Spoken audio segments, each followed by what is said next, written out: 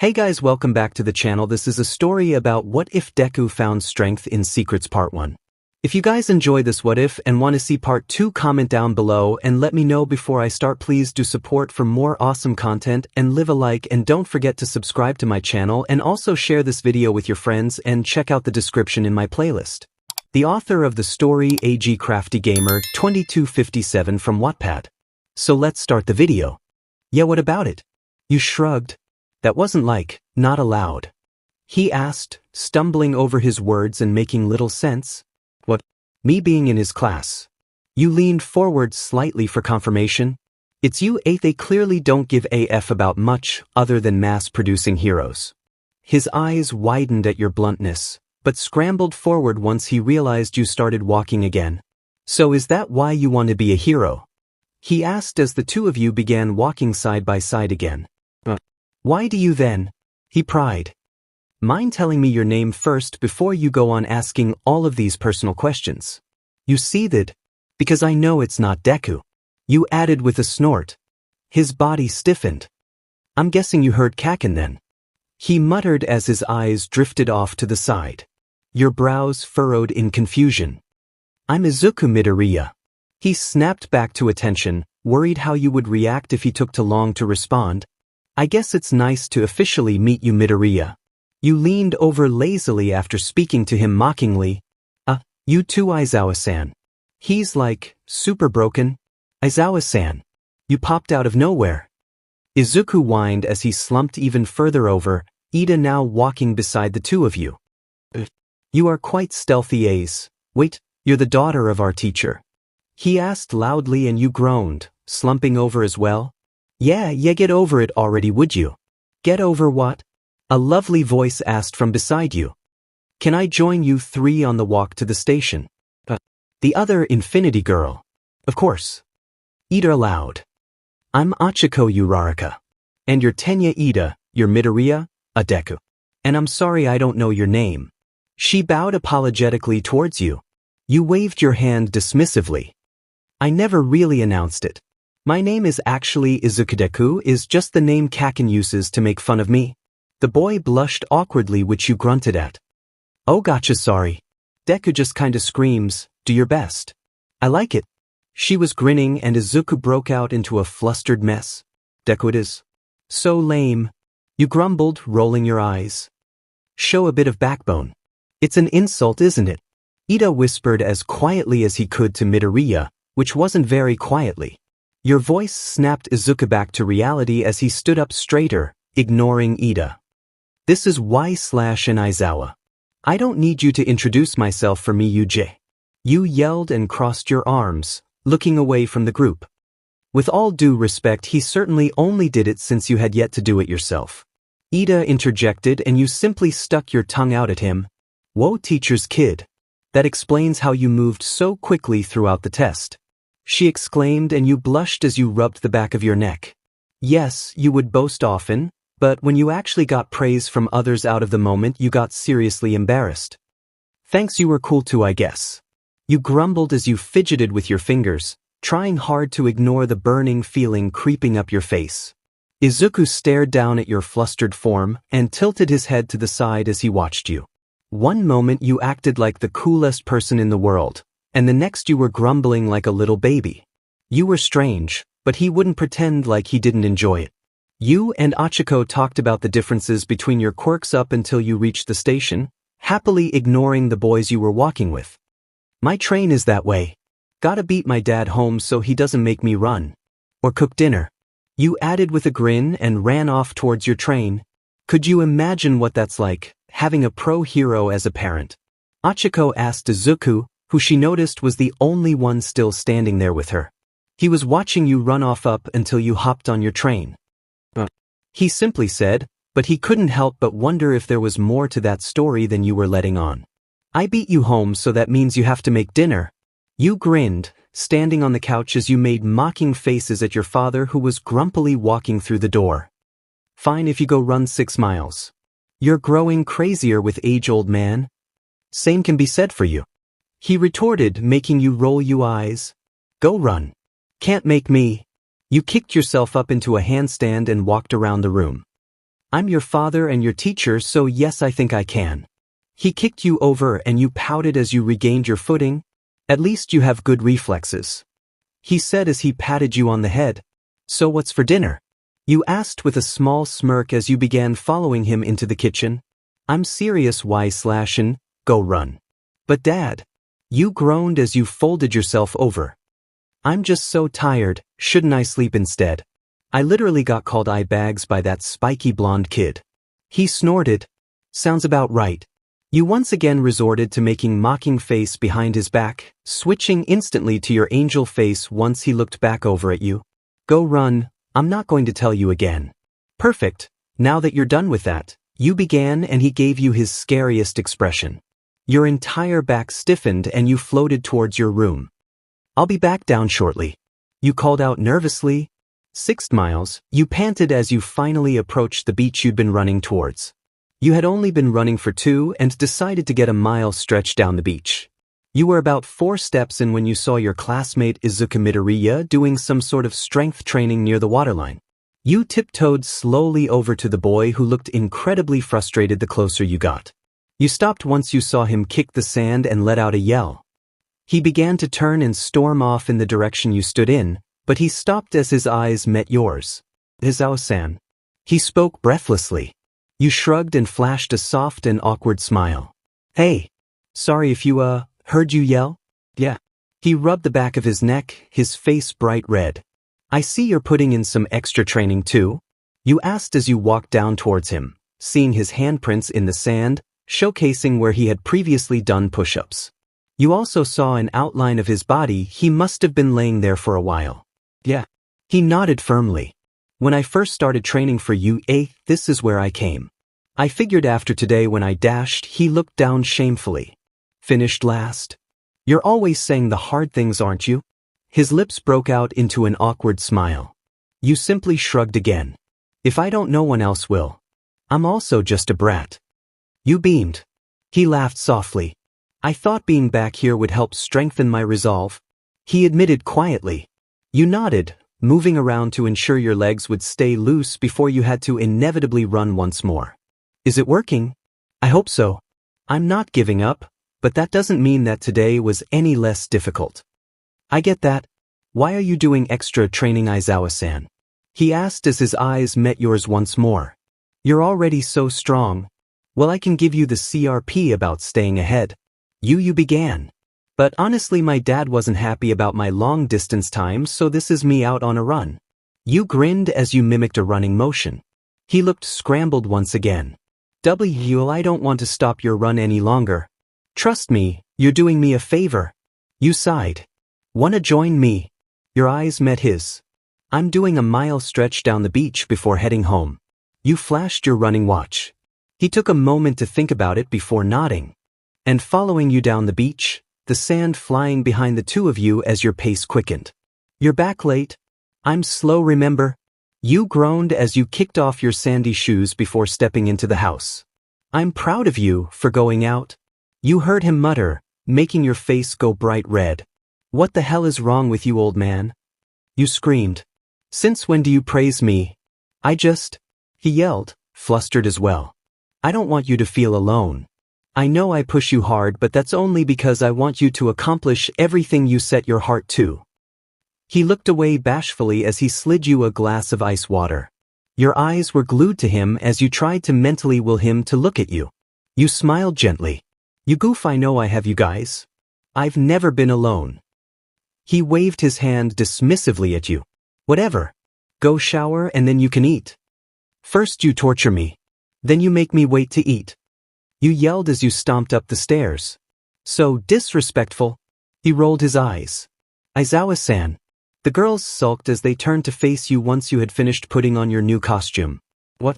Your head tilted to the side as your large scarf, identical to your father's, hid your mouth. You look so cool. Mina whined as she grabbed you by the leg. I know. You grinned from ear to ear.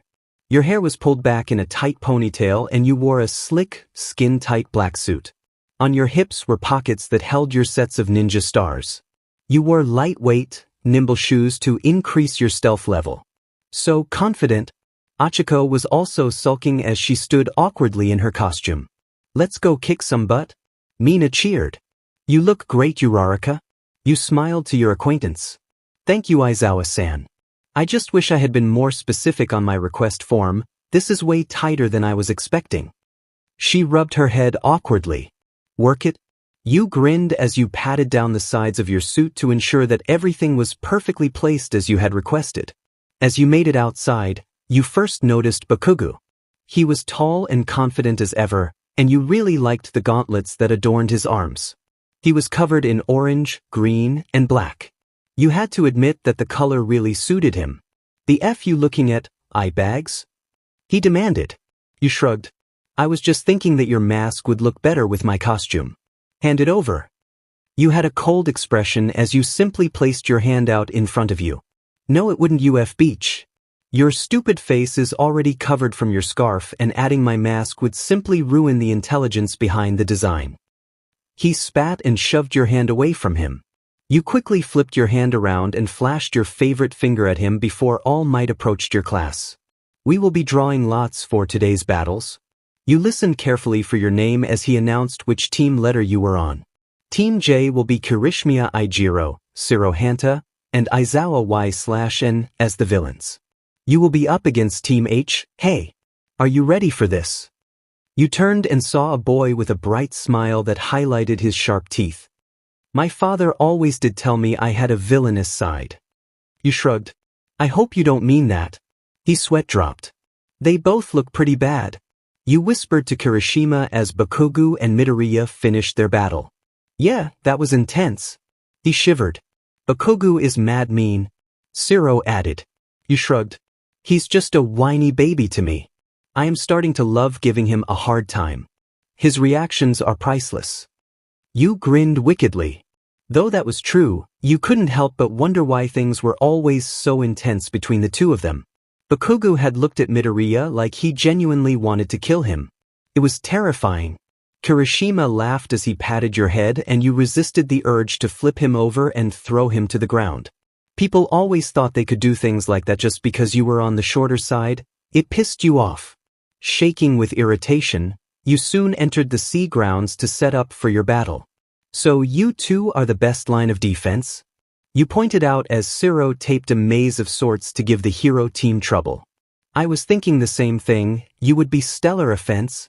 Kirishima grinned, deactivating his quirk after you had praised his clear defensive skills. You shrugged. I'm definitely the quietest on my feet. With the little I know about Tokoyami and Azui, they both seem to be incredibly stealthy. Tokoyami seems more equipped to come charging in first, but I could be wrong. You spoke with your hand placed particularly under your chin. Siro's eyes were wide. How do you know? He tilted his head. I paid attention to the little bits everyone showed of their quirks yesterday. This seems really strong, and Azui is more equipped for stealth attacks and rescue. Though the obvious darkness that comes with Tokoyami's quirk definitely gives him sneak points. You spewed off your observations. So you will go find them, Siro will guard the door, and I'll be the last line of defense. Kirishima spoke, flexing again, as All Might announced the entrance of the hero team. You nodded firmly. Leave it to me. You grinned. Aizawa is so manly. Kirishima beamed. You dashed down the halls, sticking closely to the walls as you listened carefully. As you moved, each hand anxiously touched each wall back and forth, in perfect rhythm with each step you took. My thought is the weapon is hidden on the top floor. You heard Azui try to be quiet, but she had such a distinct voice it was hard not to pick up on it. I agree. You snorted at how awkwardly Tokoyami spoke. Do you think it is best to split up or stick together? Let's split up. We don't know what their plan is. Let's communicate through the headsets. Ribbit? Azui nodded as she hopped in your direction. You quickly floated towards the ceiling and began walking on it. Once she was about 3 steps ahead, you released your quirk and barreled towards her. You grabbed a hold of her torso and the two of you rolled onto the ground screaming. Once the movement stopped, you found yourself pinned down. Aizawa. She was surprised. She knew you were sneaky, but the way you seemingly came out of nowhere was incredible to her. Oh, Azui, we just met. This is a little early. You spoke bashfully as you playfully swatted at her shoulder. Rip it, don't be weird. She found herself laughing softly, which gave you an opening to kick her off you. She bounced back quickly and the two of you stood in readied positions. Sorry Azui, I can't let you pass. I don't like losing. You grinned as you shrugged. I don't either, and call me Tsu. She wrapped her tongue around your wrist and pulled you towards her. You placed your foot out in front of you, and once it made impact with the wall, you focused excess strength into your limb and flipped backwards. Alright Tsu, you wanna play? Let's play. You fixed your stance before placing your hand to your ear. How's the weapon? You spoke to your teammates through your earpiece as you dodged a punch from Tsu. You continued moving from side to side, dodging either her tongue or her fists. She was really fast. We still haven't been located by Tokoyami. We will keep you updated and let you know if we need backup. Kirishima responded promptly. You shouldn't need to. You replied as your fist finally collided with her face. You've located Azui. His voice was simply background noise as Azui hit the wall and you whipped out two of your ninja stars. You flicked your wrist and they hit the very edge of her costume, pinning her arms to the wall. You shot your scarf in her direction and it wrapped around her ankle. She squirmed, but you managed to get the tie around her, barely dodging her free foot she kicked at you. Thanks for the fun fight. You smiled at her, following the expression with a wink. You're really awesome, Aizawa. She spoke in awe. I know. You grinned and as her face contorted you felt flustered. Sorry, I was caught up in the moment. You giggled. Let's train together sometime. You called out to her now that you were running back towards your group. All Might watched with the students and his mouth was agape. He watched in awe as you flawlessly moved across the training grounds, occasionally setting off your quirk to make your travel easier. You made your way back up to the floor that contained the weapon and found your teammates up against Tokoyami. Aizawa, I was just about to contact you. You heard 𝐒𝐿 yell. Glad I made it in time. You fell into a rhythm of fighting alongside the two boys. Now with the three of you up against Tokoyami, the battle ended effortlessly. As 𝐒𝐿 tied him up, All Might's voice was over the intercom. You were panting, surprisingly out of breath after that experience. It wasn't every day that you went up against young, strong people. Everyone from your training group today fought differently and you found it all too intriguing. Is your face okay? His sudden question startled you, and you looked up at Kirishima. Oh. You reached up and felt a stinging bruise across your cheek. She did get in a really good hit? You grinned as you made punching motions out in front of you. You're really talented. He was still speaking all like, it's so manly. He grinned happily and laughed, not commenting on your silly gestures. You rubbed the back of your neck. It's recently been brought to my attention that I have been too conceited today. You blushed. So, thank you. You bowed, trying to be more humble. He laughed. What did you train in before this school? The way your body moves is almost unnatural. You smiled, always eager to talk about the hard work you put in. Gymnastics. It built up some crazy strength and helps me move more fluidly when I'm using martial arts. Have you always wanted to be a hero? He asked as you made your way out of the training grounds. You nodded. As long as I can remember. It's always been this drive I've had. You were quiet for a moment. I've never been able to explain it. He missed the last part. I wish I had decided young that I wanted to be a hero. 𝐼𝐴. I feel so behind everyone else. No, you're great. You finished top 10 already. That's pretty freaking awesome. You smiled as you playfully bumped his shoulder with your fist. Oh, stop it, Aizawa, you're going to make me blush. He covered his face and you couldn't help but laugh. Aizawa-san. You turned your head and Tsu rushed over towards you. Hey, where did you learn how to do all that? Your weapons too, they're so cool. Those shoes are so lightweight, aren't they? I didn't even hear you. You laughed. Yeah. Walking on the ceiling is my favorite part about floating. You beamed. Did you mean it, Ribbit? I can train with you. You nodded.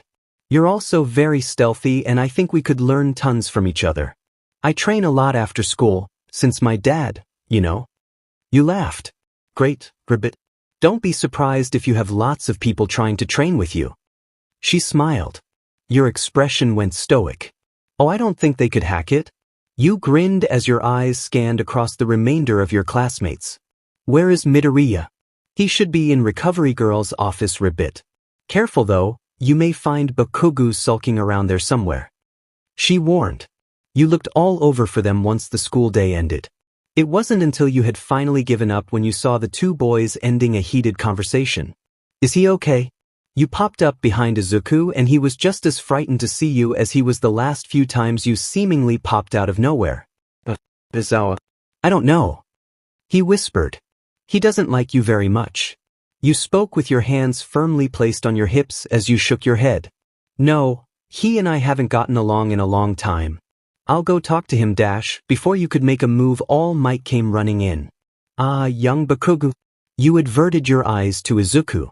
Is he always going to be like that? You asked with a snort. You noticed his eyes softened as he nodded. Yeah, I mean probably. Your brows furrowed. You're an odd one. Ah. Midoriya shrieked and you laughed hard. Well, I wasn't much help. The two of you looked up as All Might came grumbling towards the two of you. He looked surprised to see you standing there with the battered boy. Ah, you Izawa, I didn't see you there. He almost seemed nervous. No one usually does. You spoke with a low smirk, internally complimenting yourself on your stealth. He was taken aback. Ah, well, I meant to commemorate you on your training exercise today. It was very well executed. I will have to admit that you show to be a bit farther along than the rest of your classmates when it comes to combat training. Your eyes narrowed. He was trying to find something out from you, but you weren't entirely sure what he was getting at. Well, I do have a pro hero as a father. You took a step back. That certainly does help, doesn't it? He looked like he wished to ask you more, but your father approached the three of you. Y/N, you were relieved to see your exhausted old man. You smiled as you rushed to his side. We will be leaving now. All Might, I would suggest you take my advice. He warned as he gently grabbed your arm. You furrowed your brows. Izawa, you old grump. I'm just talking to my students about their training exercises. No need to get so bent out of shape about it. Your father's grip on your arm tightened slightly. See you tomorrow, Midoriya. Right? Good night, you two. The boy stammered. What was that about? You asked as the two of you walked off. He still had a firm expression written across his face. Nothing you need to concern yourself with. You're cooking dinner tonight, he said, hoping to distract you. What the hell? It's not my fault I got caught up. You screamed. Okay, then you can run another 6 miles. He countered. Dinner it is. You sulked. Izawa smiled ever so slightly as he watched you pout, though he couldn't ignore the bad feeling that was gathering. He needed to talk to 𝐵𝐺𝐿. All Might was trying too hard to discover the truth about your identity, which puts you in serious danger. They agreed that keeping your former identity a secret from you and everyone else would be for the best, but now he wasn't so sure. The first week at U went by fast. You and your classmates went back and forth about who the class president would be, and it ended up changing from Midoriya to Ida. Now you were all set on the bus, adorned with hero costumes and ready for rescue training at the USJ with the Pro Hero 13. As everyone bickered, you simply stared out the window, missing the way two boys on the bus noticed your unusual silence. Alas, you were stuck in your thoughts, unable to shake the feeling that something bad was waiting for you all. One thing you would learn from this field trip was your intuition was the one thing you could trust in the world. Nothing else had proved itself worthy. You walked into the USJ along with your elated classmates. Midoriya was amongst the excited teens, fanboying at the pro hero. Though he was overwhelmed with excitement, his eyes kept finding you. Your face was so calm, it almost looked as if you were sad. He knew you didn't like people prying into your personal life, so he hadn't asked. Though he really wanted to, idiot. He heard Bakugo yell, interrupting the hero. Izuku nervously looked over at the angry blonde and noticed that he was yelling at you. Bakugo simply glared at 13, who decided to keep explaining instead of addressing Bakugo, who was harassing you. What? You grumbled as you crossed your arms and looked away from the angry boy. You had no longing to speak to him. What's your deal? He demanded. You've been pouty this whole time when you should be glad you're having a decent experience. He scolded and you were amazed by how quietly he berated you. Screw off, asshat, you're poutier than I am. You stuck your tongue out at him and he began shaking, resisting the urge to scream in your face. I know you probably don't like talking about what's wrong. I wear that face you have on all the time. He poked at your forehead, knocking you back slightly from the surprise of it all. F you, since when are you so mature? I'm always mature, damn it. That is all. Thank you for listening. 13 was bowing and you punched the boy in the shoulder. I missed everything 13 said because of your stupid butt. Don't act like you were paying any attention in the first place. He growled. The air around everyone shifted and you looked up slowly to see your father's body stiffen entirely. His eyes were wider than you had ever seen them and they were pinned to the center of the USJ. Out of a large purple warp gate came a man, more like a boy with hands adorning his body. With him were a mass of villains. Your hands began shaking uncontrollably. Huddle up and move. Your father screamed as he pushed his goggles up to his eyes, his scarf expanding around his body. 13. Protect the students? You remained still as he looked back at you only for a split second, ensuring your safety and begging you silently not to take a step further. Your legs were tempted to leap forward and grab a hold of your old man, protect him the way he had been protecting you your whole life. Almost as if he sensed it, Bakugo grabbed your arm and held it tight as he pulled you into the pack of your classmates. You felt limp. The terror that consumed your body as your father was surrounded by an incredible amount of villains was debilitating. Sensei, aren't there intruder detectors? Yes, of course. You noticed Endeavor's son begin to analyze the situation at hand, asking where they were located and deciding they had a set motive due to the numbers of the opposing sides. That was exactly what you should have been doing, what you were trained to do. But still, you stood with Bakugo's hand clasped around your arm, frozen with terror. Your father began sending out instructions. Kaminari was quite frantic when he was told to use his quirk to contact the school. But Sensei, you can't fight them alone. Midoriya's horrified voice snapped you out of your terror. Against that many, even you can't nullify all their quirks? He cried out. You pulled your arm out of Bakugo's grasp and began to step towards the green-haired boy. You wanted to reassure him, maybe at least you could manage that. As Eraserhead, your fighting style involves erasure and a quick binding capture. Head-on battle isn't. He stopped when he felt your hand on his shoulder, his eyes met yours and you simply shook your head. No good hero is a one-trick pony. It was all happening too fast. He is trained in various martial arts. You whispered to the boy and you felt his body relax a bit. He can protect us. He will be okay. You weren't looking at the boy. Your eyes were glued to the ground and your hands were shaking frantically. Aizawa-san, he whispered. You stepped closer towards the edge to see your father in action, dodging both Bakugo and Midoriya's attempts to grab you. He was amazingly skilled, having time to let out a multitude of snarky comments to his larger opponents. His scarves were all over the place and then in tight restraints before you could even blink. Your fingers tightened around the similar scarf that adorned your own neck. You had to be strong. You had to prove him you were worthy. Strong and worthy enough to fight alongside him and your classmates. Strong enough to know every secret. Wow. Midoriya exclaimed, his eyes glued to your father. He can even hold his own when outnumbered. You weren't sure if Midoriya's outburst of excitement was just his fanboy personality, or if it was an attempt to comfort you. No time for analysis. Hurry up and evacuate, you three. Ida yelled and you noticed that Bakugo still stood closely to you. Your brows furrowed as you stared down the blonde. I won't allow that. An eerie voice spoke and your eyes widened as a villain stood before you. His body was spread out in a large black and purple warp gate. He had bright yellow, slitted eyes shining through the darkness. Your nails cut into your palms as you squeezed your fists tightly. Greetings, we are the League of Villains. He was so formal. Forgive our audacity, but today we've come here to you. A high school to end the life of All Might, the symbol of peace. The wave of horror that washed over Midoriya reminded you to much of yourself moments before.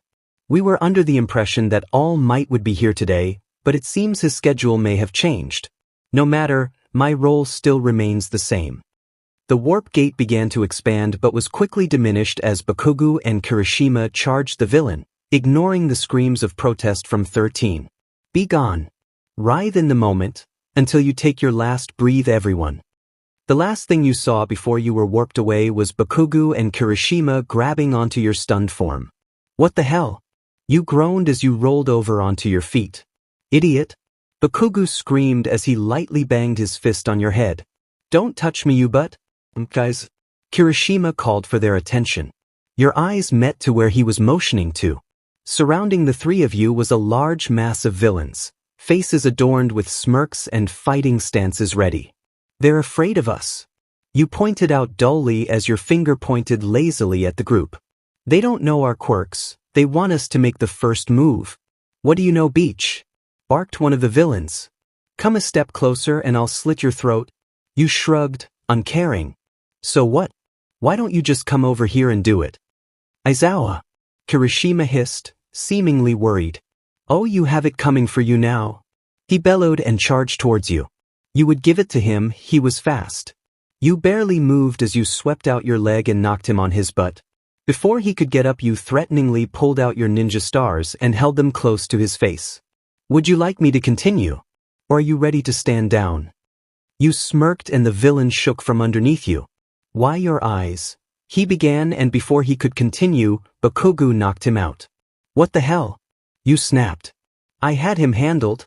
You're not focused? He fired back before joining Kirishima in the fight that broke out. The villains dropped one by one. That's all of them, Bakugo announced only minutes later. Bunch of loose. He dropped one to the ground. Great. Now let's hurry up and go help the others. Kirishima wiped the sweat that formed from using his quirk off his face. I'm worried about those guys who don't really have a way to attack. Right, and everyone should still be here at the USJ. If we are, that means that villain's range isn't too far. You added, deep in thought as you spoke. The two went back and forth about where to go from there, but you couldn't contribute. I'm always calm, shitty hair. Bakugo's fit and middle finger flashed at Kirishima. Knocked you out of your thoughts? Ah, there it is. The redhead laughed. I'm outta here. The blonde scoffed as he grabbed your arm to drag you along with him. What the hell is with this 𝐻𝑡? I don't need you to protect me, damn it. You protested as you tried to release your arm from his monster grip. You clearly do, acting like an airhead and 𝐻𝑡. Where is that strong girl who kicked butt the rest of this week? Stop worrying about 𝐻𝑡 you can't control and protect yourself so we don't have to. Kirishima quickly pushed himself between the two of you. Alright, you guys, calm down. You convinced me, Bakugo, we have to trust our friends and you should trust Aizawa-san. He smiled. Be a man, Bakugo. He punched his fists together, activating his quirk. You were gone for too long. The fighting had gotten out of control, and they brought more than a few low-level thugs. Your father was a mess, hair lost, skin cracked and bleeding, and a damaged face beyond full repair. He was being carried by the time the three of you managed your way out. The warp villain was away from 13 and had All Might trapped with the monstrous-looking villain. Midoriya charged towards All Might with Bakugo trailing right behind him. Get the hell out of here. The boy screamed as he flew past him and pinned the warp gate villain to the ground. See, I almost had him. Kirishima groaned. You're not much of a fight, Misty. Bakugo was grinning like an idiot. Scum, like you could never kill the symbol of peace. Todoroki. They were all so confident. You stood in the middle of the group with Midoriya close to you. He cried out at the sight of you four, but you stood face to face with the leader of the League of Villains. The strange boy with the hands adorning his body called out to you. A shiver ran down your spine, and Midoriya was the only one who noticed the interaction occurring between you and the villain. He took a shaky step towards you. He called out again after muttering about the problems Bakugo was causing, pinning down their escape gate. Your hands fumbled for your pockets as you reached for your ninja stars as you readied to throw them. Before any of you were ready to react, the leader was on you and had you pinned to the floor, for fingers placed precisely around your neck. You squirmed as you gripped his arm tightly. Everyone went to move towards you. His hiss made your allies take a nervous step back. The villain harnessed a new strength he hadn't proved to have throughout the entire battle, and this time your father wasn't there to save you. I know you. His voice was more steady as his eyes pinned yours through the fingers on his face. No, you don't. You gasped out and his grip tightened. His voice shook again and his face creeped closer to your own. He inspected every inch of your face. You don't look entirely familiar, but your presence is drawing me to you, though I'll have to admit that your face really pisses me off. His voice steadied as he leaned down and whispered. Foon, your voice broke. His other hand creeped up under his eye as his knee pressed harshly into your thigh, making you wince, and he began scratching anxiously. Tell me, damn it. You took the opportunity to activate your quirk, levitating upwards. His grip on your throat loosened as you slammed your elbow into his face and he fell to the ground. You coughed uncontrollably as air began to seep back into your lungs. Y/N, Izuku screamed. The villain screamed. Demon, why don't you tell me your name first? Kinda rude to get all demanding like that if you ask me. You tried to build your confidence back up, desperately tried to stand strong. Tamura Shigaraki. You need to contain yourself. The warp villain called from under Bakuga's grip, who responded with a nice blast to the neck. The villain kept scratching. Your head shot towards the villain that had been tangled up with all might. Take out the explosive brat. We need our escape route back. His sudden calmness caused his words to take a second to sink in. Bakuga. You screamed, deactivating your quirk, landing on the ground, prepared to charge towards him. The villain broke free of Todoroki's quirk and his destroyed arm began to hyper-regenerate. Your eyes widened and there was suddenly a gust of wind, sending you and your friends toppling backwards. Kaken! Deku screamed. Kaken!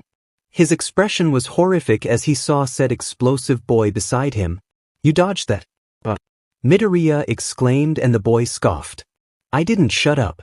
The five of you stared at the number one hero in awe. That heroism, with you, the plain one, that it all pisses me off. The villain screamed. It's 3-on-6. Todoroki pointed out. But Kaken showed us the mist villain has a weak point. And the one with the hands is clearly wonky. You scoffed.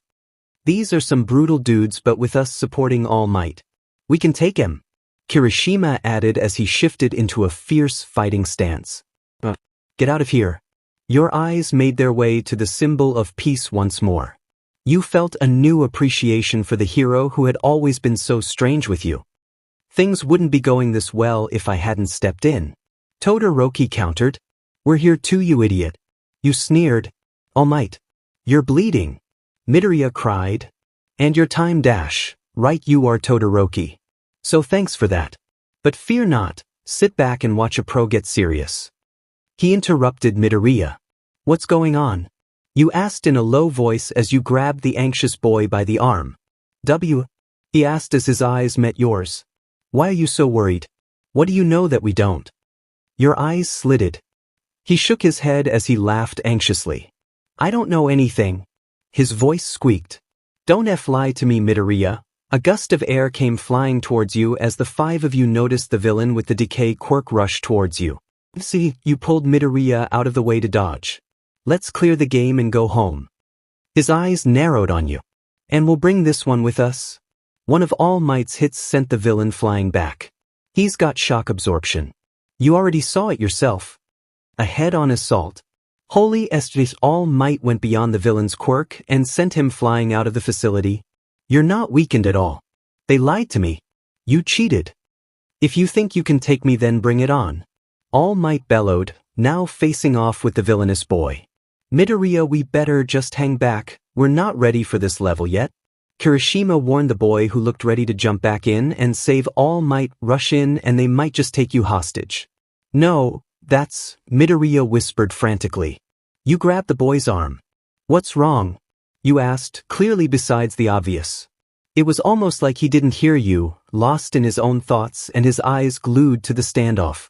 You snapped and his eyes flickered back to yours in shock. I'm sorry. He whispered, shaking. His head before channeling his power to his legs, and he was in the air once more, hurling towards the villains. Midoriya.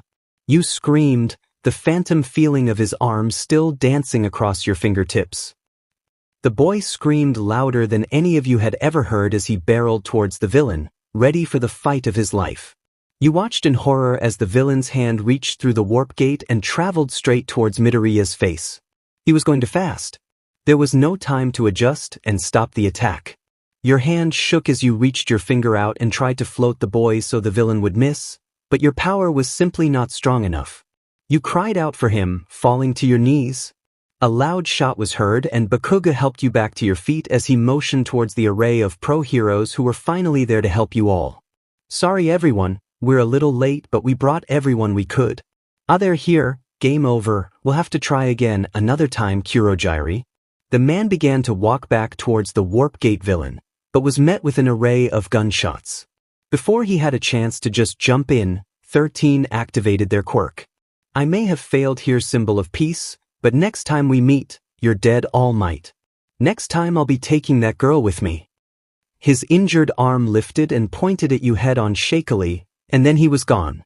Your eyes searched frantically for the boy who had more internal strength than you had ever known. You could barely even compare yourself to him and his resolve anymore. He was stronger than you, he always would be. Izuku laid on the ground, struggling to sit up. Our teachers, all the pros are gathered here. So that must mean there was no attack on the school. Bakuga approached you and grabbed onto you tightly. Stay on your feet, eye-bags. Bakuga's grumble was as soft as a whisper as he felt you shaking under his hold. You may be one of the most highly trained students, but if you can't handle your fear, then where are you even going? Shut up, you butt. You felt tears brimming. You have no idea what any of this feels like. You ripped your arm from his grasp. Your whole life you trained to be strong, you always were told you were. But when it really counted, you couldn't jump into action. You couldn't save Izuku or All Might. You couldn't figure out what your eyes meant to that thug, or why the boy seemed to know you. In the end you were too weak, and before you could reach Midoriya, there was a sudden wall blocking Kirishima from All Might and Midoriya. You couldn't join him even if you wanted to. Besides the one with the messed up legs and the girl who we took in to have her throat checked out, they all seemed to be unharmed. Your classmates began to talk nervously, worried about each other and all the teachers. I hope Y/N and Midoriya will be okay. Kirishima spoke as he stood next to Bakuga. She'll be fine. Bakuga bit.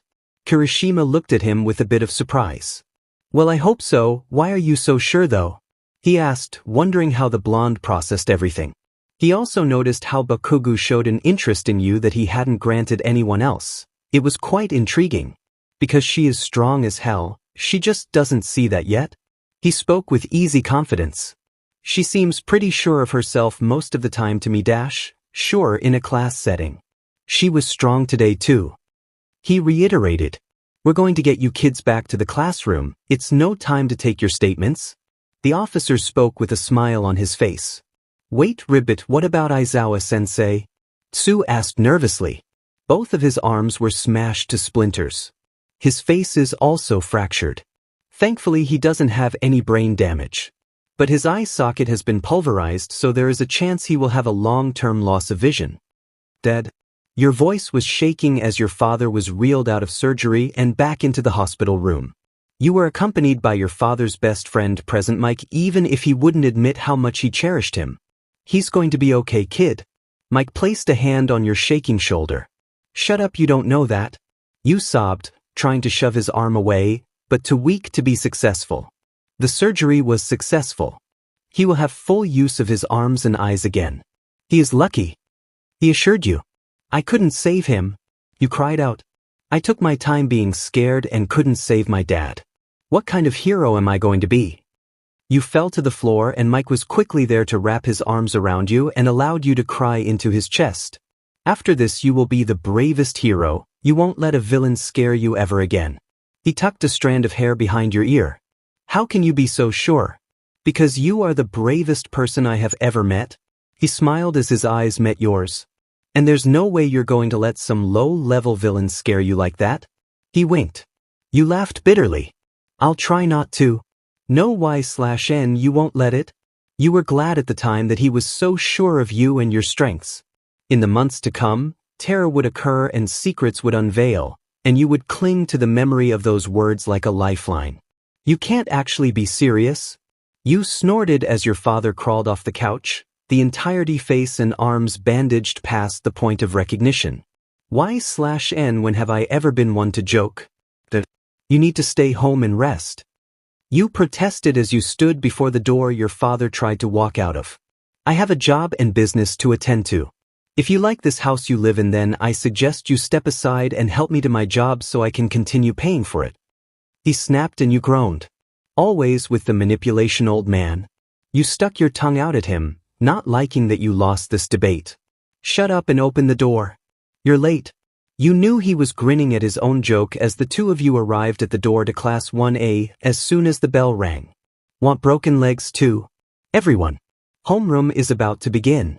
Get to your seats." The two of you could hear the class rep yelling from outside of the door. You face-palmed, mourning. Your father spoke as he need you in the back to push you into the door. "You're back already, Aizawa-sensei. What an undeniable pro." Your classmates beamed at your idiot father as you found your way to your seat. You noticed Bakugo turn around and look at you, clearly inspecting the bruises peppered along your neck. You flicked him off and he turned back around with a scowl. "Glad to see you doing well, sensei." The class went back and forth with your father, but the boy behind you could barely focus. His eyes bore into the back of your head as he thought about ways to apologize to you.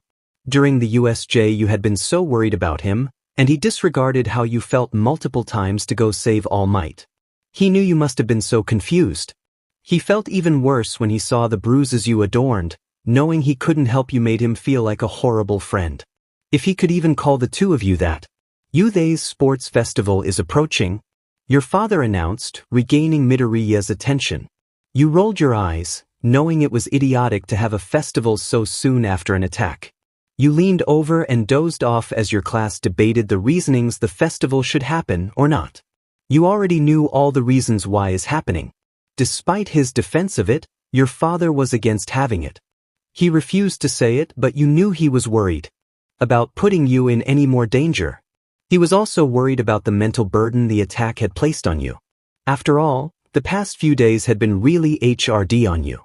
You dozed on and off throughout the day. You had wakened that morning, hoping that your father would skip school so you could as well.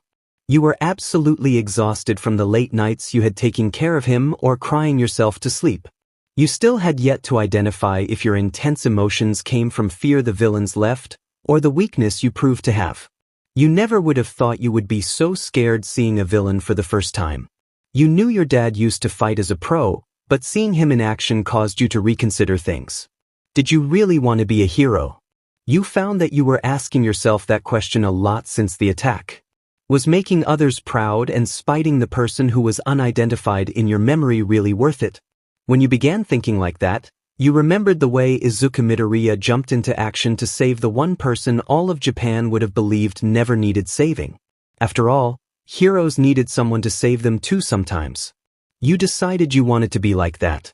You wanted to have that same look in your eye and smile on your face. Which is why, Midoriya, you called, running over to him as he was walking out with Ida and Uraraka. "Hey Aizawa-san." Uraraka greeted you, ignoring the fact that you had come to talk to Izuku. You were so brave facing that villain. "I know it was scary, but you were awesome." She beamed, throwing her fist up in the air. She had really taken a liking to you. She admired you and wanted to be as strong as you were. You made it feel possible since your quirks were so similar. You smiled shyly, honestly not feeling like you deserved the praise. You felt weak and defeated. Which is why you needed to talk to Midoriya. "Thank you." Your face was a burning fury. "You're so random, Aizawa-san." She blabbed with a bright smile on her face. One moment you are very prideful in your accomplishments, and the next you seem so embarrassed from a compliment you can't even breathe. "Don't call me out like that," you whined. Izuku was baffled. Usually when someone said something like that you'd start screaming or hitting them in the head. He knew something was off. You should always be proud of yourself, but you should also be humble. Ida yelled in as he waved his arms in a repetitive chopping motion. "Anyways, Midoriya spoke up. What did you need to talk to me about, Aizawa-san?" He was weirdly stiff. You pulled him away from your classmates anyways, not bothering to ask what was up with him. "I need you to train me for the sports festival." Your demeanor had flipped scarily fast, going from the flustered and pouty form to the calm and calculating version of yourself. "What?" he gasped. You nodded firmly. "What could I teach you that you don't already know?" he asked in disbelief. In the seemingly short time he had known you, he had only seen you exhibit intelligence and strength. You always seemed to know how to overcome every obstacle. Sure, you had a bit of a setback, but who wouldn't be distraught when their father was severely injured? I need you to teach me how to be brave. How to strengthen my heart and my resolve so I can jump into action and save someone dear to me. You whispered, ashamed that you were even asking this of him. You deliberately left out, but that was besides the point. You don't think you have a strong heart, Izawa-san? He asked gently as the two of you walked. You shook your head. Oh. Your demeanor flipped again. If you tell anyone, I will make you float to space. You threatened, and he laughed nervously, knowing you couldn't actually do that. I won't, you promise? He placed his hand over his own heart. I'm honored you even thought of me, but I'll be honest. I'm not sure how to train you. You shook your head. Figure out and I'll give you combat training. His eyes widened at the prospect of training with one of the most experienced students he knew. Oh dear. You broke out into a huge grin.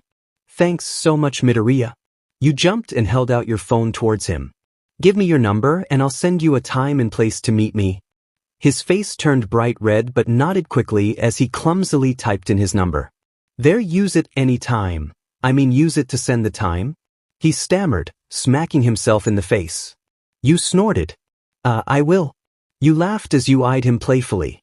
As you two parted ways, you thought back to that night you found him on the beach, defeated but working his way back up. He was always fighting to be stronger, strengthening his resolve, and you wanted to be like that too. That's a lot of flowers. They're not flowers, dumbass. They're dandelions. You stuck your tongue out at him. The school day had seriously dragged, but you were excited to get training with Izuku. Does it not bother you? Training in the middle of a field? He questioned as the two of you walked to the center. You shrugged. There's a patch of grass back there, I just think it's pretty. You were grinning. But I do just lay in the middle of them and think sometimes. You shrugged again. He smiled at that. Like me at the beach. You blushed. Don't compare us. You waved your arm at him. He laughed softly, almost confidentially, behind you. You couldn't help but scowl at the boy, wondering if this was another one of your horrible ideas. He followed behind you and the two of you both threw your duffel bags onto the ground. You turned and stood ready for any sort of action, but he simply sat in the grass cross-legged. You turned your head and tilted it to the side as you blinked. What are you doing? He patted the spot in front of him. Sit. You furrowed your eyebrows and grumbled, knowing you asked him to come here but also not liking being bossed around. You sat on the ground, mimicking his position, and stared into his bright green eyes. Your eye contact seemed to make him nervous, but he gulped and resulted to fiddling with his fingers instead of looking away. Why do you want to be a hero? He asked softly. You stiffened. Didn't you already ask me that? You never answered, just yelled at me for being too personal. He was calm, oddly so. You shook your head. Well, it's still too personal. You spattered. Izawa-san. He whispered. I only am asking again because you want my help. I need to know more about you, what makes you tick, what drives you. You pulled your legs tightly against your chest and placed your chin firmly in between your knees. Well, you mumbled, your eyes darting away from him. He didn't speak as he waited patiently for you to go on. With a deep breath you sighed once more. Well, I'm adopted if it wasn't obvious. You began without looking him in the eyes. Something tragic happened to my 𝐵𝐴𝐻 family, something I have no memory of since I was just a little brat at the time. The only thing I can sort of remember is the idea of being a hero. The want and the longing of it. That's all I can remember, is the feeling. Your eyes met his. That's all I remember of my life before my dad. Is the longing to be a hero. You reiterated. I have always wanted to do it to make someone proud and to spite someone else, but I don't remember who either of them are. You admitted. The boy hummed. His eyes reflected a hidden sadness he struggled to not show. Do you think maybe that has something to do with why the villain knows? Your mouth fell agape before shutting it firmly and shaking your head. There's no way. I wasn't even two. He shrugged, closing his eyes and rubbing his face. He was conflicted with something and it was seriously bothering you that you couldn't tell what it was. Thank you for opening up to me, Izawa-san. His voice was quiet and the red tint to his cheeks made you flustered. I know it isn't easy, and I appreciate you trusting me enough. You scoffed and turned your head away from him. Yeah, well, it's not like I had much of a choice. So has this always just been you and your dad? He asked as he reached into his bag and pulled out his water bottle. You nodded. There's my Gramps too. Are you happy? The question threw you off. What? I would say I'm more confused than happy. You chuckled softly, thinking about the contents of the only life you had ever truly known. But the only thing I know about my past life is there was a catastrophe that killed my family. I find it quite hard to believe that a pro hero could only pull up that bit of information in almost 14 years. You whispered, worrying about how much you were revealing to the typically timid boy. Midoriya was picking at the grass in front of him as he processed everything you said. So you don't know if the villain was ever caught? He asked sadly. You shook your head. Nope. No justice for my family. At least none that I know of. He was frowning when you looked at him. It wasn't an expression that you liked. You didn't think it suited him either. Don't worry about me. You tried to reassure him. All I can do is keep working hard to prove myself. Earn the right to the secrets kept from me. He almost looked guilty. Want to start combat training? You suggested and he nodded eagerly. I don't have any advice on controlling your quirk. You admitted with a breathe as the two of you laid in the middle of your favorite field of dandelions. You had been training for hours. The sky was dark but the stars were bright. They always were in this mountainous area. Another reason you adored it so. I'm surprised you use yours so eloquently. Such a big word. You cackled. I only have a bit of enhancer in me. I can only add so much speed and strength to my body that isn't just natural stamina. That part of my quirk is incredibly random, to be honest. It kind of is, but I think it's cool. Your eyes darted over to him quickly and you saw he was smiling, though his eyes were pinned to the sky. You bit your lip nervously as you also watched the stars dance around the open night. Thanks. You mumbled. It was strangely nice laying there with that boy you barely knew. You enjoyed knowing that you had a spot only the two of you shared. A spot to admire the stars that watched over you. It's always been my dream, to become a hero. He began to open up and you had wondered why it had taken him so long to share this with you. No one ever believed in me until recently. My body has always been so weak and there was never much I could do. I finally found the and I've been fighting my way here ever since. Is all might that motivation? You asked with a hum, noticing the strain in his voice. You noticed he stiffened when you mentioned the hero, something you would pry for later in your friendship. I've always admired him. You are such a fanboy, aren't you? I'm definitely a fanboy. The two of you spent at least another hour talking, laughing, and watching the stars. You both enjoyed the bubbling feeling of friendship between the two of you, but at the same time you were both so sore that you couldn't get off the ground. You yelled as you swung your fist, leaving Midoriya barely stumbling away from your trajectory. You called out. The two of you were panting, and your fists flew in nonsensical patterns. Midoriya was catching on quick. The boy had stunning reflexes when he truly focused. You were amazed. Then suddenly it was like time stopped for you. Your eyes were glued to his. Midoriya's expression turned horrific as he barely stopped himself from punching you square in the nose. He panted as he stumbled forward. You blinked, suddenly extremely embarrassed. I'm sorry, I didn't mean to stare. I'm an idiot and I think I may just be a little hungry and okay, I'm going to go die now. You fell backwards and allowed yourself to be hidden by the dandelions. You tried not to wince as your back viciously smacked against the ground. You were acting like an airhead and you wanted to float into space to put you out of your misery. Izuku took a moment to rummage through your bags before sitting next to you with a water and a snack. He handed it to you before laying down next to you. I'm nervous. You admitted. About the festival? He asked quietly. The two of you had been training hard together for about 2 weeks, but that didn't stop the fearful feeling that came with showcasing your power and skill to the whole country. You could tell he was surprised you even answered. You always shied away from opening up like that. He was quiet for a moment since he knew your emotions were extra delicate since the attack on the USJ.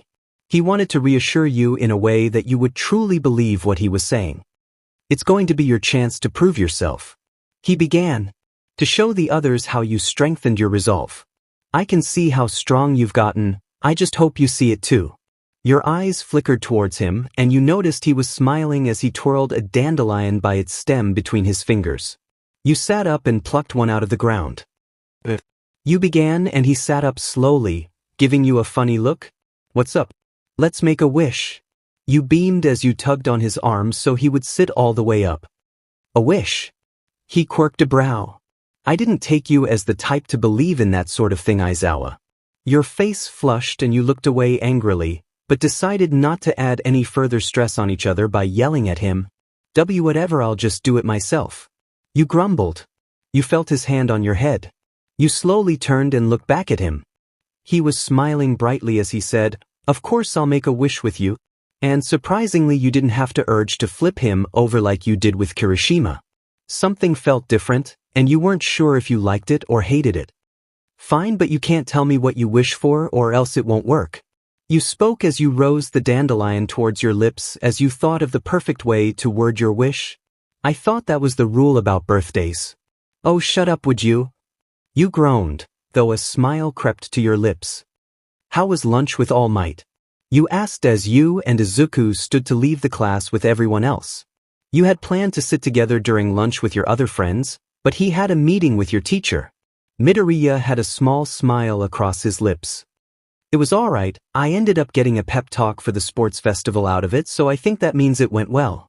You wanted to ask him why he was seeming to get special treatment from the #1 hero, but you were interrupted by a worrisome Uraraka. What's going on? You heard. In front of you and your friends was a large group of students from the other courses. Why the hell are they blocking the door? You demanded. Scoping out the competition, thought that would be obvious for you eyebags. Bakugo cut his eyes at you. We survived an attack, it's only sensible that they'd want to get a look. He scoffed as he continued moving forward, pushing past you and Midoriya. What the hell is your problem? I told you to stop touching me, but you growled, not caring that there was anyone else around you too. This is useless. Move aside, you DMN extras. Bakugo spat, completely ignoring you. You can't just call people you don't know extras. Ida exclaimed. You shrugged. I mean, it makes sense. Aizawa-san. Midoriya gasped. Oh, get over it. You rolled your eyes.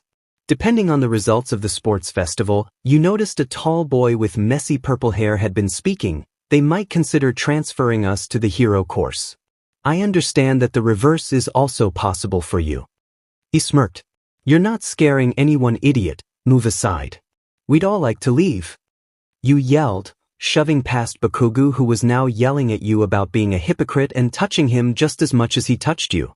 I'm just saying, for a general studies kid like me, this isn't just scoping out the competition. He leaned in close to your face. His emphasis on your shorter height pissed you off. It's a declaration of war. I said move aside. You gritted out, your fists clenched tight. We can settle this at the festival. He shook his head with a sigh. Seems I was right, you're all just like him. He jerked his head towards Bakugo. This will be a perfect chance to knock all of you off your pedestals. Hey you assholes. We heard you survived the attack. We're also in the hero course. Stop making us all look like jerks with your bad attitudes. A guy who reminded you of Kirishima screamed accusingly. You flipped him off before squeezing through the crowd of students, leaving filled with determination and a bit of embarrassment. After that day, everyone began preparing in their own ways. You and Midoriya continued training in your field of dandelions, occasionally bringing out his set of weights to up the rigor. Every day you felt stronger, more willing to enter this competition. You would make your dad proud. You would earn the right to know all the secrets kept from you. You would prove that you were strong enough to know. You found yourself really glad that you were doing this with your new friends by your side. Is everyone good and ready to begin? Ida yelled as he re-entered the room. Your class was all spread out in their own groups in a waiting room, ready with your gym uniforms. You had been standing with Midoriya and Mineta, trying to keep your green-haired friend calm. You're going to do great. I'm your trainer, so I know you'll do awesome. You were sitting on top of a table, grinning with your thumb pointed proudly at your chest. You trained him. That's kinda weird. How? You and Midoriya both asked Mineta in unison. Geez, you even talk at the same time. You know, Midoriya, I wasn't expecting you to get a girlfriend at all. Let alone be the first guy in the class too. Mineta whined, ignoring your question. She's 2. Could be taller, definitely has room to be 𝐒𝐲𝐽 and dash. You punched the boy in the head and he flew past the 2 of you. Midoriya sighed in relief. He's a pain. Midoriya.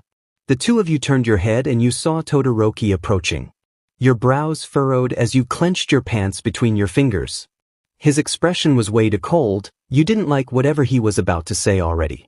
Objectively speaking, I'm more stronger and capable than you. His beginning statement pissed you off. You would have lunged at him if Midoriya hadn't placed his arms subtly in front of you, hoping it would calm you down. Sure. Your friend spoke nervously and you noticed the arm he held out in front of you was shaking. All Might's got his eye on you, doesn't he? So he had noticed that too. I won't pry, but I will beat you. Your classmates began to whisper and shout about Todoroki's declaration of war. The hell are you picking on him for? You stood and walked closer to the half-and-half boy. I'm the one who ranked above you. Shouldn't you be worried about me? Or Yaoyorozu? Hey you guys, let's not pick fights dash, I really don't care. Todoroki pushed Kirishima's hand off, though his cold eyes never left yours. I'm not here to make friends. You felt your hand twitch as anger began to consume you. I'm also not worried about you, Aizawa. He spoke with almost a scoff. Being a teacher's kid doesn't give you any credits. You're still just a small and weak girl who hasn't even proven herself when it really mattered. Midoriya stepped forward now. Todoroki, he was clearly upset. You came over here with a declaration for me. I want you to focus on that because even if you are the strongest here objectively speaking, I'm going for the top 2 with everything I got. Especially now that you have insulted my friend. Todoroki nodded once, content like he got exactly what he wanted. Right? As everyone began to move in closer to leave, Midoriya noticed you were still standing in the center of the room. Your eyes looked glazed over and your fists were still clenched tightly at your sides. Aizawa, he called from the door. You lifted your head and he noticed the redness that began to seep in the corners of your eyes. He couldn't tell what you were feeling. Let's go. You spoke with a nod as you walked past him. He watched you for a moment, deciding not to be too concerned. He understood how you could have felt and how Todoroki's words could have hurt you. He remembered you telling him how useless you had felt, and the boy had thrown it back in your face. But Izuku could see now that it didn't matter, it only fueled your longing to win. He promised himself then and there that he would be standing beside you through it all. He wouldn't let you feel alone and useless ever again. Like usual, Present Mike was incredibly loud. You walked out into the arena with your fingers stuck in your ears, barely hearing him announce your class. You had grown up with the man coming around often, being that he was close to your father, but you never got used to his quirk. Let's be honest, he was loud without it. Whoa, what a crowd. Izuku was shaking as he slowly allowed his eyes to travel around the arena. You jumped up and karate chopped his head for pointing it out. He stuck his tongue out at you. You played with your fingers as you kept walking forward, Todoroki's words playing on repeat in your mind. DMN that BSTRD. You gritted out. Izuku stared at you, quite worried. You began paying attention once more when you felt Bakugo's arm brush past you. What's he doing? You whispered to Midoriya. The boy looked down at you with an exaggerated blink. He's of class representative. He placed first in the entrance exam. You felt yourself twitch. That JRK? I just want to say, I'm gonna win. The way his body slugged as his hands were tucked tightly in his pockets pissed you off. You'll all make great stepping stones on my path to victory. He made a motion of slitting a neck as he stuck out his tongue at everyone who was booing him. You flipped him off as everyone screamed about his overconfidence. As much as it pissed you off, you admired his surety in himself. You wanted to be like that but not as buddish. Let's introduce the qualifier round. Midnight spoke as she motioned towards a board. An obstacle course? You felt yourself twitch again with anger as your eyes scanned the area for your father. Even though you couldn't see his face, you knew he was smirking. Give our students freedom here, so as long as you don't go off the course, anything is fair game. Racers to your positions. You were lined up, already constructing a plan in your mind. You turned to glance at Izuku once more, but you could almost see the wheels turning within his mind. He was so determined. You shook your head and then your arms, trying to rid yourself of any nerves. Your eyes found Todoroki's. He looked away from you as quickly as he had looked over. You could do it. You would win. There was no other choice. The starting gate was narrow, leaving little space to get through and take off. You were squished against Izuku as you tried to calm your mind so you could gather a plan. You never liked tight spaces, you needed to get out of there. Sorry about this. You muttered. Izuku looked over at you with a concerned expression. You summoned a portion of your quirk into your legs and levitated just enough to grasp Izuku's head and push yourself up. You used your quirk to enhance your speed, just a bit, so you could float ahead of the group. Just as we announced our first frontrunner, 𝐻/Aizawa gets out of the pack and dashes right for him. Mike announced before turning to your father. Are you ready for all this commentary, Aizawa? Mike knew he hated it, but he was watching you so intently that he knew that he wouldn't mind commenting on the event from time to time, even though he said he wouldn't. I ain't letting you get away that easily, half and half. Bakugo screamed as he blasted through the air. You had yet to return to the ground. The burst of air following Bakugo's quirk made for a shaky landing. You felt uncomfortable without the weight of your weapons at your hips and around your neck. You needed to get past the ice before you returned to the ground, so staying in air was your best choice. You released yourself back to the ground as you saw the first obstacle. Every obstacle course needs that killer first obstacle, and we're starting with the 0 pointers from the entrance exam. You allowed yourself a second to watch closely as Todoroki froze the bottom of the robot, muttering to himself. You noticed the dangerous angle that he froze them at. You took that information, jumped, and flipped back into the sky so you would have enough force to send you up and over the robots. Once you landed successfully, you chased after your classmate. You hated running with everything you were, but you were glad your father had made you run so intensely the month leading up to the festival. It was perfect training to help you catch your new rival. A realization hit you. Your father knew this was coming, which is why he made you run so often. That sneaky bastard. As you made it to the fall zone, you started to worry as Todoroki slid across it with ease. You pinpointed each large surface and mapped out a path you could take to recharge your air movement. You stepped onto the first large path, watching as some of your competitors dared the ropes. You gulped as you jumped, activating your quirk and landing on the first tall, flat rock ahead of you. That was easier than I thought. You whispered to yourself. Being able to jump and then float made your quirk usage much easier. You kept pushing forward. Bakugo and Todoroki were constant in your line of sight. It made you run faster. You had to catch them. You approached the landmines and you sighed in relief. I won't have to use my quirk as much here. You noticed instantly that you could see each layout of the mines within the ground. With your gymnastic skills and flexibility, it would be easy to move through this. You noticed the front was covered with them. There was hardly any space. You began with simple cartwheels. With this you could keep one foot off the ground at all times, and your hands were much smaller and easier to control in tight spaces. You quickly made it to the center of the field and switched to doing back walkovers, just to show off a bit.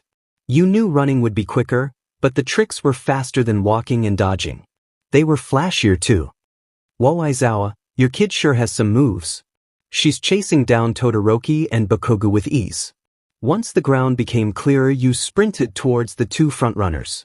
Bakugo had been screaming and the two were grappling for first. You almost stopped when you heard a gigantic explosion from behind you. Flying over your heads was Izuku Midoriya on a piece of the robot, taking first place. You channeled the strange part of your quirk to your legs and dashed forward, trying to catch up with the three boys. You used Todoroki's path of ice to slide faster, eventually in the middle of the two of them as Deku sent off another explosion. Damn it. Not you two eyebags. Bakugo screamed as he turned to smack you away. You ducked under their arms and chased after Midoriya. The one who made it back to the stadium first is none other than Izuku Midoriya. What a stunning finish that kid had. You heard their voices loud and clear as the light became brighter. You passed through only seconds after him. Bakugo and Todoroki followed scarily close behind. You were proud of your friend, but all you could do was turn towards Todoroki. "You should be worried, Todoroki," was all you said before walking forward once more with a scary, serious expression written on your face. Your father watched you.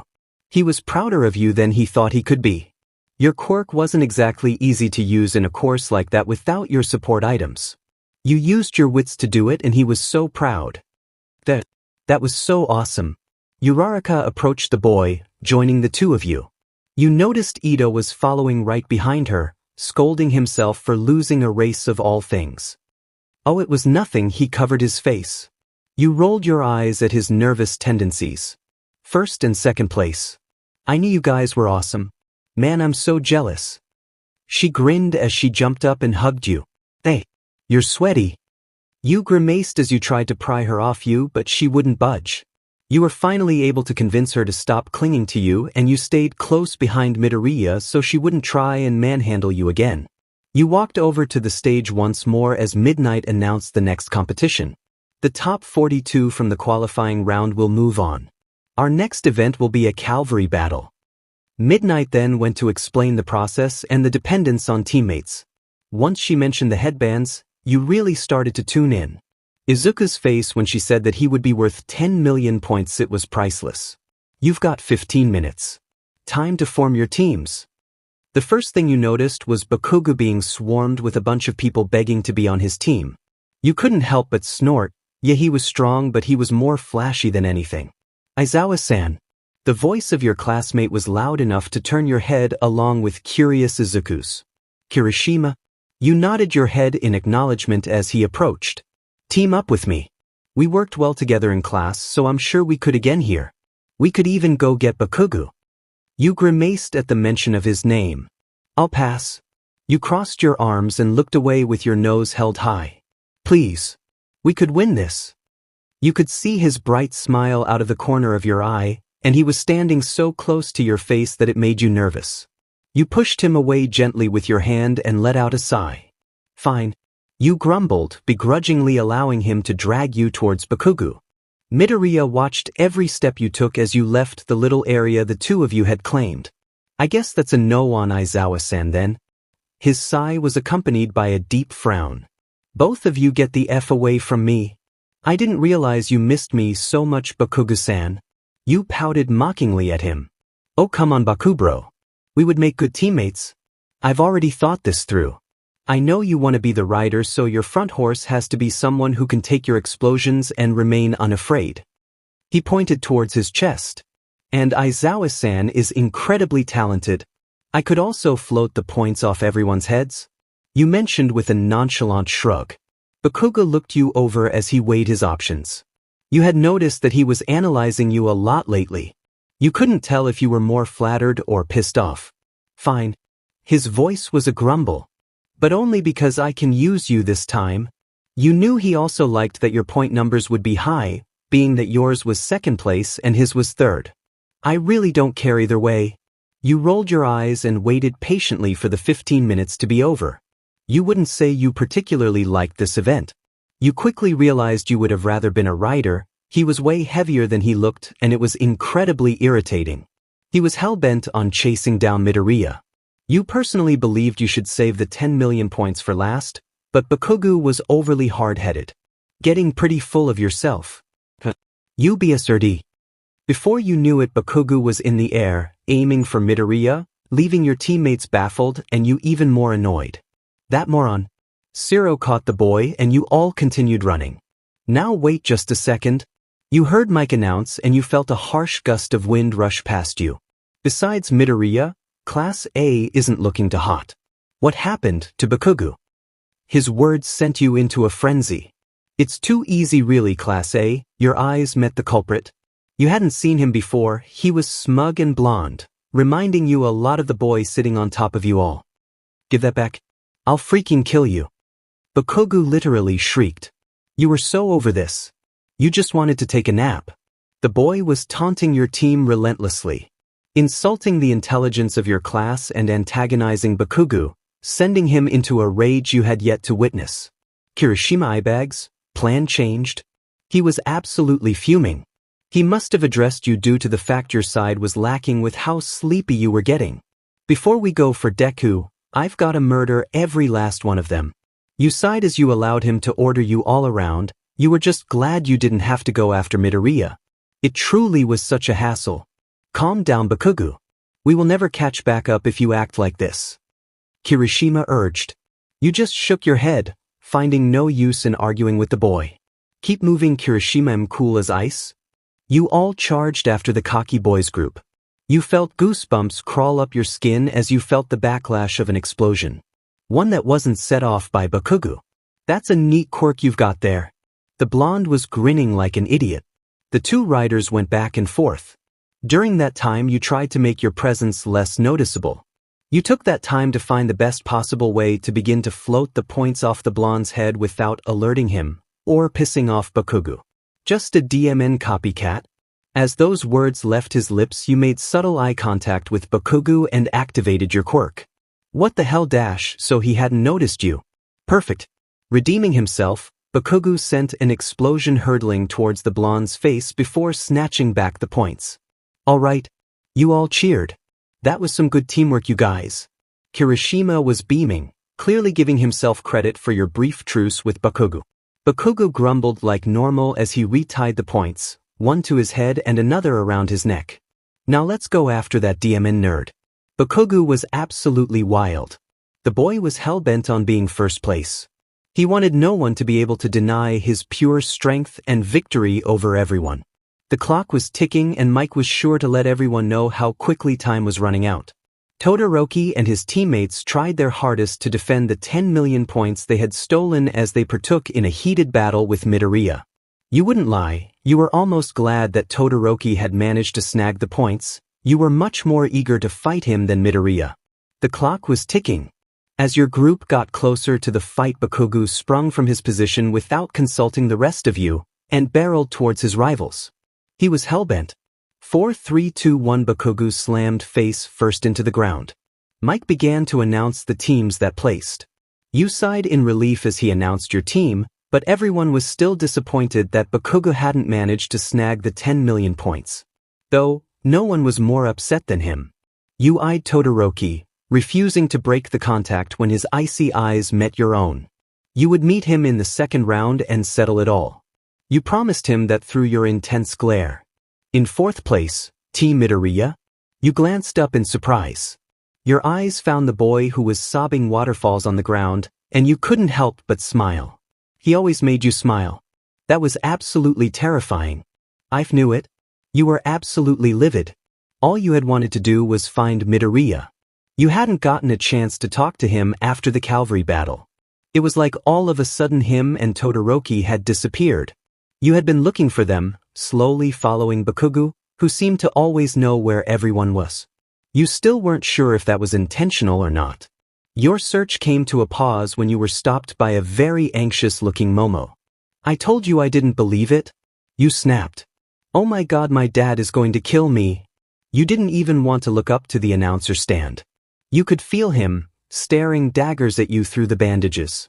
You wouldn't look, you couldn't. As everyone began to gather forward, you tried your best to hide your face behind the pom-poms you were still holding, only to cover your body. You couldn't believe those stupid boys tricked you into dressing as a when you found them you were going to 𝐒𝐭𝐴𝐲. You didn't even want to look over, though his sweet voice was alluring and made your head turn ever so slightly. Midoriya's face was bright red now that he had seen your getup. He shamelessly recognized that it was the most revealing thing you had ever worn. How did they manage to get you to wear that? He asked with a small, almost goofy smile. You threw your pom-pom at him. Stop making fun of me. I'm not. He laughed as he tossed it right back. You look adorable. He looked away bashfully, enraging you even more. I'm not adorable, you butt. You screamed as you slammed your fist onto his shoulder. I'm a strong beach who 𝐒𝐻𝐿. He held up his finger to your lips, motioning to the board where they posted the matchups for the tournament you all were to participate in. Your eyes went wide and you smacked away his hand. Damn it, you distracted me, you dipshit. You walked over to the board sluggish and mortified. You squinted your eyes and scanned the board for your name. 𝐒𝐭𝐴𝐲. You whispered to yourself. You remembered coming across him a few times in class, but he mostly kept to himself. His quirks seemed almost unreliable. You didn't like that you weren't sure how this match would go. You noticed Midoriya was fighting against 𝗀𝐿, the boy you promised to settle things with here. Then you saw 𝗂𝐿 was paired up with Todoroki. You were jealous that both of your rivals were paired up against your classmates. 𝗂𝐿, you lucky bastard. You ran up to him. What? He spit out a laugh. You get to fight Todoroki. I'm so jealous. You whined. Aizawa, are you crazy? Todoroki has such a strong quirk. Who would want to fight him? Mina gasped as she stifled a laugh. Your eyes darkened. I want to crush that bastard right under my foot. You clenched your fists as your eyes settled on the clueless half-and-half boy. Aizawa has switched into scary mode. 𝗂𝐿 whispered to Mina. The class all talked about this scary mode you had. They constantly teased you about the different sides of yourselves. It was absolutely infuriating.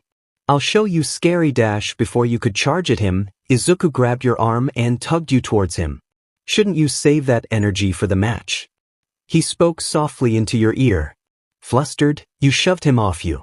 What's wrong with you? Get off me. You swatted him away, and he was surprised by your flustered expression, being that he had no idea what he did to cause it. Izuku, Midoriya, that's you? The familiar voice sent shivers down both your spines. You were even more surprised when Midoriya's mouth was covered by the tail of your classmate. Don't answer that guy, Midoriya. You can't make me. But you would be so cute. All jumpy and floaty. Come on, Y/N-chan, you weren't sure what it was that finally convinced you. Maybe it was the insistence, or maybe it was the usage of your first name. You had never had friends who used it before. It left you with such a joyous feeling. Back in your gym uniforms, you sat up in the stadium with your class. You felt oddly lonely without Midoriya by your side. You were surrounded with your classmates and definitely had friends to sit with, but you felt yourself craving his company. You both had spent a lot of time together since the USJ. It just wasn't something you were wanting to let go of, even though you knew you had to. Izuku's match was starting up and you watched intently, gripping the edges of your seat. His facial expressions were so clear to you even from so high up. He fell for it. You whispered, remembering Ojiro's explanation of Shinso's quirk. You were devastated for your friend as you watched his angry expression turn lifeless. What's this? Midoriya is frozen in place. You heard them announce, shocked really. He's not even twitching. Could this be Shinso's quirk? Deku. You turned your head and saw the nervous expression written across Uraraka's face. He'll win, I'm sure of it. You forced a smile. And you weren't wrong, though it was incredibly nerve-wracking. As soon as Midoriya regained control, it was over quicker than it had started. He also got you with that shoulder toss to Habakugu. You could hear the smug teasing oozing from Kaminari. Shut it, dunce face. Ah, poor baby Bakugu can't handle it when someone points out when someone got the upper hand on him. You mocked the boy with a pouting lip and stuck out your tongue when he began death glaring in your direction. Shut it, eye bags. How about you go back to ogling that demon nerd and leave me alone? He spat. You felt a bit of heat rush to your cheeks. Ogling. Fancy word for a boy with a firecracker for a brain. I'm going to kill you, Midoriya. Nice job on your match. You flicked off Bakugu and turned. We saved you, Izuku sat down next to you. He was kinda scary. He admitted quietly, only to you. You didn't seem too worried. You crossed your arms, leaning back in your seat. Oh, I just couldn't control myself at all for a minute there. He grinned and you were glad he wasn't beating himself up about it. What did he say? To get you to snap. Midoriya paused for a moment, as he remembered the mostly one-sided conversation between Shinso and himself. He insulted Ojiro. You nodded. That makes sense, you're very loyal, and he threatened you. Your body stiffened. That's what really got me talking. He chuckled nervously as he rubbed the back of his neck. Me? You whispered. He nodded sheepishly. As soon as I reacted, I knew you would have scolded me if you could have heard the conversation. He smiled and leaned back almost as if he was worried you would hit him for even saying that. I was glad I was able to break out of it. Thinking about you reminds me that I have a strong resolve. You are definitely blushing. You've helped me a lot, Aizawa-san. I know you think I'm the one helping you, but I owe you so much. He beamed and your heart fluttered. You noticed some of your classmates were eyeing the two of you as you had the quiet discussion. You were cut off by the surprising use of Todoroki's quirk, and the overwhelming coldness that took over the stands. Todoroki had completely immobilized 𝐬𝐿, trapping him in a gigantic prison of ice. Still wishing you were going to fight him, Y/N-san? One of you friends called out. You didn't even bother answering them. You were stilled into place as if you had been frozen down there yourself. You felt your lips tug into a small smirk. You okay, Aizawa-san? Midoriya asked, placing a hand on your shoulder. You nodded your head slowly. I really want to kick his butt? Stop it. You flicked Midoriya's head and he stiffened. Kaminari's match started and Midoriya was already way too into it. You had noticed Uraraka staring warily at the boy, which is when you realized he was back into the notebook, muttering incoherently. You're scaring Ochako? You hissed. It's okay, Y/N-san. She smiled as she moved down a row to sit next to the two of you. He's just so dedicated. You turned your head and Izuku was looking away embarrassed. You snorted, rolling your eyes at him like you usually would. I don't mean to be strange. Midoriya laughed nervously, holding up his notebook. I'm just adding everyone into my hero analysis.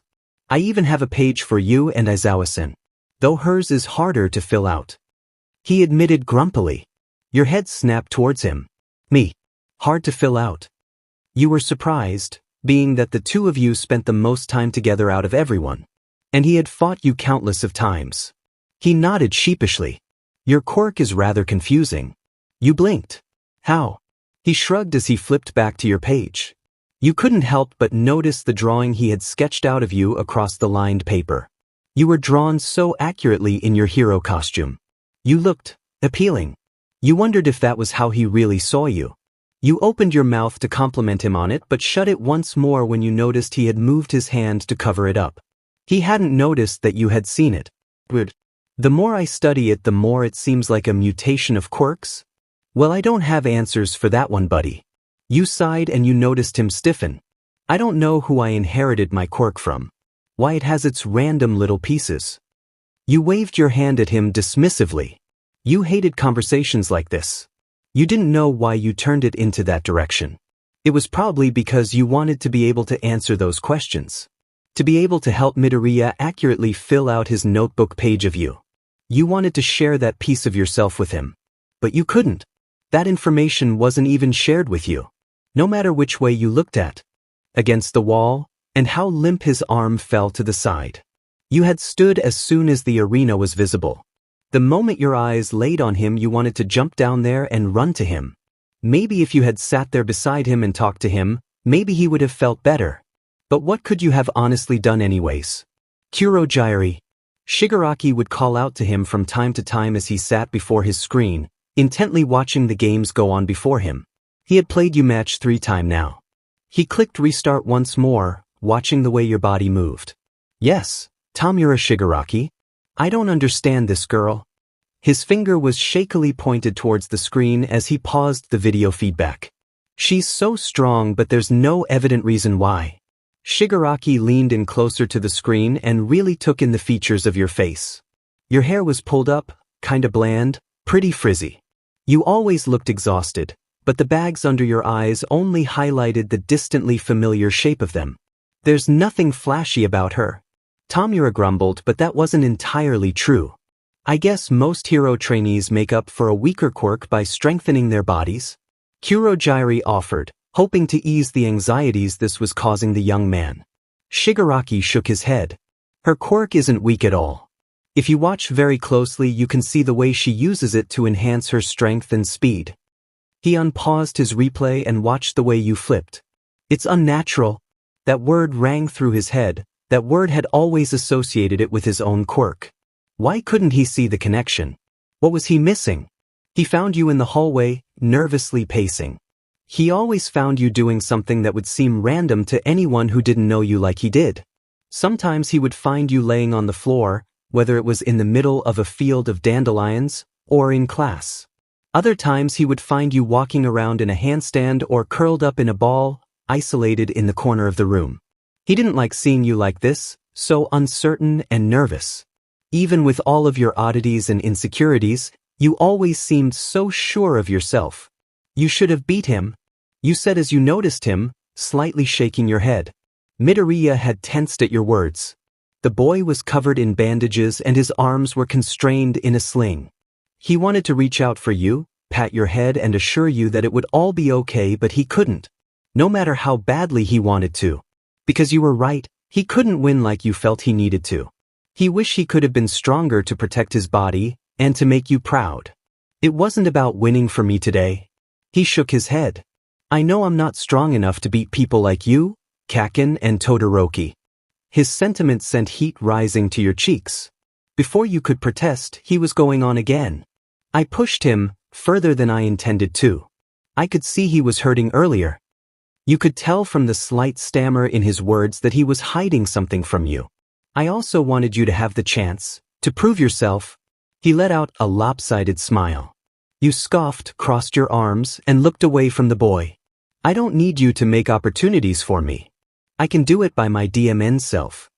Your pursed lips only highlighted your embarrassment. Izuku laughed softly. I've never questioned that, Aizawa-san, you longed to correct him. You puffed out your cheeks and walked past him, ready to prepare yourself during Bakugo and Kirishima's fight. Go see everyone. You spoke with a nod. And wish me luck out there. He watched you walk off with that same lopsided grin. Always. This is a fight we've been waiting for, folks. Mike announced as you entered the stadium once again. This round is Y/and Aizawa, the daughter of my buddy Eraserhead over here. She's fighting Shoto Todoroki, the son of the number 2 hero. Any words for your kid Aizawa? Oh. He spoke simply. Right now she is my student in a competition. She gets no special treatment. She will do her best to prove herself just like Todoroki will. You smiled softly. You knew everyone in the crowd was probably talking about how cold your father seemed. But he knew what he was doing. There you were standing face to face with the boy. Seeing him brought you back to your conversation earlier in the fights. You needed to show him the differences between the two of you. The differences that would give you the win. Though, he didn't seem as interested in this fight as he did with Midoriya. He seemed lost. You knew he started off every fight the same, on the offensive. Like you predicted, he placed down his foot and sent a sheet of ice towards you.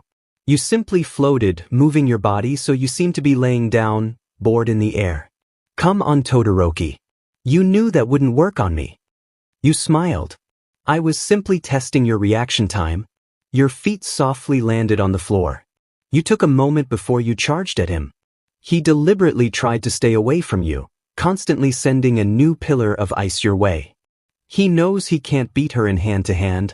Midoriya noticed as he stood near the balcony of their section. You don't think he could? Uraraka asked the boy and he shook his head. Oh. He said, Todoroki is very dependent on his quirk. He lacks when he can't use it easily. Aizawa-san on the other hand doesn't have an offensive quirk, so she has trained her body to be as flexible as possible. She's also trained in martial arts. Uraraka noticed the way his eyes never left your fighting form as he spoke about you. There was a certain glimmer in his eyes. She smiled. You know a lot about her. Izuku stiffened and his face flushed red. He shook his head and looked at the girl he stood by. We just hang out a lot. I promise I don't stalk her or anything. She laughed. I never accused you of stalking her. Midoriya hunched over. Right? DMN you? You gritted out as Todoroki managed to hit you with his ice. The two of you were spending way too much time using your quirks. You were pissed at the school for not allowing you to use your costumes. If you had your stars and your scarf, this fight would have been over a while again. You're a coward, you called out as he continued barricade himself. I'm strategic. You jumped, using bits of your quirk to dodge the continuous amounts of ice he was sending your way. As soon as your feet hit the ground, you were in the sky once more. When you finally got close enough to him, you deactivated float, but channeled extra strength into your leg. As you were getting closer to the ground, you raised your leg and smashed through the ice he had before him. You're full of surprises. Instead of responding, you took initiative. You swung your fist at him and he barely dodged.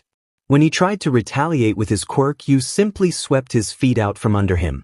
When he tried to shoot it up at you from the ground, you flipped towards the side, messily landing back on your feet. The two of you went back and forth for what felt like hours. You were both getting worn out. You were both using your quirk so much. When you finally forced him out of the ring, you fell backwards. You remembered staring up at the sky, admiring the view, wishing you could float up and dance with the clouds. But as they were announcing you as the victor, your visions went black.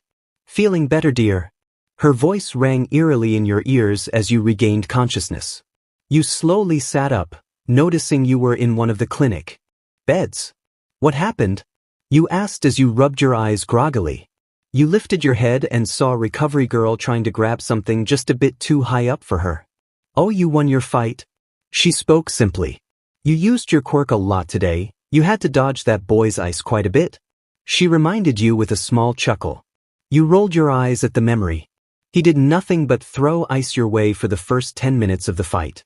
You knew he could use his fire. You had seen it. Maybe if he had, the fight would have turned out differently. Remembering suddenly, you looked at your stomach and noticed the bruise was gone. Knowing how badly that injury had hurt, you couldn't help but marvel at her quirk. Your power really is amazing. You smiled softly. Thank you for healing me. She simply waved her hand at you.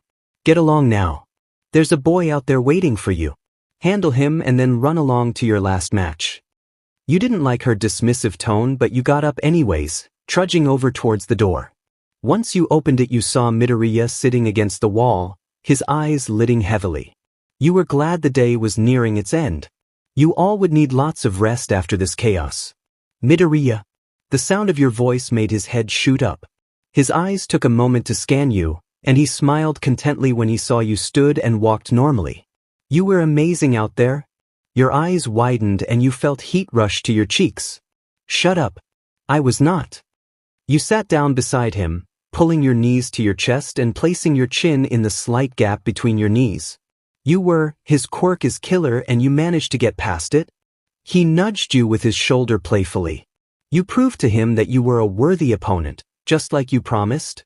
You leaned your head back against the wall and closed your eyes. I just wish everyone could see I'm strong enough. You whispered. He frowned at the pain that was laced in your voice. I'm just tired of the secrets kept from me. You shook your head, refusing to let any tears fall. My dad and my pops keep so much from me. They won't even tell me what my last name was or why everyone recognizes me by my stupid eyes. It's ridiculous. You grumbled. Midoriya sighed, not entirely sure what to say to make you feel better. I'm sorry, Aizawa-san. Though he really wanted to mention how your eyes were appealing, but he didn't think the timing was appropriate. You shook your head. It's not your fault. You clenched your fists. Maybe if I win this stupid thing, I could prove to them that I will be able to handle whatever danger my past entails. Midoriya wanted to say he knew you could handle it. You had shown him how strong you were time after time. But then again, how could he know? So he said, show them? Aizawa-san. Todoroki's voice interrupted the intense, longing stare the you and Midoriya had partook in. You turned your head, your eyes narrow. What? The way he stood above you felt rather intimidating. His presence was so large when he wanted it to be. I shouldn't have doubted you. He spoke earnestly. You scoffed. I don't need to hear yours, Todoroki. I mean it though. He blinked. I shouldn't have. I didn't give you enough credit. You waved your hand at him dismissively. I already know all this, go away. Todoroki sighed. Well, anyways, he ignored your demand. I wish you luck against Bakugo. He's a truly formidable opponent. As much as you hated to admit, he wasn't wrong. Bakugo was incredibly strong. His quirk was flashy, so everyone would be watching him. Not only was it eye-catching, but it was awfully strong. Then there was his physical strength and his combat skills. He was an incredibly rounded-out fighter. You may beat him in skill, but he had way more cards to play against you. You weren't sure how you were going to do this. I don't think you need to be too nervous, Achiko said, sitting across from you in the prep room. You had managed to get away from Midoriya and Todoroki to have some time to think. You were exhausted, even more so after Recovery Girl used her quirk on you. You were also terrified of facing Bakugo. He was just so powerful. Incredibly determined. All that time you spent training with Midoriya felt useless now. Why? You slumped yourself over on the table. She didn't laugh like you expected her to. Your classmates usually laughed at your laziness or how childish you could get. She was taking you seriously and you appreciated it more than she could ever know. You beat Todoroki. That's huge. You looked up at her with wary eyes. Todoroki could have beaten me. She looked surprised as you sat up once more. He had two issues. He didn't use his quirk fully and he allowed whatever issues he has going on to stand in his way. Izuku nodded. Bakugo, on the other hand, he won't let anything come in his way of winning this tournament. You knew this was going to be his most vicious fight yet. I think you should take up martial arts, Izuku-san. You do? She asked with a tilt of her head. You nodded. I was just sitting here wishing I had your quirk. I will probably be able to get close to him. I'm good at that. If I could just make him float, that would be everything. She smiled at the way your eyes sparkled when you talked about winning. Have you ever tried floating a person? You laughed. Not successfully. She tilted her head again, silently asking you to elaborate. I can float smaller objects, but I have to be pointing at it, which is a pain in the butt. Do you think this is something you could work on in class? She offered. You thought for a moment. Maybe. Your lips twisted into a wicked grin. I'll make Midoriya my test subject. She let out a laugh, but you noticed how she cut it short? I'm sure he would be willing. What's wrong? You asked. Her eyes met yours for a moment, but she shook her head and looked down at her hands that were crossed together on the table. It's nothing, Izuku. She stiffened. Please, you can tell me. You smiled gently. She sighed before laughing softly again. I admire Deku. He's really strong and tries really hard at everything he does. She shook her head. I want to be like that too. She wished she could tell you how she was developing a small crush on the boy, even though she decided to chalk it up to admiration. But how could she tell you? She saw the way the two of you looked at each other and the way you interacted. Even just then, as she spoke his nickname, your eyes lit up. He was important to you. She couldn't stand in the way of that. I agree, he's a pretty cool guy. You smiled almost shyly. I think you two are really great together. Your head shot up. What do you mean? She giggled at your reaction. You know what I mean, Y/N-san. You bring out something special in each other. You've only known each other for a few weeks and you've grown so close. Ew, how could you say that? Now I'll have to maintain at least an 8 feet distance from him at all times. You placed your hand up as if you were blocking her face and looked away in disgust. You took every word she said to heart, which is probably why it was beating uncontrollably. You couldn't think like this, not now. It was ridiculous anyways. He was just your classmate. You had no idea where she got this notion that it was anything more than that. I understand wanting to hide from it. She spoke anyways, even though you were clearly done entertaining this idea. The two of you are both so dedicated, so your way towards Bakugo and swung your fist at him.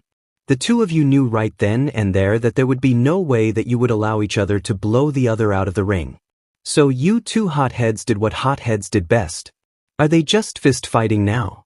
Izuku asked with a slight squeak to her voice as she watched the aggression unfold. Midoriya was a bit stunned besides her. It looks like a bit of kicking and a little bit of quirk usage too. Kirishima let out a hearty laugh. Those two, man. There's something else. Especially together. He laughed. Midoriya stared at the eagerly happy boy with furrowed brows. He knew that Kirishima had spent a lot of time alone with you and Bakugo, so wondered what he meant by, how often were you even together anyways? He was spiraling. He needed to stop this. I'm glad they finally acknowledged each other's strength. He laughed. Even if it was silently. This might be my favorite fight so far. And you two really did go at it. Bakugo would occasionally send a smaller than normal blast at your head, and some of your punches channeled excess strength. You truly kept going until the other was code. And you smiled until the end, when you were the one to fall backwards and lose. Because even if you didn't win the tournament and the rights to the secrets kept about you just yet, you had a new understanding for the boy who irritated you like no other. An understanding that would only make the two of you stronger. No medal could be greater than the fun you had and the mutual understanding you had obtained. You thought you would be more disappointed that you only got second place. You were ecstatic, standing next to your friends and smiling as you were all gifted your medals. They had to wait to hand them out until you and Bakugo were healed. He had passed out not long after you.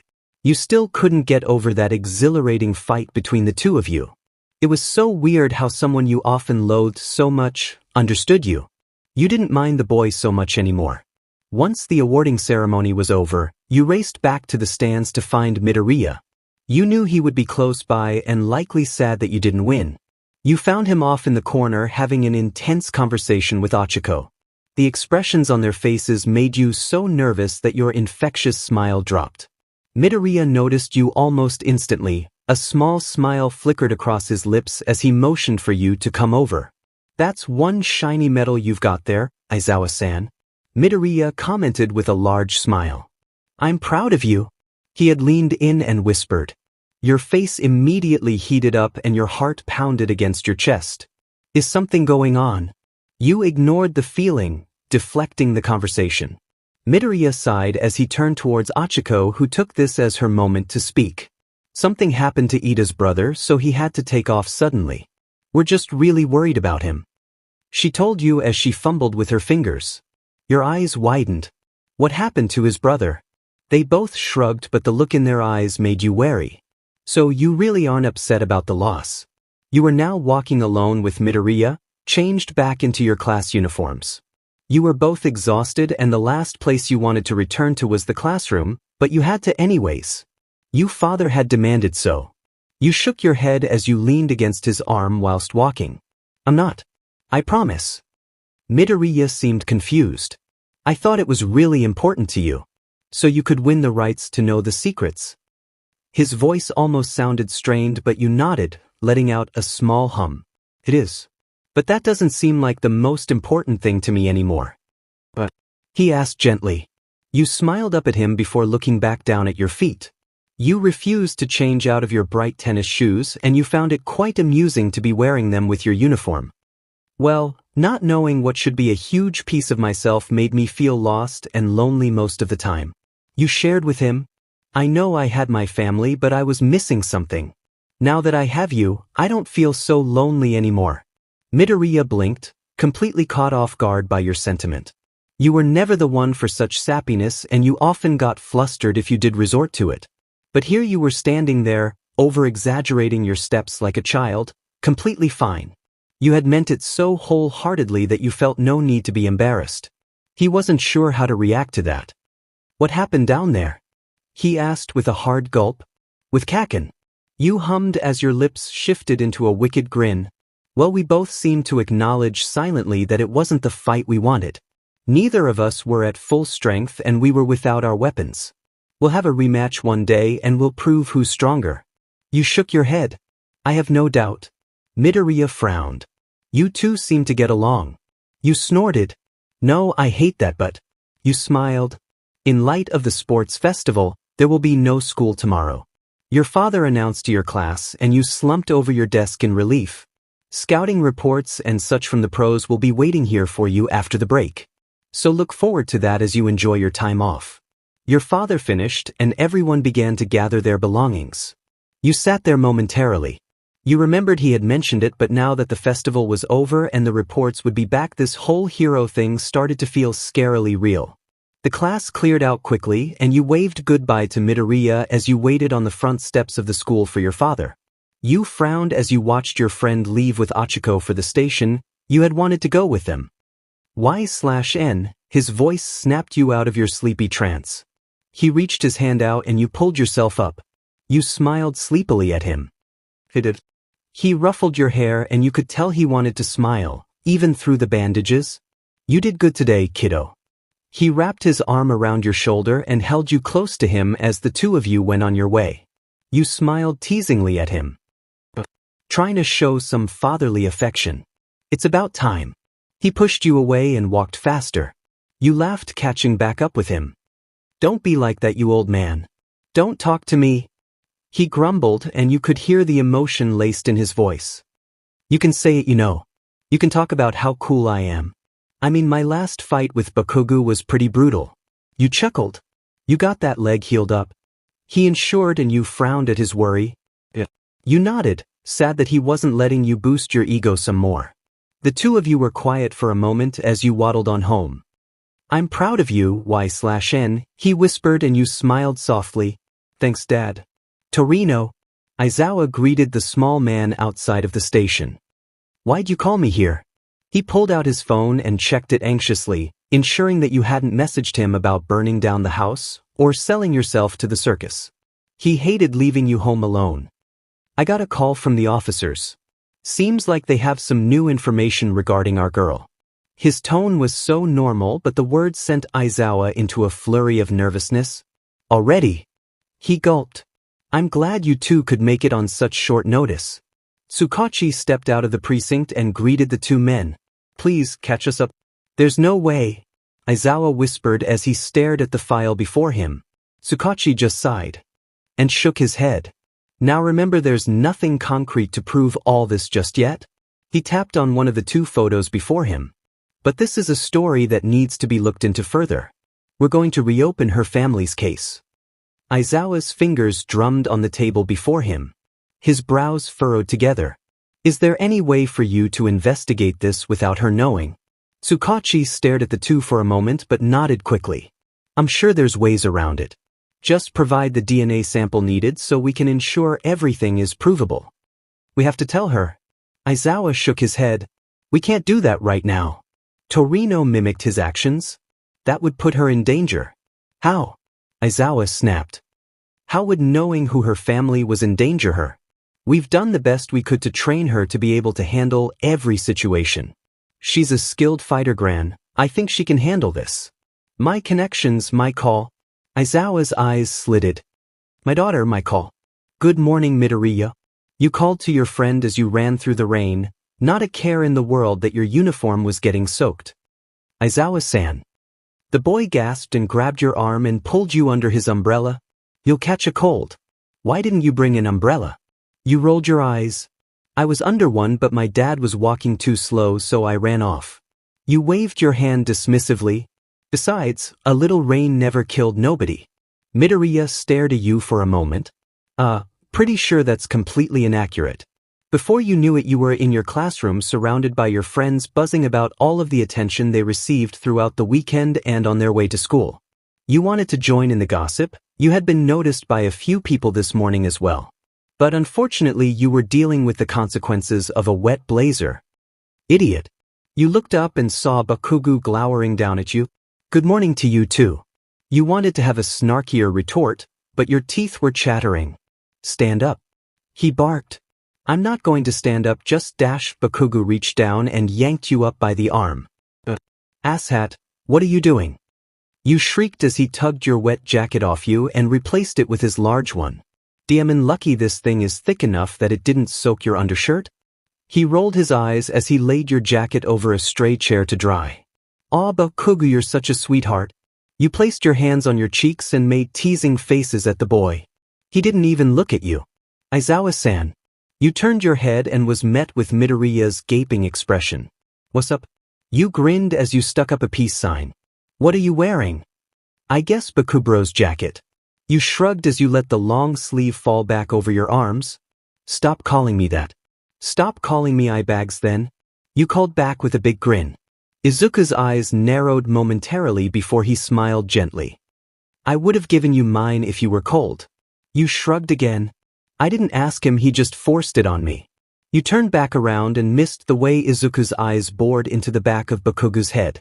He had no right to be jealous. He knew that he never offered in the first place. He had been more worried about Ida and his brother than if you were warm. He wanted to kick himself. Today you all will be picking your hero aliases. You heard your father announce but was interrupted as everyone cheered. But first let's go over the pro draft picks I mentioned the other day. On his board he flashed a list of students who had been scouted by agencies. You weren't surprised to see your name on the list, but you were disappointed with how short it was.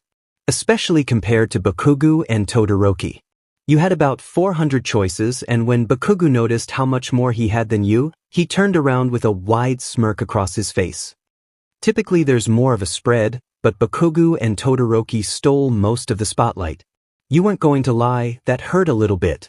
It made sense anyways, there was nothing flashy about your quirk. If you hadn't been second place or a hero's daughter, you probably would have blended in, getting no drafts at all. With that settled, whether you were picked or not, you'll still have a chance to work alongside some pro heroes. You were so wrapped up in your thoughts that you missed Midnight come in to help your class pick out hero names. You realized quickly that your hero name was something you never thought intently about. As you watched your classmates stand confidently with theirs, you started to grow nervous. You began to write an idea when Izuku popped up next to you. "What's your pick, Aizawa-san?" he asked, and you quickly covered the letter you had written. "I'm not sure." He smiled nervously as he took his board to the front of the room. When it was your turn, you shyly turned it around. "T, the floating hero, 𝐾. You stood there awkwardly as a massive amount of heat rose to your cheeks. Midnight asked, and you grew even more nervous. You really didn't want to get sent back. "Yeah. That's because she fights with ninja stars." Kirishima grins as he calls out your reasoning. "And she's a brat who likes to kick people in the head." Bakugo added with a growl, and Aoyama nodded even though no one paid attention to him. You blushed even deeper now that you realized how much attention your friends paid to you. You noticed Izuku smiling at you, nodding slightly as your eyes met his. You didn't realize how much you valued his approval. You stood straighter. 𝐾. You spoke again with a small smile, more sure of yourself now that you had your friends on your side. Take your seat, 𝐾. Have you finished going through the list? You glanced up from the packet in your hands and saw your father standing, slouched above you. Your favoritism is showing again. He smacked you on the back of the head. You whined and hunched over, sulking as you let your list drop to the floor. Your dad had walked off, no longer caring where you decided to go for the internship for the moment. All of a sudden your packet was on your desk again, causing your head to shoot up. "How's it going?" Midoriya asked with a bright smile. "Stalker." You grumbled. "Huh," he exclaimed, horrified at the accusation. "I don't know where to go." You sighed as you leaned back in your seat. "Maybe somewhere in the Yamanashi Prefecture or Hosu City." You shrugged as you flipped through the list who sectioned the heroes off by the city they worked out of. "Don't go to Hosu." Your head shot up. "Who the hell do you think you are? Telling me where?" The seriousness shining through his green gaze halted your aggressive response. "Why?" You whispered. He didn't say anything. "Midoriya." The bell rang. "I should get going, Midoriya." You stood and you glared at him. "Why won't you tell me?" Your mind reeled as you tried to flip through reasons why he would keep something from you. The only other time he had was when he and Ochako had a private conversation at the festival. "Is this about Ida's brother?" His eyes widened. "So it is. You want to tell me what happened before you seriously PSS me off." You crossed your arms and allowed your anger to consume you again. Midoriya sighed and leaned back against the wall. "Have you heard of the hero killer? He's in Hosu right now." You tilted your head to the side as you considered the name. You swore it sounded familiar. Maybe you heard your father speak the name passing by. "Conviction is meaningless." "Who said I had no conviction?" Shigaraki bit back, standing so abruptly that the chair that once held him toppled over. "You spout nonsense about killing things you don't like. And that DMN girl, you say nothing more than not understanding her. You're pathetic." The hero killer spat as he steadily approached the villain with the lethal touch. "You speak nonsense of topics you know nothing about." Shigaraki stood his ground, to the surprise of Kurohige. "I owe you no explanation, but for my own sake I will give you one." He stopped and slammed his hand down on the countertop, sending cracks running rapidly through the decaying surface. "My thoughts are not my own. They haven't been for as long as I've been breathing." His tongue ran across his teeth, but no one knew but him. "That girl is the first thing I've ever seen, whose resemblance has been." Shigaraki gritted his teeth as he watched a piece of the countertop he used his quirk on fall to the floor. "She is the only person I have recognized on my own. I will know her, and it will be." He eyed the villain with the ratty bandages lining his narrow, bloodshot eyes. "So don't tell me I have no conviction." Because Shigaraki was determined. Much like she was, he was devoted to finding out the secrets to his past. and 𝐒𝐭𝐚𝐲 was the key to unlock the chains that have been wrapped around his memories for all these years. You sat on the steps that led to your grandfather's house with a stiff Izuku Midoriya by your side. The sun was in its beginning stages of melting with the rest of the sky, and the two of you sat there admiring it like you had so many times back in your favorite field. Though, this time there was a tension in the air both of you were desperate to escape from. But it wasn't like you were going to him that. "What brought you here?" he asked rather suddenly, breaking the silence you pretended you were enjoying. You turned and your eyes met his. "Visiting my grandpa." You shrugged, and when you noticed he only looked more confused, you let out a sigh. "I guess grandfather is a better label." Before he could speak again, you kept going. "He trained me when I was younger. I thought I had told you that before." You spoke with a grumble. You probably did. He acknowledged you and your mood that was growing increasingly worse with every word he spoke. "I'm sorry. I think I've started to figure out how to control my quirks, so I've been a little excited and distracted." Your head shot up and your expression was bright. "Great job." You laughed.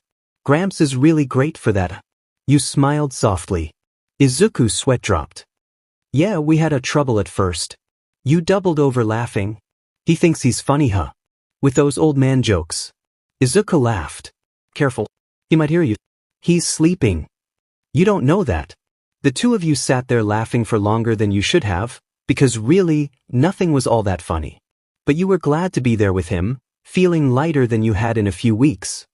"I'm sorry," you mumbled as the two of you grew quiet again. He looked at you. "No, I'm sorry." You shook your head. "You have no reason to be. I was being all dramatic. If I really wanted to know what happened to his brother, I could have just turned on the TV." You smiled gently. Izuku's eyes were closed and he mimicked your actions. "I should have just told you. It was on TV anyways." He had a goofy smile on his face. You shoved him slightly with your shoulder. "Just let me be sorry, would ya?" You laughed. "It doesn't happen very often, so you better relish the moment while you've got it." You laid your head on his shoulder and missed the way he gazed down at you with the utmost admiration sparkling in those green eyes. He wanted to revisit that moment after the sports festival had ended and you were so honest with him about what he meant to you. He wished he could go back and tell you that you were one of the only people who made him so happy and excited for the day without even trying. For so long he only had his drive of becoming a hero to convince him to get out of bed each morning, but now, you were there too. "All right." He hummed as he reached up one of his hand and placed it on your head, holding you closer to him without even realizing. "You can't stay here. Go to your own internship, girl." Your grandfather was awake now and poking you with his cane, trying to force you out his front door. "I can't." You groaned as you tugged at your unkempt hair. "The hero that I'm interning with is held up in Hosu right now." Your grandfather growled in annoyance and Midoriya was pacing nervously behind him. "That's not my problem. Please." You were laying on the floor by his feet now. "Can you just let me stay the night?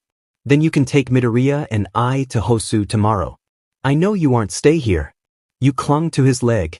Midoriya stopped pacing and looked down at you, not surprised at all by your behavior. He always found it quite amusing how you would simply regress to a more childlike state at random moments. Your grandpa bonked you on the head with his cane. "Get off me, you leech." He tried swinging his foot to urge you off. "Fine. You win, damn it." You let go instantly and grinned up at him. "Thank you." You tackled him in a hug, laughing at the fact that you were taller than him, so you could tackle him to the ground like this when he was off guard. "I said get off me." "Welcome back." You smile sleepily at Midoriya, sitting up and placing the book you were reading beside you on the couch. Midoriya closed the door behind him and glanced back over at you with a shy smile. It felt strange to him to be in a room alone with you at night. "I didn't expect you to still be awake." He spoke softly, knowing your grandfather was asleep in his room. Not only that, but he had screamed at you all earlier that the walls were incredibly thin, so no or loud talking. The man slammed his door after that like a hypocrite, but his house, his rules, you guessed. You shrugged. "I made something to eat that wasn't pastries." You motioned to the dirty bowl on the side table that had once held noodles and fried egg. "I left you some in the fridge." You smiled. He looked surprised by that. "Thank you. I'm surprised you cooked." You shrugged again.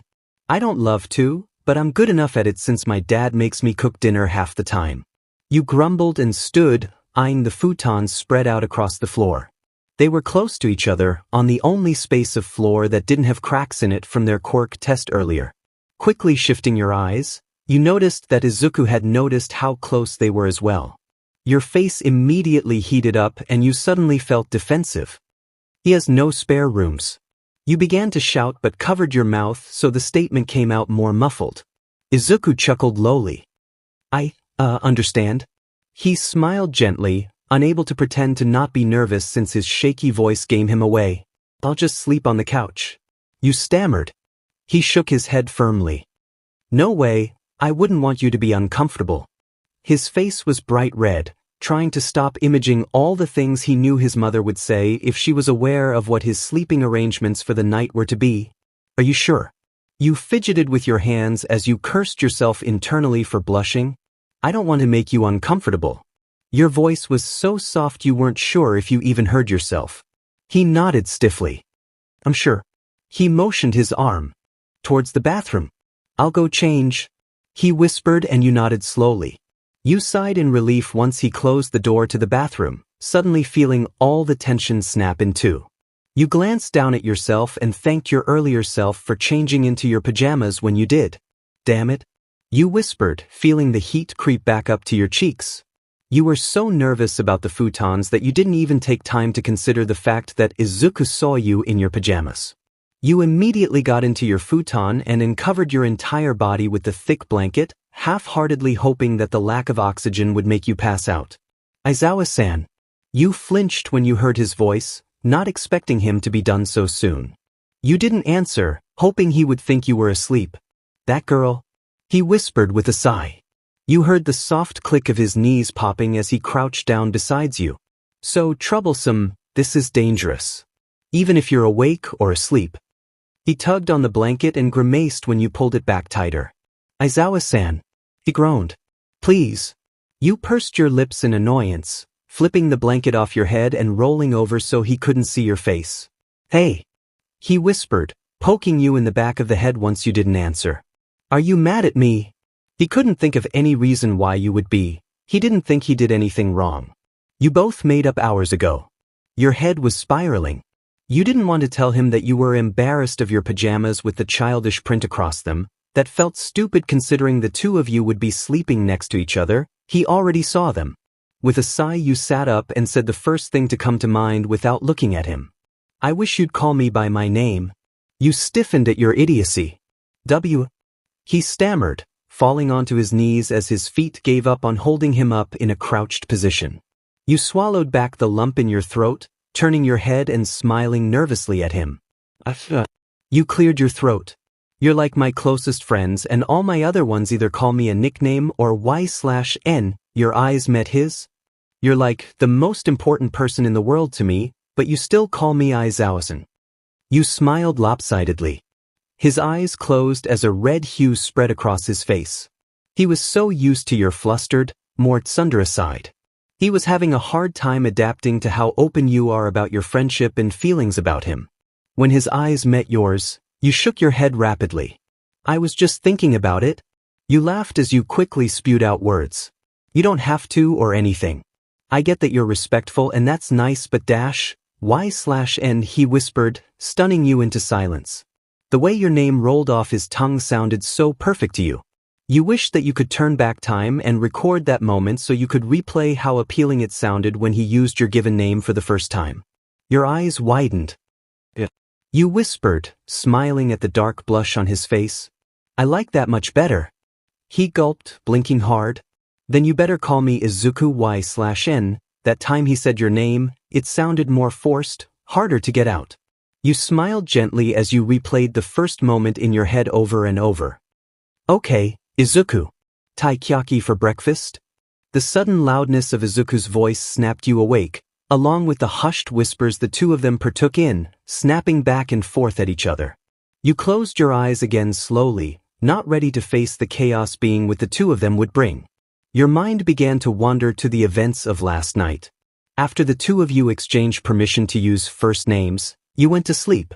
The two of you were unable to communicate properly, both way too embarrassed for your own sanity. Though, what made things worse, you woke up in the middle of the night to your body pressed up again, his scarred arm clutching your back tightly. You had no idea how you successfully got out of situation. No way. I was sure I heated them on defrost mode. Izuku's frantic voice stopped you from reliving the memory. You dummy look. Gramps shouted. You crammed M on a plate that's too big. You groaned, rolling over as the two of them continued shouting. You threw the blanket off yourself and stood, stretching slowly as you tapped around the floor in search of your house slippers. Can you even move like that? You heard your grandfather's voice more clearly now. You slipped your feet into your slippers and rubbed the sleep away from your eyes. I'm not sure. Why don't we wake up that girl and find out? I'm 𝐒𝐽𝐽. You stopped speaking abruptly as you entered the kitchen and saw Izuku standing there in a ready fighting stance, with gorgeous green lightning flickering around his entire body. So not fair. You grumbled to yourself as you sat on the steps in front of the house.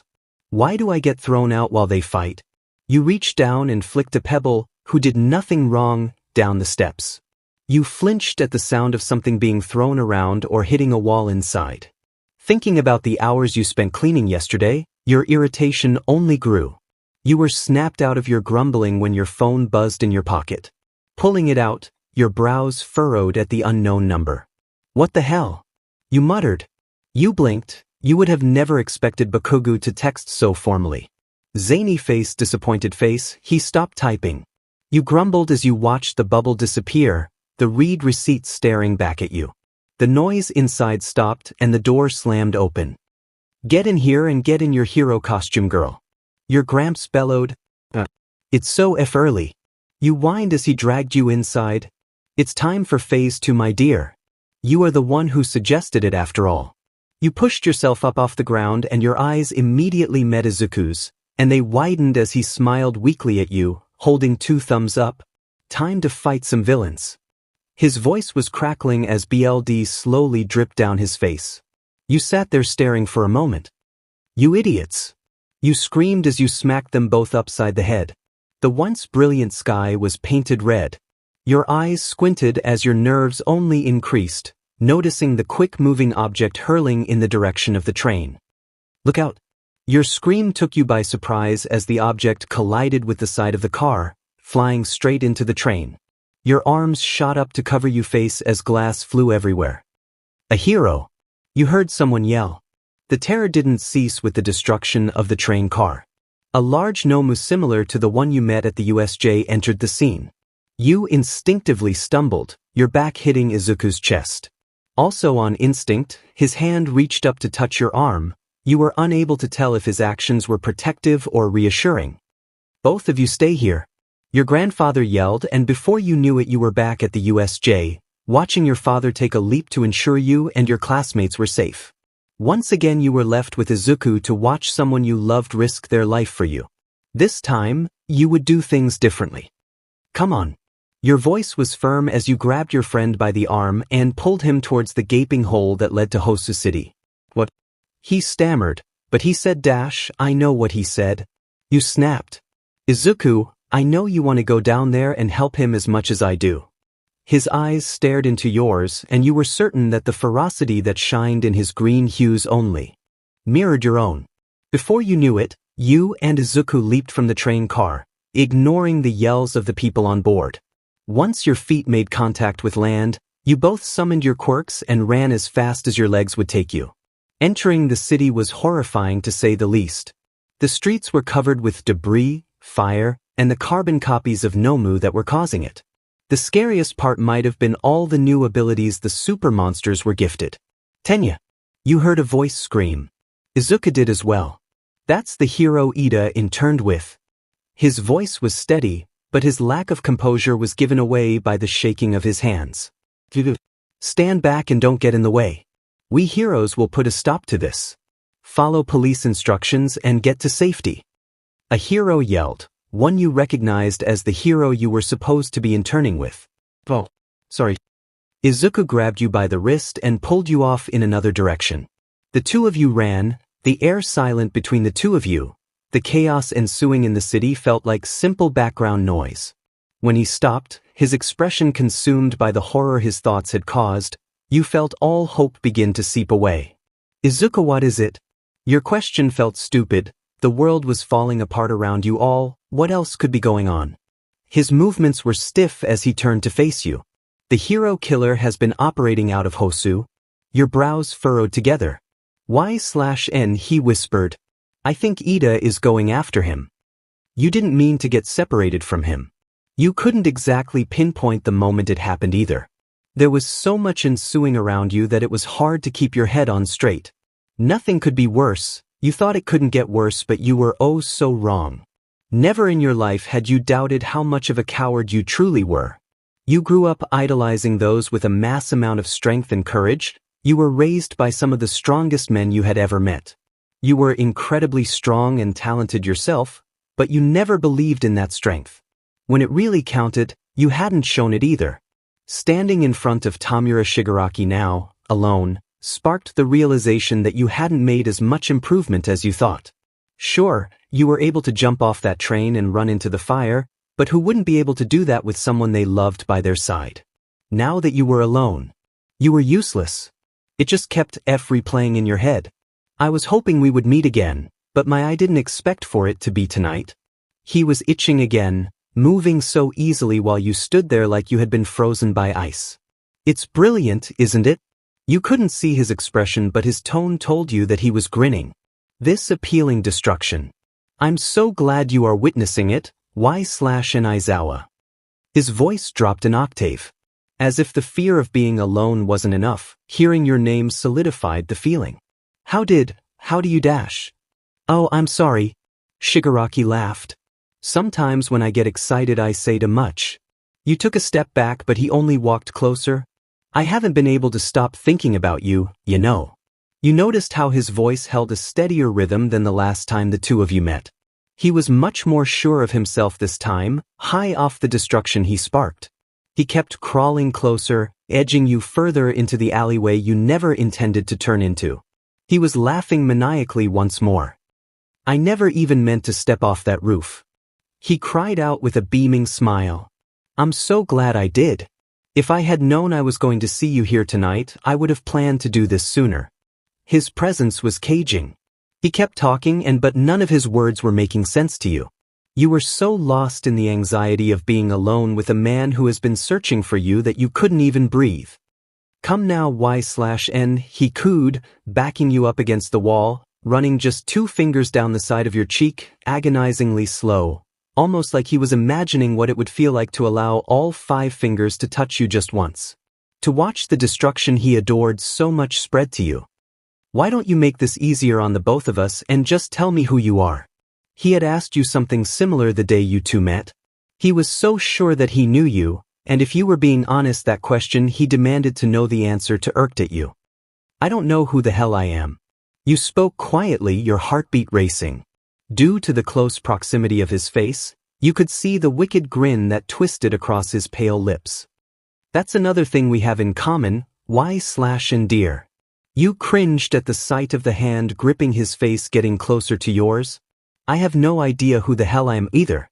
Memories were a strange thing to Tamura Shigaraki. He had a few distinct ones. The moment he met his first kill that allowed him to control his quirk, relishing in his hatred for heroes, and meeting you. Before any of that, he remembered feeling like there was a piece of him that was missing. For the first few years of his life, he would experience flashes of memories that didn't feel like they wholly belonged to him. He wasn't sure why that was. The voices he heard in his head sounded familiar, the one coming from his body sounded like his voice. There was a sense of guilt that came from remembering those days, remembering that time where the itching never stopped. The itching, while problematic, liked to be picky about when it showed itself. It often was relieved after a kill, but tonight, as he towered over you, it chose to put a halt in showing itself. We're nothing alike. You grunted, whipping your head to the side so he could touch you no longer. Tamura laughed at finding amusement in the defiant look in your odd eyes. You truly don't think so? He asked with a hum, following the sound with a low chuckle. When I look at you, I see the shell of a girl aspiring to be a hero. For some reason, these words caused you to look at his spine-chilling face. But in reality, you're nothing like this persona you play. The real you is that little girl sitting in a cradle position deep inside you. He shook his head slowly. That's how we're alike, Y/N. We don't choose to let those versions of out to come out and play, to take over us by force. You make no sense. You spat. He chuckled. No conviction, no sense, no pride, no strength. He hummed, losing your understanding once more. Shigaraki sat there laughing, his hands planted to the walls on either side of your head. With a quick flicker of your eyes, you noticed the way he kept a single finger off the brick behind you. You took in a deep, ragged breath, desperately hoping it was quiet enough to calm yourself and not gain his attention. Thankful for your quick range of motion, you summoned your quirk to your leg and swept his legs out from under him. As he pummeled against the ground, you immediately bent back and relished the feeling of your hands hitting the concrete to aid your body in flipping back and away from the man-child. You beach. He coughed out. Who are you working for? You demanded as you reached into your pocket and held your phone behind you, sending your location and information on the villain you faced to multiple people in your contacts. You hoped your father would contact an officer or hero stationed in Hosu, if your grandfather couldn't make it in time. What makes you think I don't run my own organization? He asked with a chuckle, swaying as he stood once more. You mean to tell me that you gathered all of these creatures into this city by yourself and still had time to do a background check on me to feed your obsession? You let out a faked laugh. Shigaraki was clearly irritated by that.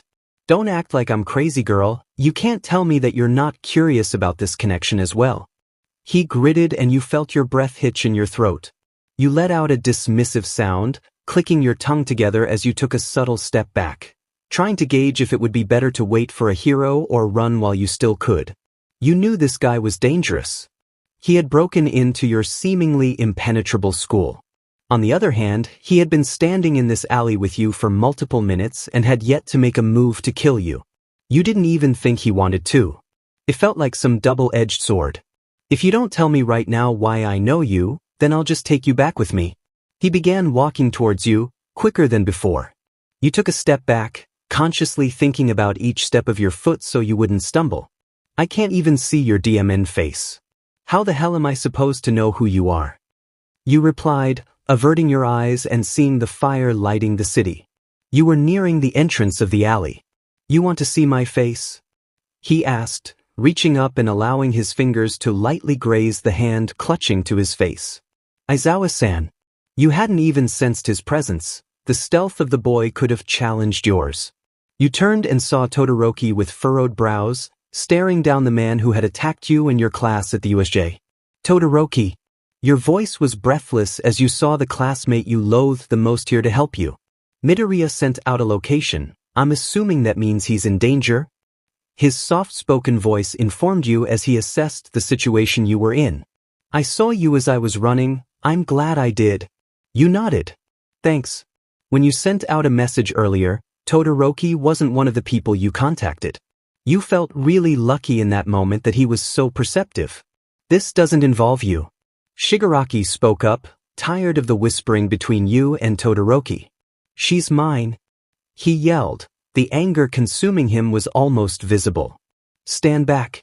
Todoroki warned, pulling his arm close to him before pushing it forward and shooting a mass of ice at Shigaraki.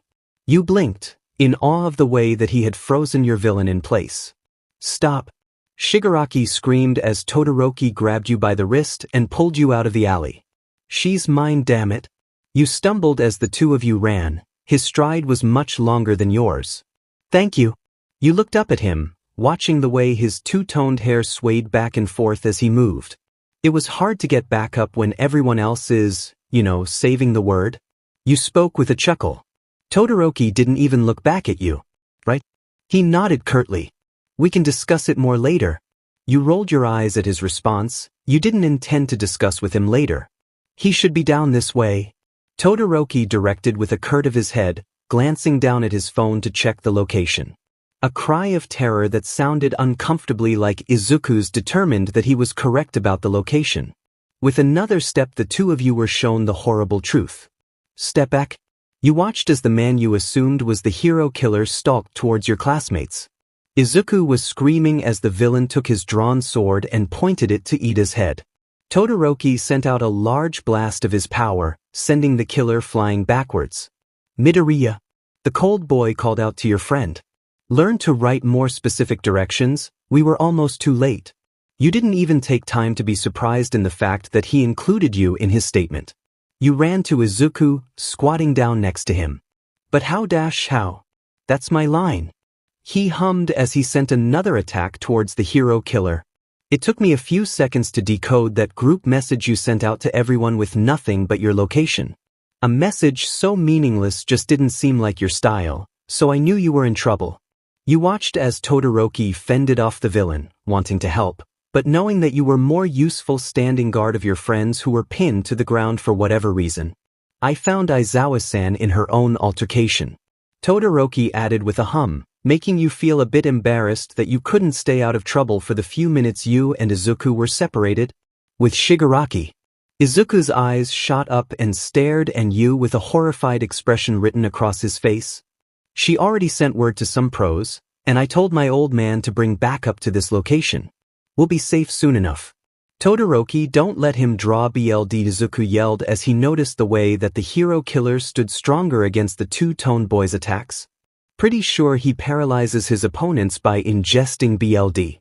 That's how he got us. Your mind ran with that. If you could get by Todoroki's attacks unscathed, you could travel the walls and get the hero killer from behind. You would need your weapons, maybe a swift kick to the head, and then capturing him in your scarf would do. Izuku. You whispered to the boy whose eyes were glued to the fight ahead of him, itching to be a part of it. You watched as the hero killer hurled a knife in Todoroki's direction, before charging him to ingest his BLD. The best thing about me is that no one ever sees me. You spoke with a gentle smile, watching the way the boy blinked in confusion. But you heard Ida groan before you could explain your plan. All of you just stop it. The way his breathing hitched, you could tell he was crying. I've inherited my brother's name. He cried. I have to do this. He's mine to dash. You inherited your brother's name. That's weird. Todoroki began spewing nonsense about the dark sides of both families, encouraging Ida in his own way. But that didn't matter to Yor or Midoriya. You were both stunned by the way his arms could move again. A time limit? You whispered. Izuku was slow to move. I'll charge in. He whispered as his eyes adverted towards the fight before you three. And you make yourself disappear. He spoke with a small wink, reaching to grab your hand and squeeze it gently. You nodded curtly, taking to the ground as you crawled towards the side of the building, getting the groundwork to activate your quirk and join the fight from above. You saw the way the hero killer leaped from a balcony, his long sword out and ready to make the kill. You begged internally, trusting your companion to make the leap at the right time. The flicker of green that took to the sky reminded you that everyone would be okay. Because you weren't useless, you weren't weak. Sometimes you got scared, showed your weaknesses, but you would overcome that. You had people by your side who trusted in you and believed that you would aid them in getting out of there alive. You wouldn't let them down. You positioned yourself in the air, watching as your classmates stood before the killer. Todoroki had lost to much BLD, and Midoriya was still learning to use his body and his quirk properly during a fight. Knowing that there was a time limit to this guy's quirk would help, but you all still needed to avoid being cut at all cost. Reaching into your pocket, you grabbed your stars. The sharpness of the edge was so slick that it put the hero killer's blades to shame. This was where you excelled, from the shadows, just like your father. With an immediate flick of your wrist, you released the ninja stars, not waiting to watch as they made contact with the villain. You immediately leapt to the other side of the alley, clutching to the roof of the building as you watched the hero killer aimlessly search in the direction your stars came from. Your classmates utilized this distraction. Izuku charged him once more and Todoroki sent out another massive gust of flames. If you want to stop this, then stand up. You heard Todoroki's screams, watching as Izuku fell once more and Ida gripped the ground. Todoroki was the only one who remained standing on the ground, still dripping BLD as the hero killer loomed above him with his crazed expression. You were wrong. You weren't meant to hide in the shadows. Attack from behind and watch from the shadows as everyone else put themselves in danger. That was cowardly. The whole reason you became friends with Izuku in the first place is because he gave you the courage to truly become a hero. To learn to strengthen your resolve. You leaped from the building, no longer allowing yourself to hide or be surprised by your actions. You raised your leg, thanking yourself for choosing to train in gymnastics when you did, allowing your body to reach its maximum flexibility. You channeled the strange part of your quirk you never understood to your leg and slammed it down so it collided with the hero killer. Y/N, Izuku cried out. If he was thankful or fearful you couldn't tell. Don't touch them. You screamed, flipping back quickly and arming yourself with 2 more stars as you stood in a stance you had practiced with your father and grandfather 1,000,000 times over. The hero killer stared at you, recognizing you instantly. He had only seen you once, of course, in that photograph back in the bar. He hadn't been bothered much by you when the man-child had spoken about you. He remembered the way he said that you him and that all his convictions stemmed from figuring you out and killing the hero killer's idol. Facing you he understood a bit more why the boy had found you so confusing. Where did you come from? The hero killer asked with a sort of chuckle, the irony of finding you here all too amusing. Have you been here the whole time? You growled out. Leave my friends alone. Your days of killing are over. Your voice was so steady, you had never felt more sure of anything in your whole life. You aren't supposed to be here.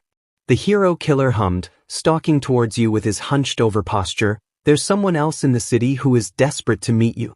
Even though you knew exactly who he was talking about, you refused to allow his words to reach you. There was also no time to gloat in the way that he blinked in confusion when you were no longer in front of him. Moving with your trademark swiftness, you were now behind and above him, sending out another star as you released your scarf and slapped it against his wrist, capturing him enough to tug him towards you. You released your quirk and ducked under the sword he swung towards you, raising your fist and channeling all your strength into it as your punch cracked against his face. Never forget who you want to become. Todoroki was shouting. It was directed towards Iida, urging the boy to get on his feet, but you knew that each and every one of you needed to hear that. Iida needed it to remember the hero he admired and wanted to become. Izuku needed it as a reminder that he was stronger than he ever was, but it was okay to rely on his companions.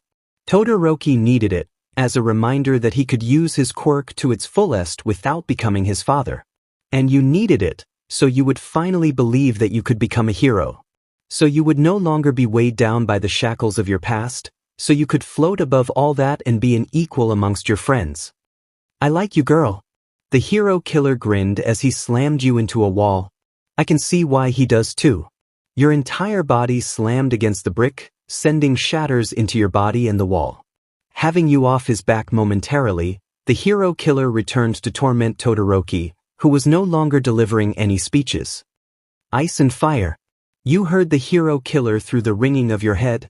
Hasn't anyone ever told you that relying on your quirk makes you sloppy? You were amazed that you could still move. The hero killer had never brought a blade to you. He was so concerned with getting rid of Todoroki's flames that he immobilized you only momentarily. You should be more like that little girl over there. The hero killer chuckled, but the laughter was cut short when he saw that Iida was standing tall once more. His quirk and his kick was such a appealing circle and put your own power to shame. Iida. Izuku cried out happily. This has nothing to do with any of you, I'm so sorry. Iida's eyes were covered by the length of his hair and Izuku sighed, feeling as if the progress the 3 of you had made was for nothing. That's why I swear I won't let any of you lose any more BLD. There's no use pretending. A person's true nature is not so easily changed. In some ways you supposed, the hero killer was right. But heroes weren't supposed to do things the easy way. Both you and Iida that night had changed your inner selves. You had found your confidence and resolve. And Iida was reminded of what he was fighting for in the first place, reminded of his morals. The 2 of you changed that tonight. You're a fake who prioritized his own selfish desires. The hero killer yelled. A cancer on this society warped by heroes. Someone needs to correct the system. Todoroki was warning Iida not to listen to the guy. Of course, Iida quickly retaliated. But for some reason, The words leaving the hero killer reminded you of that spite you felt when you first wanted to become a hero. A part of you was almost remembering something from so long ago. Someone screaming about the warped society we lived in, how untrustworthy heroes were. Those days were so few back then. Most of your life you were surrounded by heroes, but those days, they do exist. Why are you being reminded of them now? After that small memory resurfaced, you weren't much help in the rest of the fight. That feeling was almost debilitating, but you were determined to help your classmates bring the villain down. After throwing you into the wall, the hero killer seemed to be making a conscious effort not to hurt you again. When you proved to be a little pest, he sliced you and ingested your BLD, forcing you to watch by Todoroki as Iida and Izuku finished the battle. Can you stand? You were surprised when Todoroki crouched down beside you, checking you for any more visible wounds. I can try. Your voice was gravely, probably from the intense blow to your back and head. Todoroki stood and stepped back, outstretching his hand and helping you pull yourself up. He was suddenly crouched down once more. Climb on, he said simply. You blinked, urgently shaking your head. You've lost way too much BLD, carrying me will only make it worse. Please. His voice was as firm and chipped as it always was. Let me do something for you. He spoke gently as he watched the BLD trickle down your cheek. Even though you weren't sure why he was acting like he owed you any favors, you were too dizzy to really fight him on this. You took a step forward and wrapped your arms and legs around him, stiffening as he stood and held you by your thighs. Could we borrow your scarf? Y/N, Izuku called out to you, still in complete hero mode. The boy got so caught up in this sometimes that he wouldn't even take a second to assess himself and everyone around him until the job was completely done. You reached up and began unraveling the capture weapon, tossing it to the boy. Thanks. When everything seemed settled, Izuku's feet fell out from under him. Native was quick to aid him since you and your classmates had saved someone who was supposed to be a pro.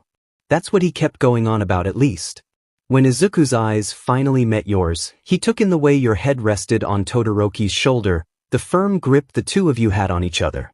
He hadn't realized how hard the hero killer had thrown you, nor had he taken a second to figure out what he had meant when he told you someone in Hosu was looking for you. Your costume didn't show much skin, so when the hero killer immobilized you, he did so with a slash down your cheek.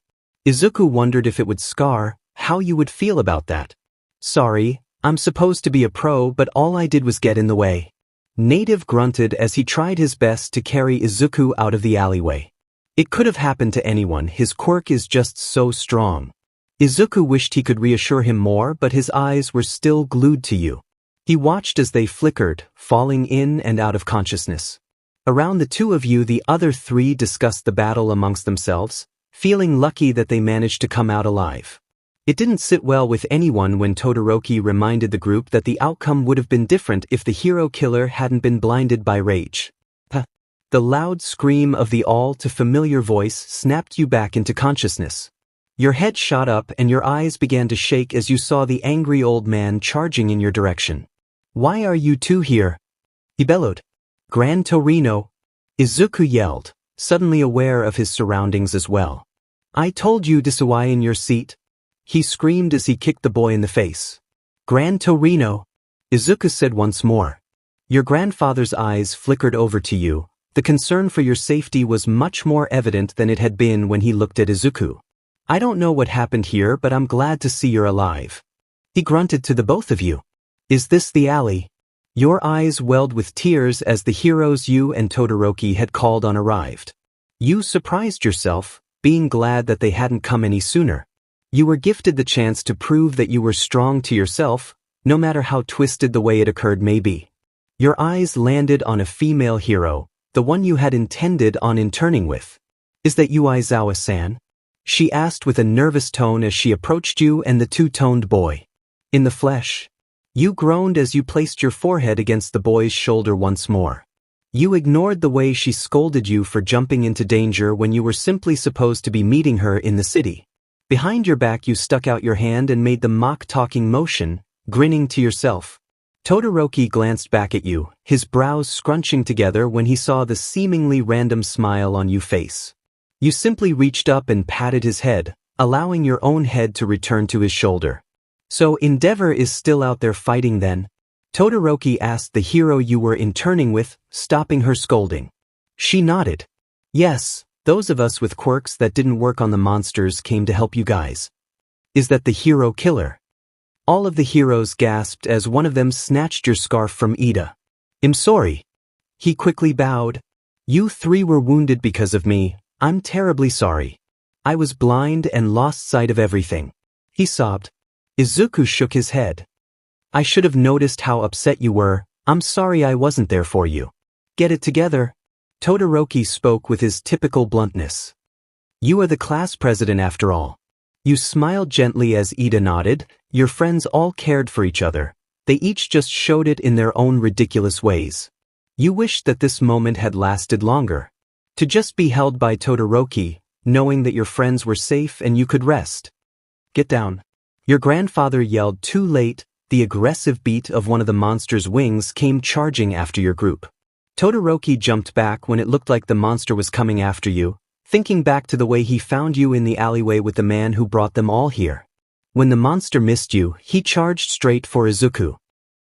You screamed before your mind truly comprehended what was happening. You began to thrash around, begging Todoroki to let you go. You're injured, Aizawa.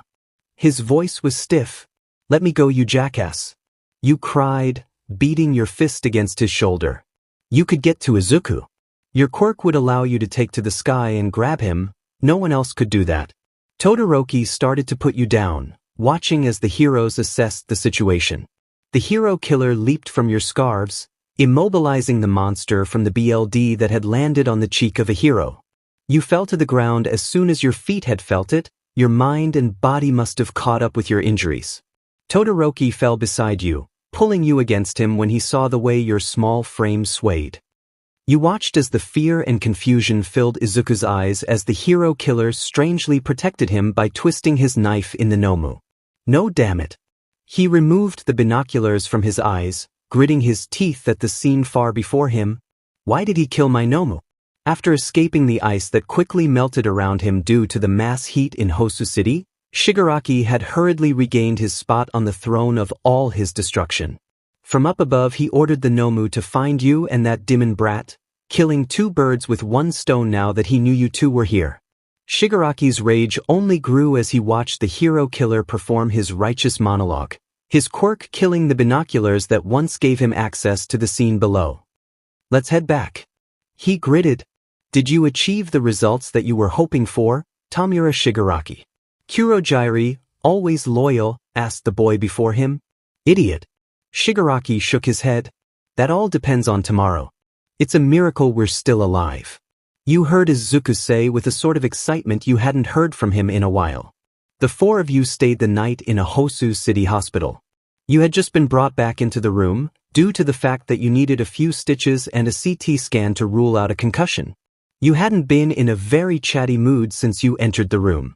They had immediately wheeled you over to your bed and you hid under the blankets, one of your favorite defense mechanisms. Oh, the little wounded warriors are awake. Your entire body stiffened once you were aware that your grandfather had entered the room.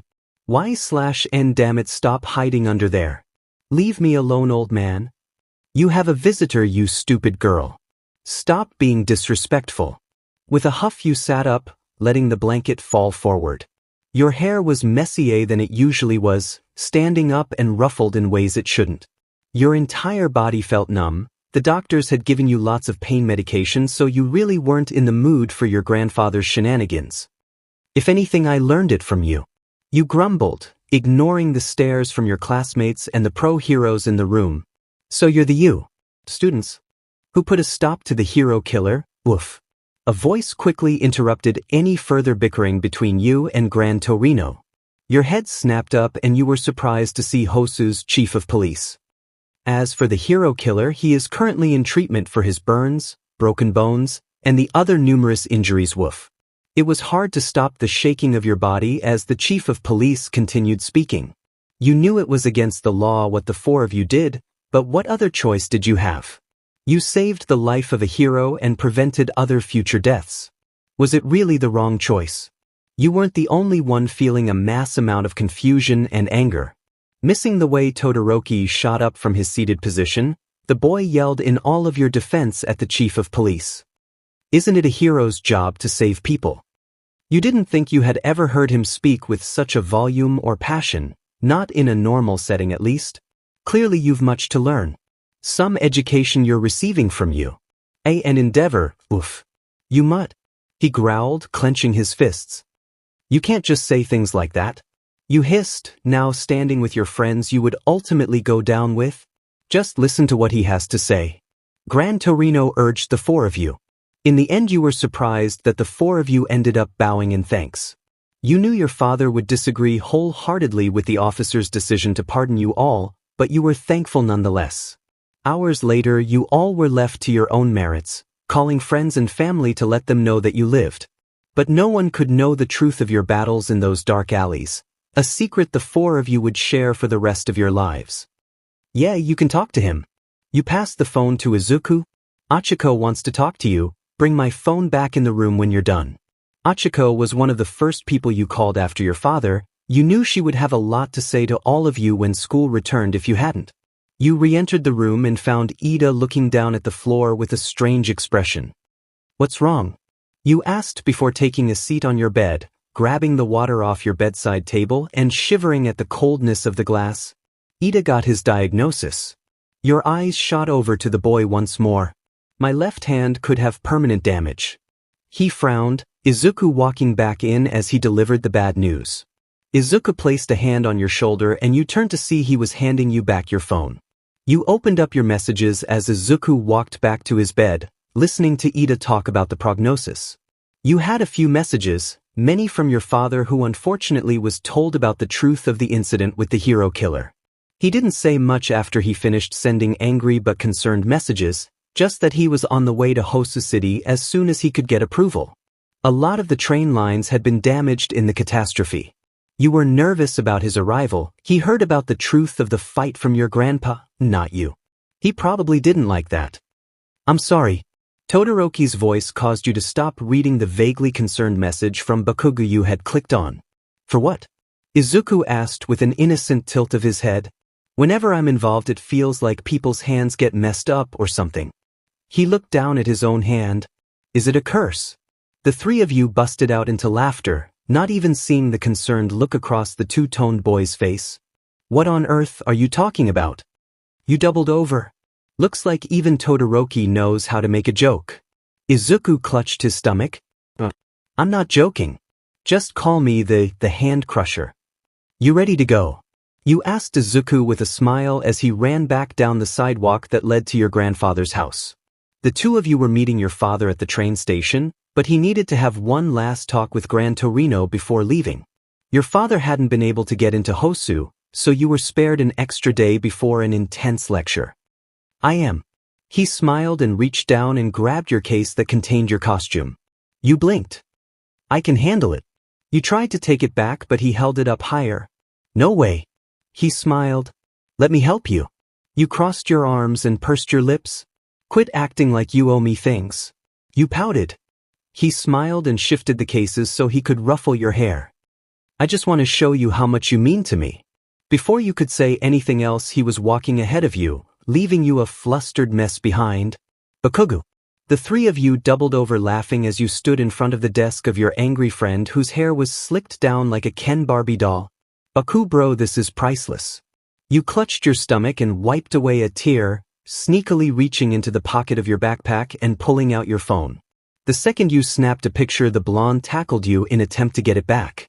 Eventually, after a good few minutes of rolling around the floor, Kirishima pried Bakugo off you and 𝐶𝐻 helped you stand. You skipped over to Izuku, Ida, and Todoroki and stuck your tongue out at Bakugo, turning as he began thrashing around in Kirishima's hold. Now the most transformative and traumatic experience definitely had to be the one the four of you had. Kaminari shouted as you walked over there. Mind your own business. You stuck your tongue out at him and pulled down your lower eyelid. Yeah, the hero killer. 𝐶𝐻 added, joining the conversation from across the room.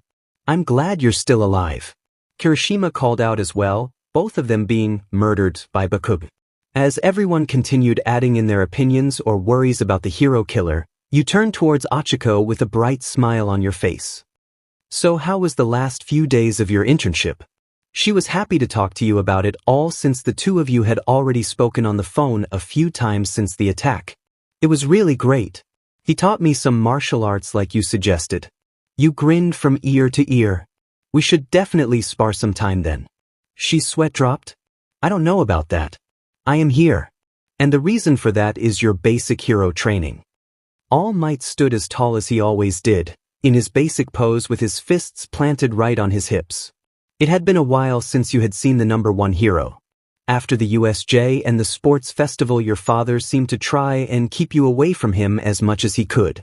There wasn't a need for his class for a couple of weeks due to the internships and the work you all did in homeroom, but it was cool to be back outside and in your hero costumes without having to fear for your life. You were excited to do a little rescue training exercise in Field Gamma. It seemed like a great course for your quirk, and you were relieved that you weren't fighting anything or anyone. Your body was still a bit stiff from your injuries, but you were getting stronger every day. You were soon lined up with Izuku, Ishido, Ojiro, Ida, and Siro. Looking back and forth at your opponents, you were quite excited for this little race. Once All Might sent out the distress signal, you activated the odd power type piece of your quirk to your legs and bounded in a running start before activating float. You marveled at the feeling of being airbound and free once more, enjoying the fact that you had talented competition in this race.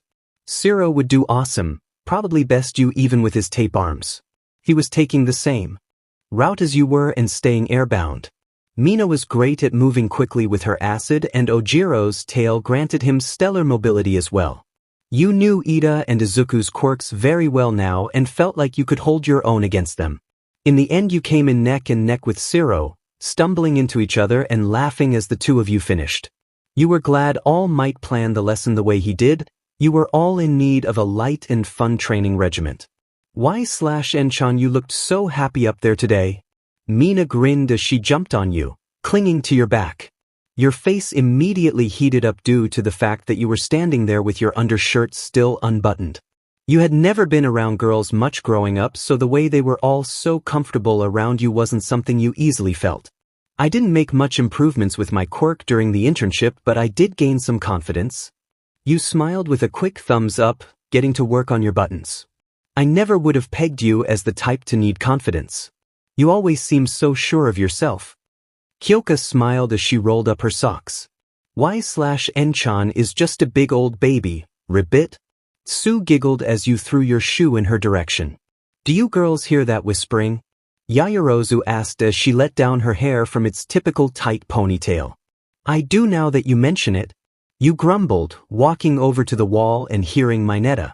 Everyone stiffened as he began listing off all of the qualities in your classmates he believed to be secretary. You quickly scanned the wall and found a hole that he could possibly be peeing in, motioning to Jairu. She poked her jack through it and cringed as she heard Mineta scream out in agony.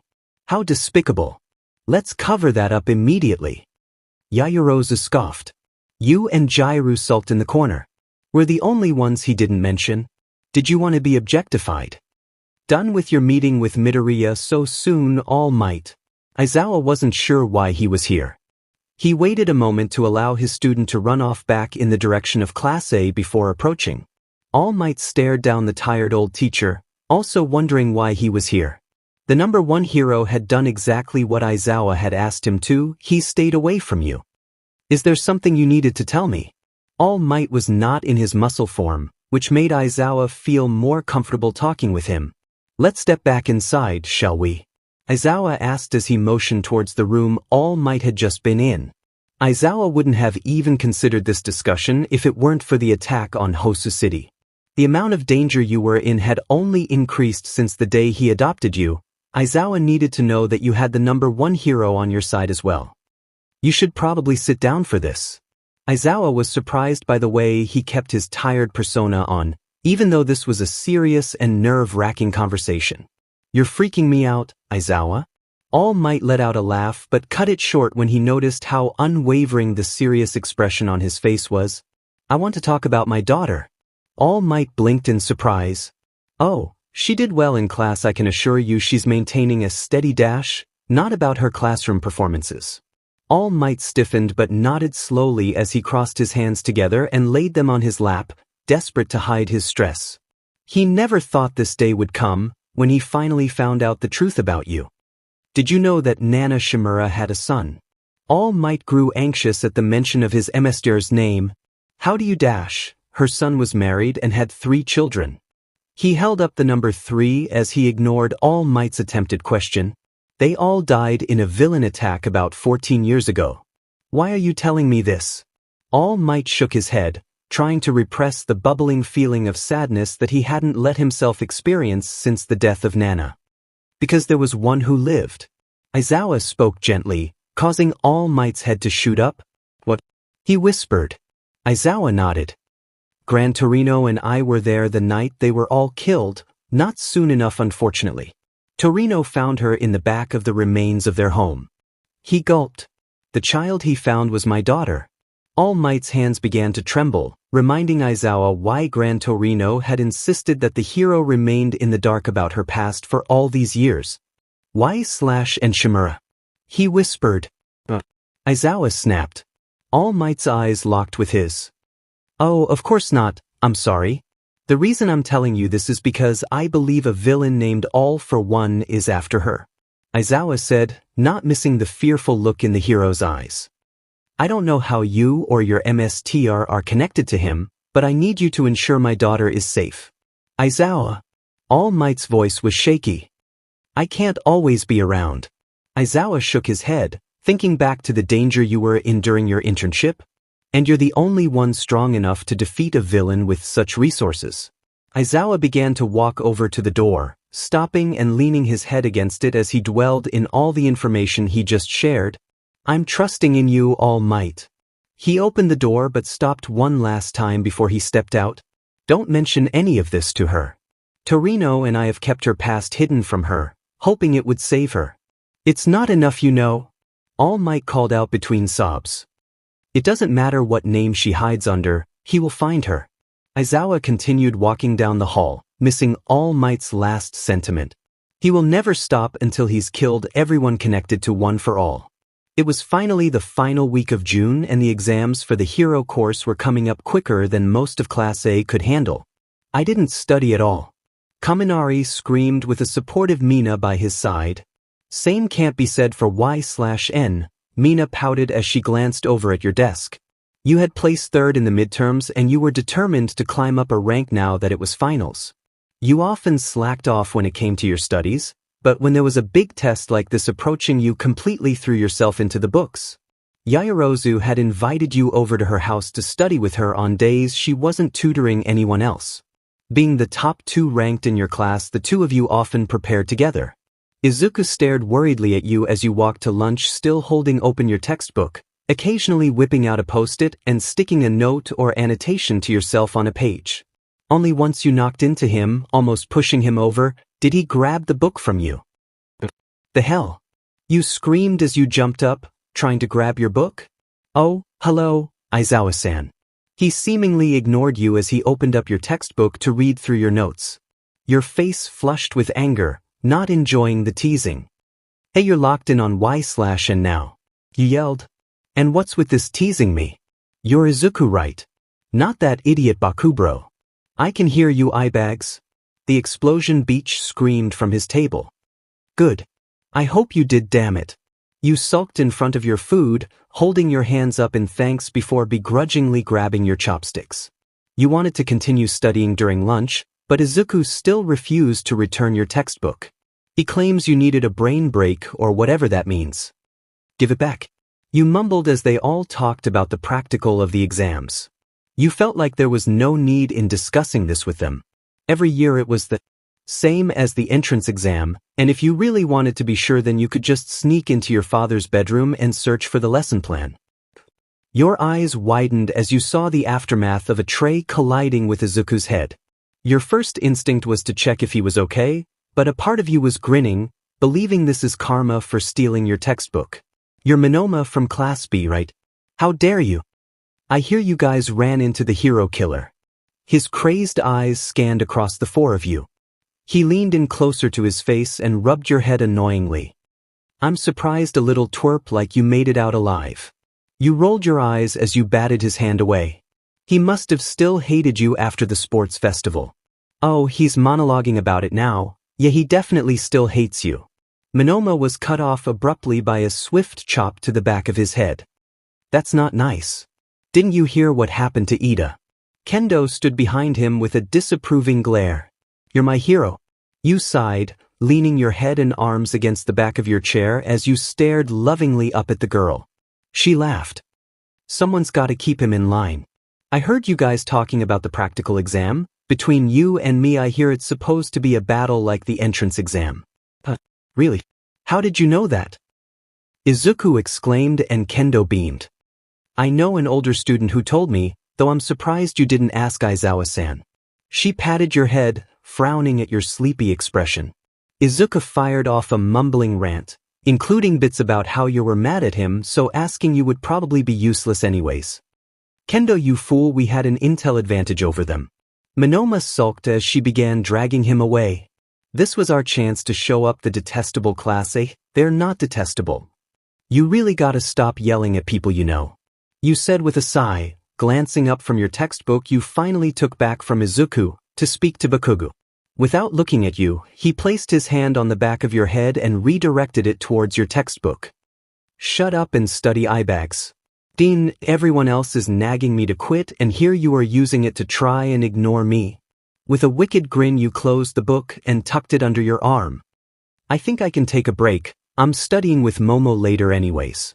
You waved your hand around dismissively. Why you walking with me anyways? Go find your dad or that DMN nerd. He growled, shoving his hands in his pockets. You shrugged. I just missed you, Baku bro. Impossible. Fine. You rolled your eyes and pointed off in front of you. I need to ride the train to get to Momo's. He glared down at you, not believing a word you said. Bullshit. I don't know what you want me to say, Baku dash. He grabbed your wrist, holding it high and pulled you dangerously close to him. His face crept closer to yours, noses bumping ever so slightly. Walking this way makes you look like you're going to his house. He gritted. You looked away, not sure how to feel about the close proximity of his face. I'm not. Tell me. He spoke, grabbing your chin and forcing you to look at him. How come he gets to be Izuku but you're over here calling Bakugo? You gulped. Actually I call you Baku but whatever you hear I guess dash, tell me. Your brows furrowed and you yanked your arm out of his grasp. I refuse to be a part of your competition with him. You took a step back. See you later. Y/N, your father greeted you with a nod as you entered your home. Hey. You grinned, hanging up your school bag and slipping off your shoes. Hopping up on the main floor, you slipped into your house slippers before skipping off into the kitchen. How was your study session? He asked with a hum as he stirred the curry he was making. Productive. You answered, rubbing your eyes. The lack of sleep was beginning to catch up with you. You watched as your dad filled up a glass of water. I have a question for you. He added as he turned and handed the cool drink to you. Just ask, why are you being so weird? You laughed, nervously taking a sip. Bakuguri's he doing alright? Your eyes rolled at his question. Same as normal. You grunted, placing your chin on your hand, thinking back to your earlier conversation with him. Still competing with Izuku. It's nothing more than that. With a nod your father silently acknowledged your response. He knew that he shouldn't pry you for information, but he was worried about the direction the fledgling hero was going in. Bakugo often exhibited behaviors of an anti-hero, a trait he wasn't very fond of. You were getting used to groaning to yourself again, especially now that the written exams were over. Standing in the middle of your classmates, all adorning your unique hero costumes, you faced your father and many other teachers of 𝐻𝐢. The practical was the last obstacle you had to ace before your summer vacation. You could relax. You just had to keep that finish line in mind. Let's begin your practical exam. Your father's eyes scanned the group of students, stern as always. It is, of course, possible to fail this exam. If you want to attend the training camp, then don't mess this up. There sure are a lot of teachers here. Jairu whispered to you as she slowly counted each one. You barely heard her, Every word coming out of the mouth of your father and the teachers around him was dancing through your mind.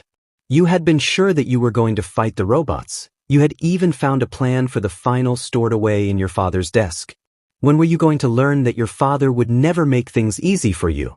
Their quirk was detrimental against yours. Every plan you could come up with on the spot was shot back down immediately once you flashed back to the USJ, and how she used her quirk with ease to SCK people and objects back towards her. With a quick glance towards Izuku and Aoyama, the minuscule confidence that remained inside of you vanished. The two of them looked more unsure than you did.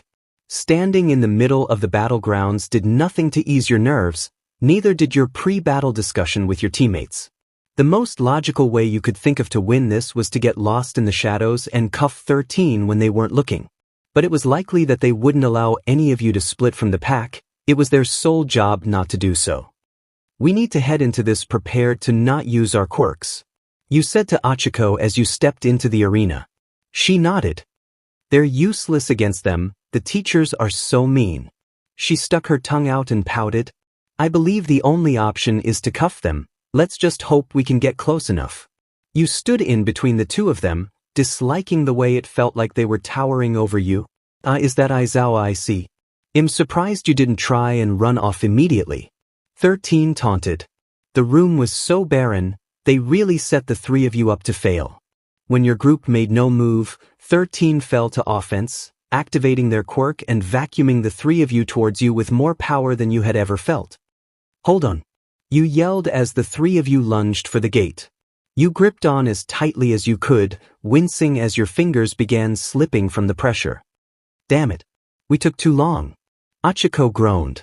As you came to a sudden realization, your eyes widened. Float. You whispered as if your quirk needed to be called upon to activate. The lower half of your body began to rise, and it appeared as if you were doing a handstand on the gate. It took an immense amount of strength, but you began to try and move your hands across each other, hoping to partake in a walking handstand across the top.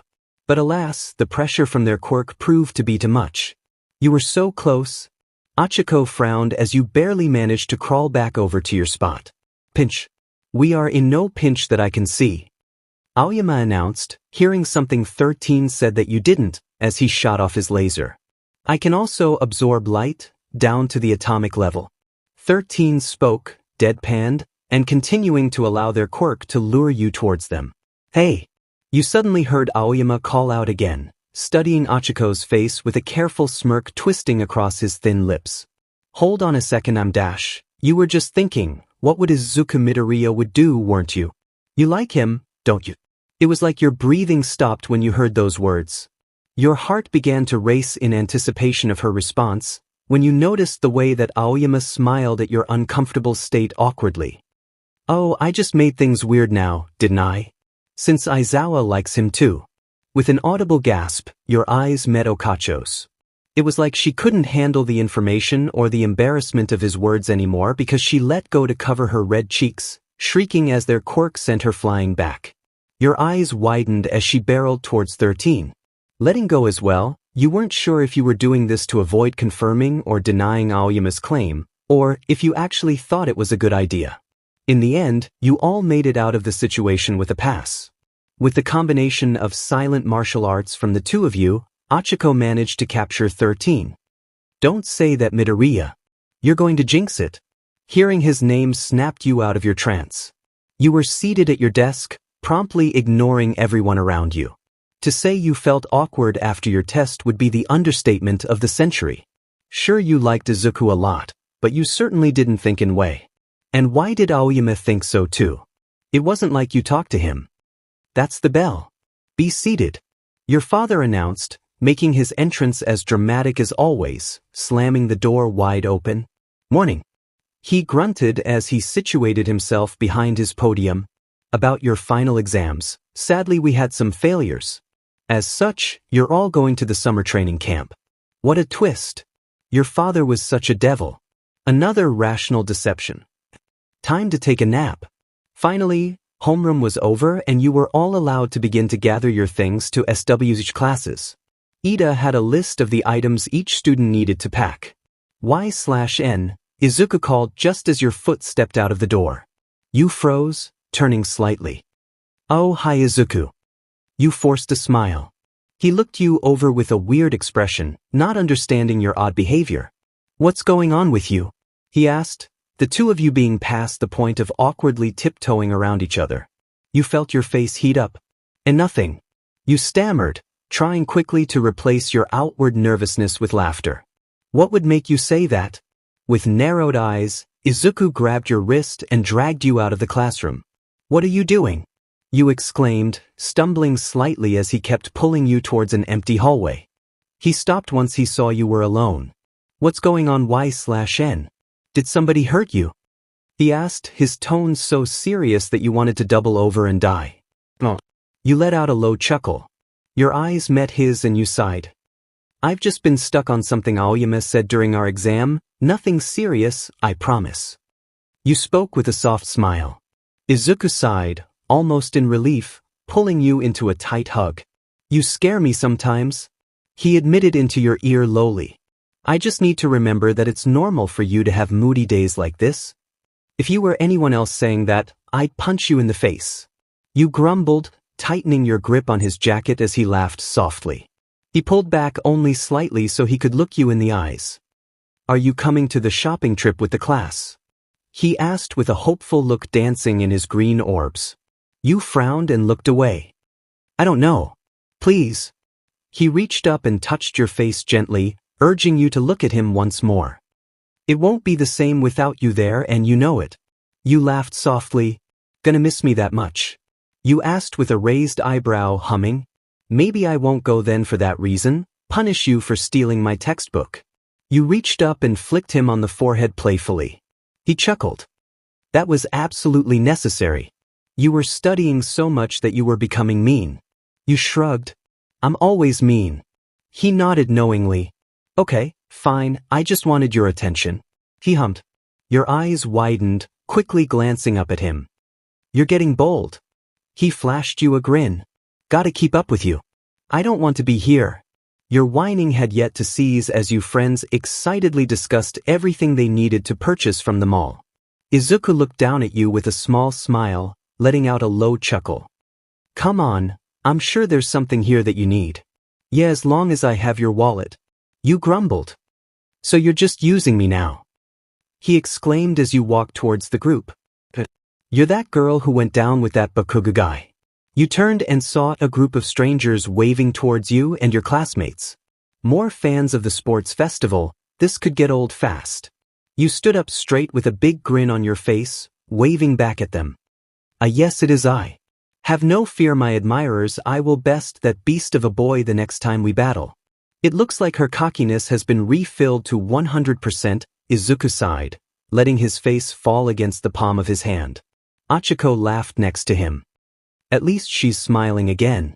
Izuku whipped his head around, noticing that everyone had ran off without the three of them, and you walked back over to see the same thing? They went off in a hurry. Izuku chuckled.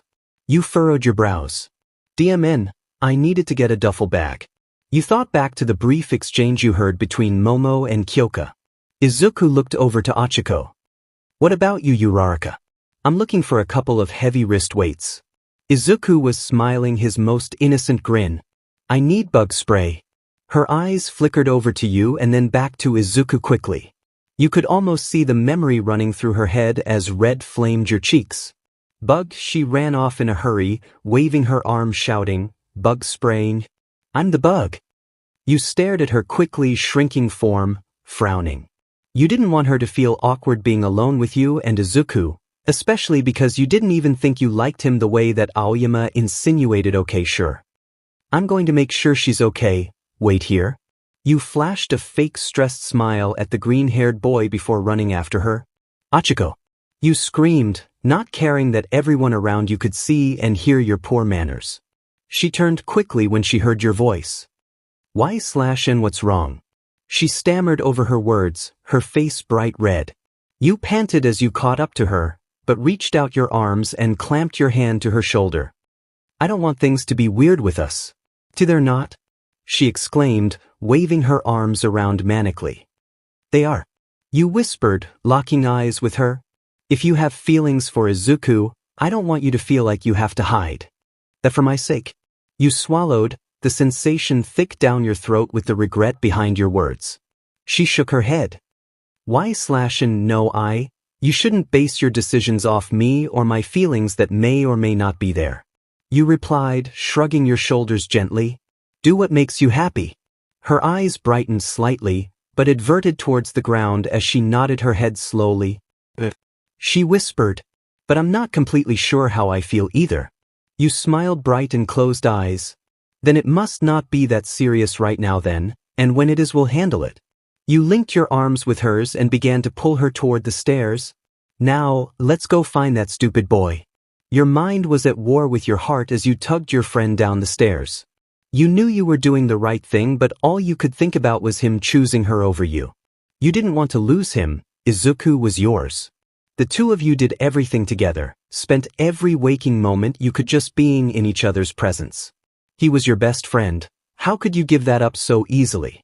Those thoughts didn't seem to matter much as you approached the boy, sitting next to someone dark and hooded that you didn't recognize. It wasn't until you saw the one finger stopping a full grip on Izuku's neck when you realized that it was Tamura Shigaraki. Her voice was shaking. You were sure yours would sound the exact same if you could will yourself to speak. A friend. Noit doesn't look like it. Could you get off him, please? The fear radiating off her could be sliced with a knife. Raising his head, the man flashed a nervous smile, waving his hands apologetically.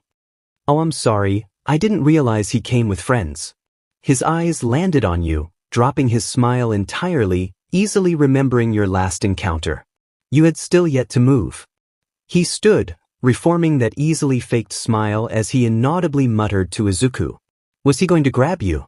Walk away and say nothing? Warn you of his next attack? Your brain spiraled into an oblivion.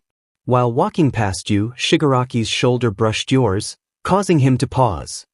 Next time, was all he said, a warning so simple but chilling enough to send you to your knees? Shigaraki, wait. Izuku coughed, holding desperately to his neck. What does all for one want? He wheezed. Dunno. You should be more worried about our next encounter. That's when you'll die and I'll take that pretty thing from you once and for all. As soon as she heard his name, Okacho began scrambling for her phone and calling the police. Izuku was by your side as soon as he could properly breathe again, coaxing you to your feet. Your cold hands immediately grabbing his face, turning it gently and scanning your eyes over the entirety of it. Are you okay? The fear released from your body and your tears began to rampantly stream down your cheeks. He smiled gently, his hand reaching up to cup yours that was still touching his cheek. I'm now. He slowly removed your hands from his face, almost appearing to be relishing in the feeling of his hand against yours. And for a moment, there was like your heart stopped. Thinking back to your conversation with Achiko and those blurry feelings, they didn't feel so unclear anymore. He could have died, where would that have left you if he did? Sometimes this boy before you felt like the other half of your soul, and honestly that was absolutely terrifying. The air was warm as it slowly whipped around a few stray leaves in front of the police station. You tucked yourself on a bench, switching back and forth from twirling your fingers and picking at the rips in your jeans as you waited for Izuku. Pulling your knees to your chest, you placed your chin in between your legs to comfort yourself. Ever since the rest of the dramatics of the day had unfolded, you were left with barely any time to be alone with your thoughts. And boy, were they running. Rough day. A voice suddenly beside you asked. Your head shot up and you cringed as your eyes met the deep eye sockets of a scrawny blonde man. Subtly, you scooted towards the side of the bench farther away from him.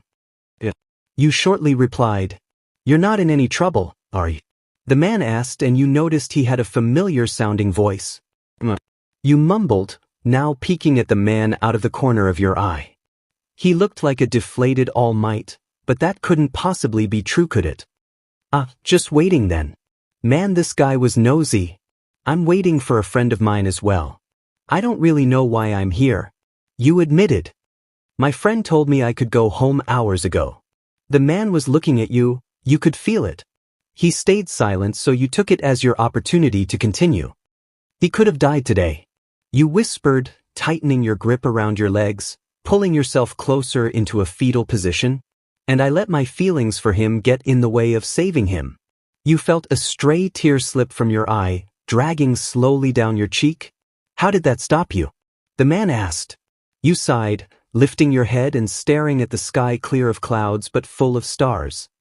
I left him alone to find our other friend. Things have been weird between us because I guess she likes him too. You fixing something doesn't mean it's your fault. Your friend got hurt. You did the right thing and so did your friend, clearly. The man patted her on the shoulder. There was a faint sound coming from inside the station that wasn't there before, so the man with his hands tucked deeply into his pockets took this as his moment to stand and leave. You're going to be okay, kid, you both are. He smiled softly before walking off. You stood. Wait, I-Y/N, his voice was sweet against your ears, easing all of your anxiety. What are you still doing here? You spun on your feet and hugged him with every ounce of strength left in your body. He immediately returned the embrace, but you knew he was growing more worried about you by the second. I wanted to say I'm sorry. You whispered against his chest, turning to press your cheek against it. I'm sorry I left you. If he had killed you, you sobbed, and one of his hands cupped your cheek and gently moved your face so your eyes would meet his. His eyes were shimmering in the dim lights overhead, and you could almost see a pattern of the stars behind you dancing around his eyes. Like usual, his comforting smile was never faltering, and his grip on your mid-back tightened. It's not your fault. His voice was full of reassurance, like he actually believed it. That could have been a completely different situation today. Y/N, I'm glad you left. He unknowingly clutched the back of your shirt. You shook your head slightly. No, but he placed his forehead against yours, his appealing eyes now closed. He could have gotten you, Y/N, your breathing hitched in your throat with his next sentiment. I wouldn't be able to live with that without you. And his eyes were open again and peering into yours, and you were suddenly brought back to your conversation with Ochako right before your battle with Bakugo. But now it's been more than a few weeks, and the two of you have become something completely different. It was terrifying but electrifying all at the same time. Your eyes flickered towards his lips. You noticed him mimicking your actions. Sorry to, interrupt. The two of you sprung apart, and that's when you finally noticed the officer Izuku had came out with. You clapped Izuku's shoulder. Dramatically, laughing as you held your fist out for a bump. Yep. Glad you're safe, dude. You tried to cover up your red face and pounding heart by your dramatics. He smiled slightly, bumping your fist with his. You too, bro. The next few days proved to be quite the hassle. Changing the location of the summer camp was completely reasonable. Tomura Shigaraki was proving to grow more and more dangerous as the days went by. You were frustrated that your father wouldn't even tell you, not for a lack of trying. You had begged for hours to know, but even you could be brainwashed, you guessed. The bus was even more worrisome. Everyone was going crazy with their demanding music choices and yelling. Ito was the worst about that. You had been conflicted. A part of you wanted to sit with Izuku, but the other side of you couldn't rid thoughts of that night where the two of you blurred a line you never even needed to know existed. The two of you had texted minimally, but even he seemed to need some time to think before you talked in person again. Before you knew it, there was a strong grip on your wrist and you were being pulled down into a seat. Sit with me. Bakugo added gruffly after forcing you to, like he had somehow given you the option. Oh, of course. You rolled your eyes. I still don't want to talk to you. Crossing your arms and looking away from him snottily like the child you are. Then don't talk to me, eyebags, but it's not like you have anywhere else to go. Bakugo huffed, shoving his earbud in the ear opposite of the one facing yours. You want me to call you by your name, but here you are still calling me that demeaning nickname. You spat, turning to face him. You know, if I was some normal girl, you would have gotten a drink thrown in your face for saying inconsideracy like that. I wouldn't like you at all if you were some normal girl. He crossed his arms, mimicking your earlier position. You're barely tolerable as you are now. Gosh, you're such a D-head. You slammed your hands down to your thighs, cringing at the stinging sensation it brought but frustrated nonetheless. You gonna tell me why you are all fidgety around that DMN nerd, or are you going to keep pretending the problem is me? He asked, spinning the cord of the earbud he kept out meticulously. You growled, taking in a deep breath to try and stop yourself from literally exploding on that bus. I'm not fidgety and you're wrong because you the problem. You sighed, shaking your head. You act like you want me and get all mad at me, but you're just using me to get to him. Let's not act like there's anything else. Bakugo gripped your forearm and pulled you towards him. His face was so close to yours that his nose bumped harshly into your own. That's what you think, huh? That's all. You gritted your teeth. Yeah, you're AF, but. He let you go with a low tease, the force sending you back a bit. Then you're blinder than I thought. You rolled your eyes. And I thought you were supposed to be smart. You're stupid if you think that the way you feel is clear to everyone around you. You looked at him and began speaking mockingly. Newsflash, he didn't say anything after that, just put in the other earbud as if he was blocking you out completely. You didn't care though, you just glanced over his head and watched as the trees ran past the bus. You sighed, sinking further down into your seat. Why was life beginning to get so complicated? The air in the old bar was tense, sifting through the space and bouncing across each individual standing in the room. Tamura stared them down, analyzing each criminal standing before him. He couldn't tell which one pissed him off the most. The girl with the bright blonde hair and wicked grin was the most chilling. She seemed like the stark opposite of you, which was troubling to convince him that she would be able to grab you when she got the chance. The one with the dark hair, skin burnt away, and metal holding his face together was incredibly irritating. He stood aloof, ready to share nothing about himself other than his longing to kill Endeavor. Twice wouldn't shut up. The only reason Tamura knew his name was because he was switching between personalities. Tamura grabbed 2 printed images, large and ready to show off. He slammed them down on the table in front of him. Remember these faces. They'd been through the formalities already, he already asserted his power. But that didn't stop the suspicion from flashing across their faces. Remember them. He snapped. Sir, if you don't mind, but their names would be quite helpful.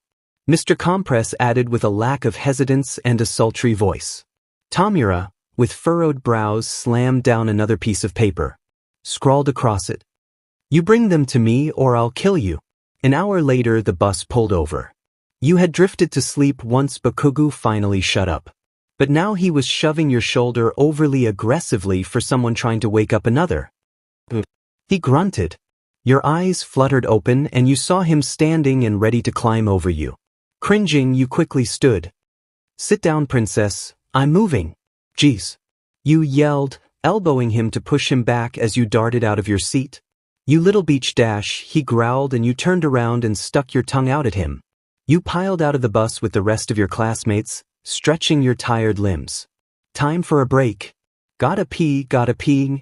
Hold on, what kind of rest stop is this? Right, and where's Class B? Glancing around you noticed you were on a mountainous sort of area. Trees and tall mountains were the only things in your line of sight for miles. Of course, we stopped here for a reason. Your father was off to the side, his ratty long hair covering the sides of his face as he prepared how he would deliver his devious plans to Class A. Your eyes met Izuku's and you felt a wave of heat rushing to your cheeks. He smiled shyly at you, waving softly. You waved back, feeling incredibly frustrated but extremely embarrassed. There was so much for you two to say, but you didn't know how to. Your longing gazes were cut short when the wild PP cats showed up.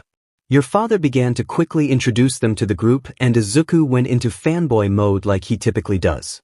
You met your father's eyes and you noticed the way he smirked evilly. You mumbled, "What's wrong, girl?" Mina asked. Glancing up at her, you gritted your teeth. "I don't think we're going to like this pit stop. Back to the bus."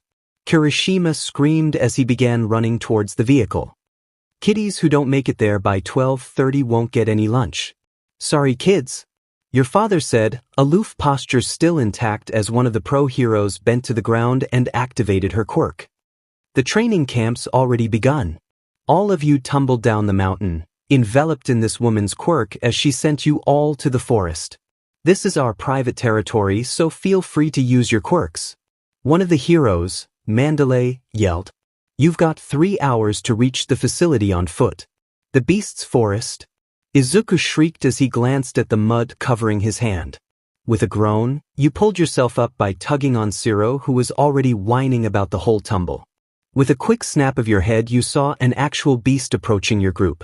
A shiver crept down your spine, but after Koda's failed attempt of calming the beast, you realized that Pixie Bob's quirk involved controlling dirt. Along with Todoroki, Bakugo, Ida, and Izuku, you charged for the monster and sent it into pieces by force. You all had made it, but your strength was quickly depleting. Todoroki held you by the waist as the two of you limped out of the forest, side by side. The two of you had defeated most of the monsters that came your way together, and he was there to help you when your ankle twisted the wrong way. They're finally here. Pixie Bob acknowledged your presence giddily. Once you finished wiping the dirt out of your eyes, you saw Pixie Bob pointing to the five of you. And you dealt with me pretty easily. I'm guessing your past experiences allowed you to act without hesitation. Pixie Bob essentially shoved you away from the boys, marking them as hers. Until she stopped, looking you over rather quickly. You're Shota's daughter, aren't you? You blinked, surprised to hear someone call your father by his first name. Yes, so what? You grunted and smiled apologetically when your father glared at you disapprovingly, clearly ready to scold you for your bad manners. She let out a low tisk sound but ruffled your already mussed hair nonetheless. What a cutie! That boy, whose child is he? The question snapped you out of your revenge plot you were brewing for Pixie Bob. You noticed the kid with the funny-looking hat, angrily staring at all of you. He looks like Bakugo. You whispered to Todoroki, who actually let out a small smile at that notion. Izuku, like the sweetheart he is, approached the boy with his hand outstretched. Hi, Midoriya from you. A high school's hero course. Nice to meet ya. Your eyes just about fell out of your head with the little boy's attack. Q-Kid. Bakugo smirked. You two are a lot alike. Todoroki added shamelessly. You doubled over laughing. But I don't want to hear anything out of you, Mr. I through the match. You kept laughing. Shut your diamond trap eye bags before I blow you up with this icy hot BSRD. Enough of this sideshow. Go get your luggage from the bus. Dinner was pretty uneventful. They boys ate like there was no tomorrow, and you sat in mostly silence as you peeked at Izuku from the corner of your eyes. But the bath, that was a different story. Y/N, Mina yelled as you hid in the corner of the springs. Your entire body stiffened as she sat up on a rock, naked and completely unafraid. You, on the other hand, were completely nervous. Never in your life had you bathed with another person, and being with all your female classmates was completely unnerving. Your voice squeaked pathetically as you shied away from her eager gaze. You had no idea where she was going with this, but you were silently praying that it would have nothing to do with getting up and dancing naked. That just sounded so Mina. What's going on with you and Midoriya? You tried not to notice the way Izuku visibly stiffened, probably the same way you did. Elaborate. You grumbled, sinking farther under the water and blowing bubbles, to give you an excuse to not speak any further. She pouted. The two of you clearly like each other, but now you're being all weird and distant. Why is that? You waved her off. Nothing. There's nothing to tell. You smiled, completely unconvincing. Her brows furrowed. I have to say, Momo began, standing but covering her chest with her forearm. I thought there was something going on between the two of you as well. Your cheeks flared. The smartest person in your class thought there was news that share. You were screwed, everybody knew, and I agree.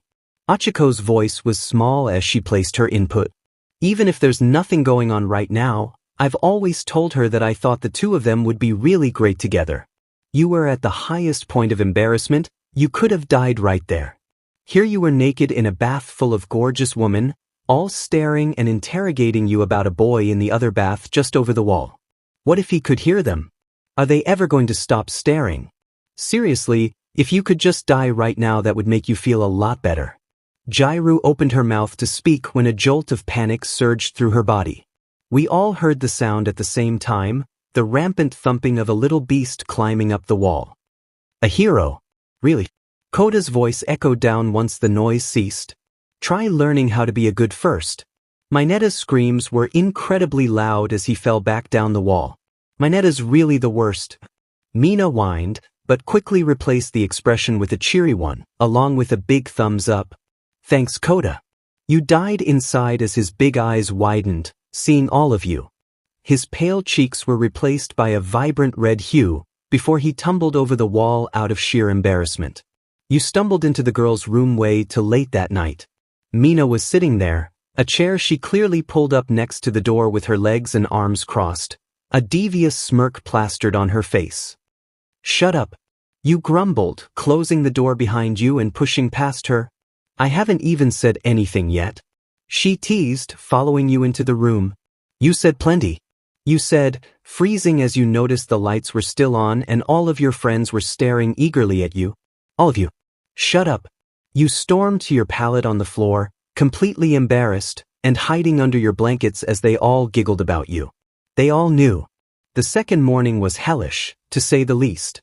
Not only was everyone exhausted from the venture into the beast forest, but your friends stayed up for hours pressuring you into telling them why you were late to the room. Not only that, but you were wide awake from the adrenaline the kiss and its memory brought to you so easily. You wanted to text him, but your father had collected all of your phones when you got on the bus. The night was frustrating, but being awake now was even more irritating. Today, the real training camp begins. Your father in his aloof position as always began. Ideally, you all will emerge stronger, strong enough to obtain your provisional licenses. His little speech was unnerving, especially as he began reminding you and your class of the growing threat out there. Shigaraki's voice rang in your ears, "Next time." So simple and yet so chilling. As Bakugo caught the ball your father threw to him, Izuku's bright green eyes, filled with nervousness, met yours. He was blatantly not watching the boy's presentation, just completely enamored by you. You smiled shyly, lifted your hand to wave at him. He mirrored your movements before turning to face the demonstration. "Girl, he's whipped." Mina, from beside you said. Your body stiffened, often forgetting that it wasn't just you in this world. "He's not," you whisper yelled. "Okay, then why is he still watching you?" Mina hummed. You quickly glanced back over to the boy and noticed he was turning his head every so often to catch a glimpse of you. Turning back to Mina, she still had a smirk covering her face. "Wanna tell me what you two did last night?" You quickly covered her mouth. "Quit insinuating things with that tone," you hissed. "Go to hell." You quickly looked over to Bakugo, seeing that he threw the ball. The blast from the throw was still visible in the sky. 709, 6 meters. That's not much improvement at all. You thought to yourself, staring down at your hands.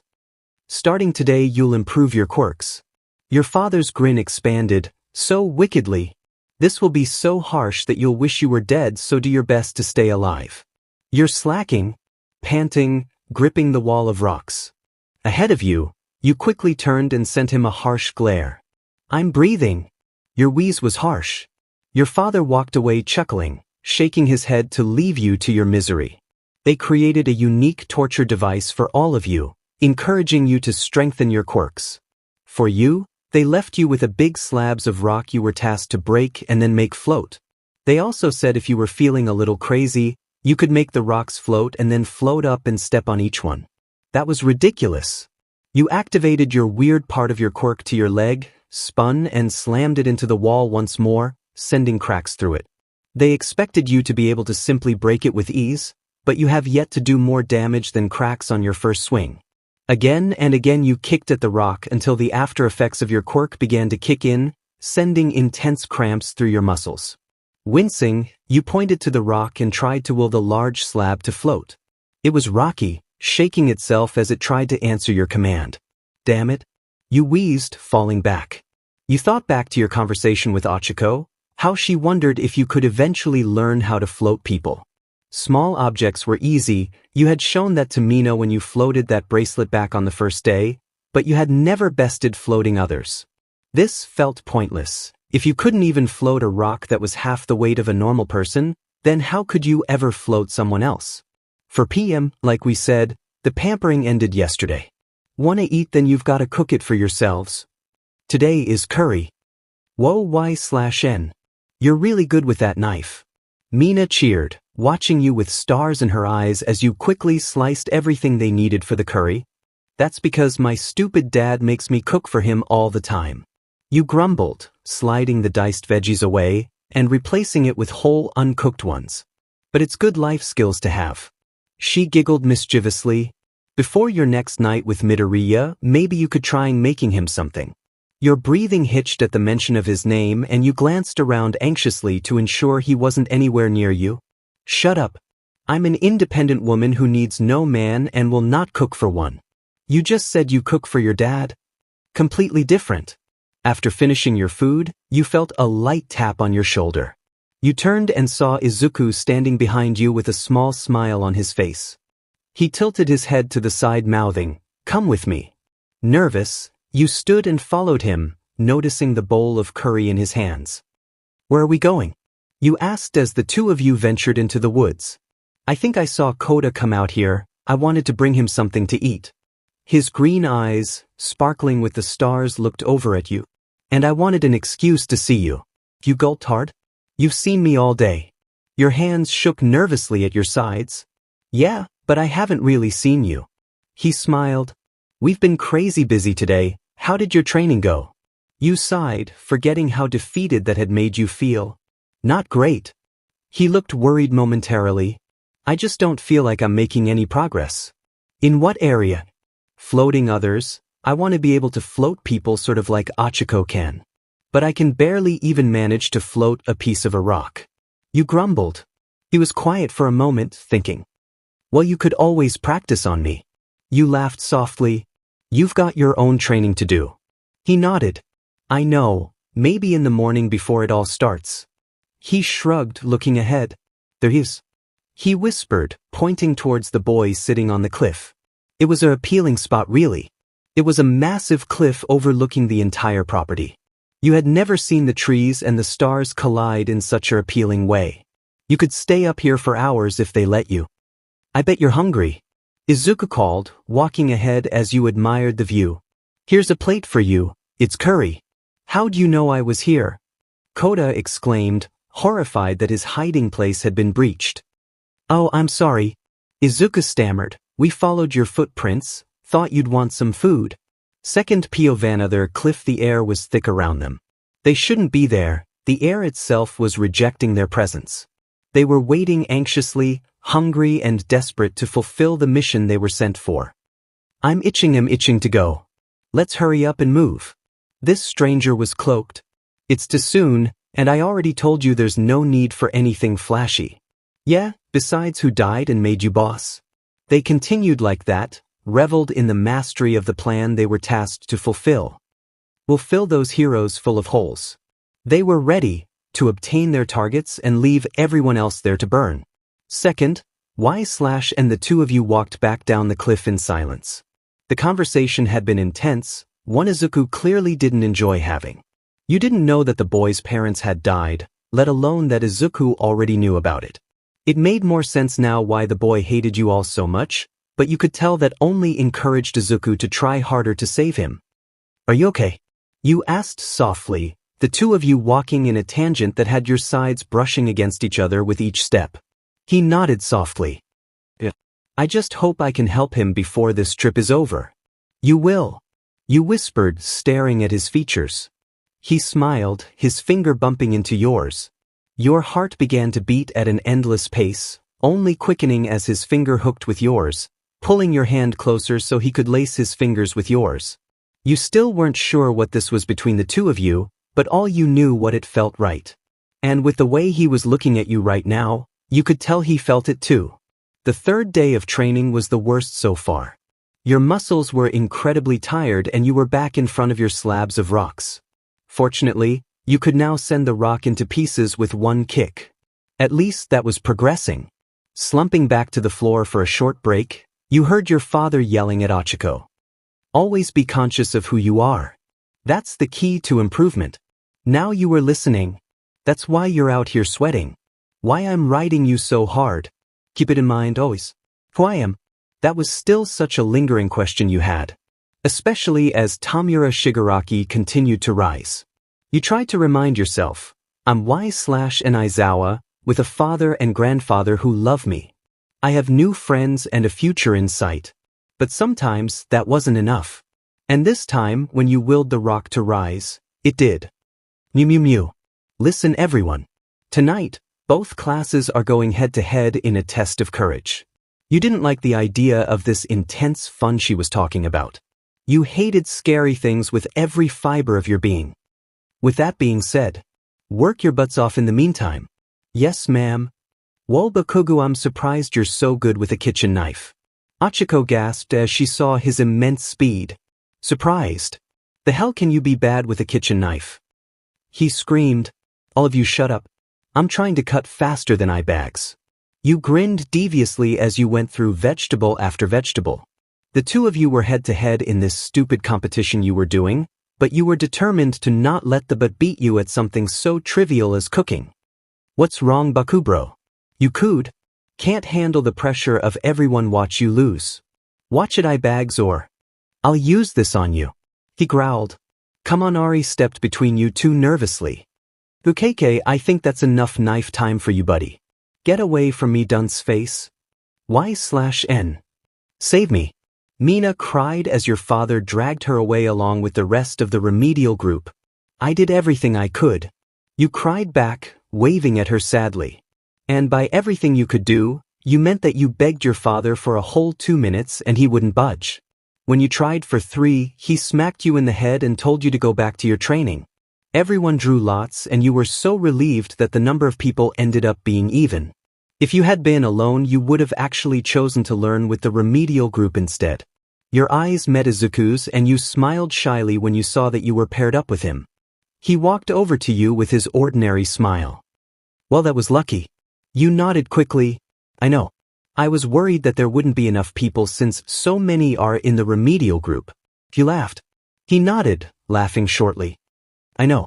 You stood with him as you waited your turn. I don't really like scary things. You admitted quietly. He chuckled softly. I had a feeling. He sighed softly, subtly bumping his finger with yours like he had done the night before. But you don't need to be scared, I'll be with you all the way. He linked your pinkies as if to assure you that he would be there to hold your hand the whole way if you wanted. You smiled softly. Thanks, Izuku. The air shifted soon after that, a lurking, thick evil feeling swarming the air. Every part of your body stiffened, you looked around desperately. Y/N, what's wrong?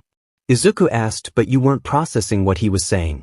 Something was wrong, telling you to run. Even with all our precautions. This voice did register with you. How are there villains here? Pixie Bob. Izuku screamed, only for the two of you to be pushed back by another hero, trying his best to shield you from the villains who had their partner pinned and bloody to the ground. Fear filled Izuku's gaze. Kota. His eyes met yours. We have to go get him. You spoke as the tremble of your fingers spread to the rest of your body. Aizawa couldn't have gotten out of that building faster.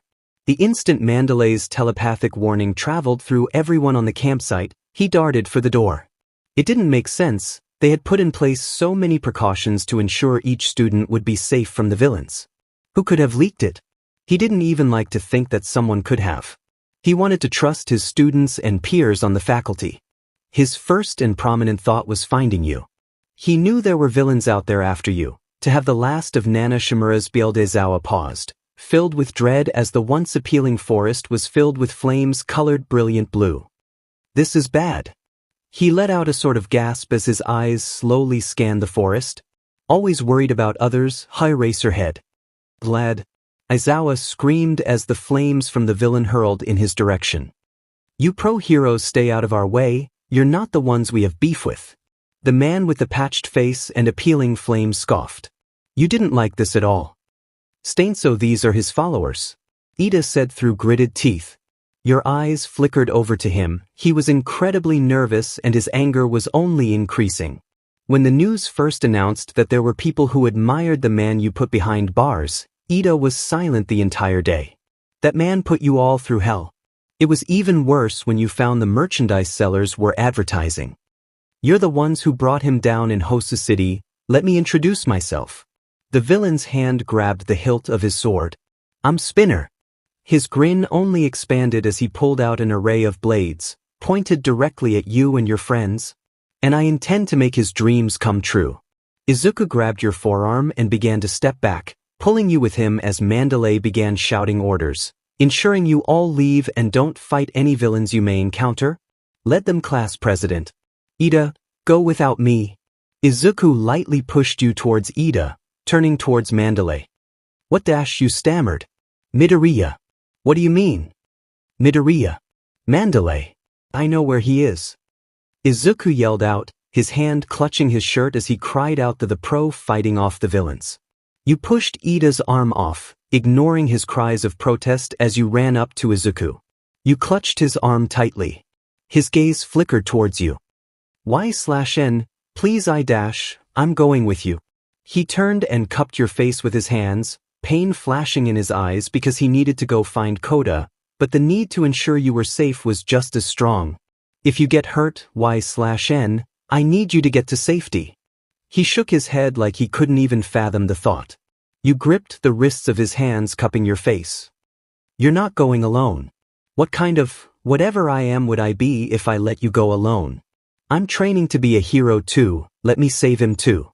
Something flickered in his expression, you wondered in that moment if he was feeling conflicted.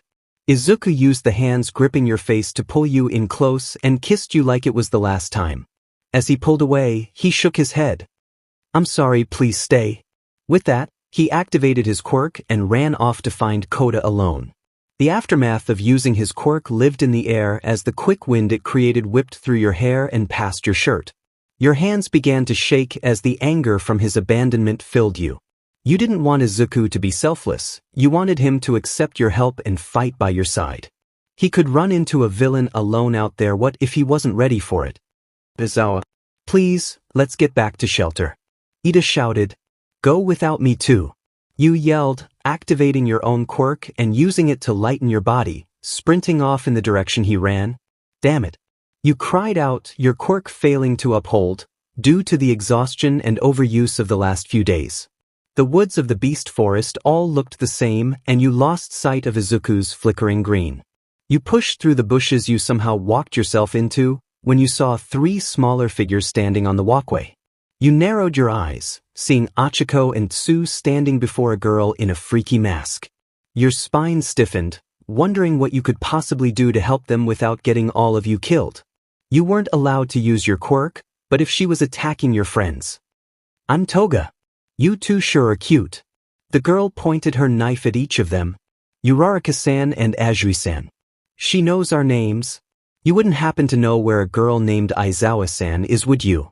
She cooed, but her voice was gruff from the mask. She's a real cutie too. And suddenly, after monologuing something inaudible, she was ready with more sharp objects to stick in Ichiko. Your heart was pounding. Ichiko was in perfect position to escape, but in the blink of an eye Tsu was pinned to the tree. Toga leaned in closely, knife out and ready, and a wicked grin on her lips as she ran her tongue across her sharp teeth. Toga! You screamed, jumping from out of the bushes and straight into a fighting position. The girl clearly didn't expect to hear her name from an unknown voice. She turned rather quickly, her grin widening once she saw you. It's you. She squealed, pointing her knife at you. You're the one they want me to find. Her grin widened, her eyes slitting to complete the evil expression. Let's bloody you up first, you'll look so cute bloody. She giggled. She came at you with the knife. You ducked, rolling out of the way, knowing that Ichiko was standing right behind you. She grabbed Toga by the arm and used the martial arts she learned from Gunhead and practicing with you to pin her to the ground. Nice one, Ichiko. You spoke breathlessly, relieved the two of you trusted each other enough to pull that off. So, can you restrain her with your tongue? Ichiko shouted as you stood back up on your shaky legs, moving to free her from the needle's hold. Ichiko, Toga cooed. You smell just like me. You paused, slowly helping Tsu down as you listened to the villain speak. There's someone you like, right? You want to be like them, right? She giggled. You're just like me. Her eyes adverted to you, glaring. Is it the same boy she likes? She smells like it too.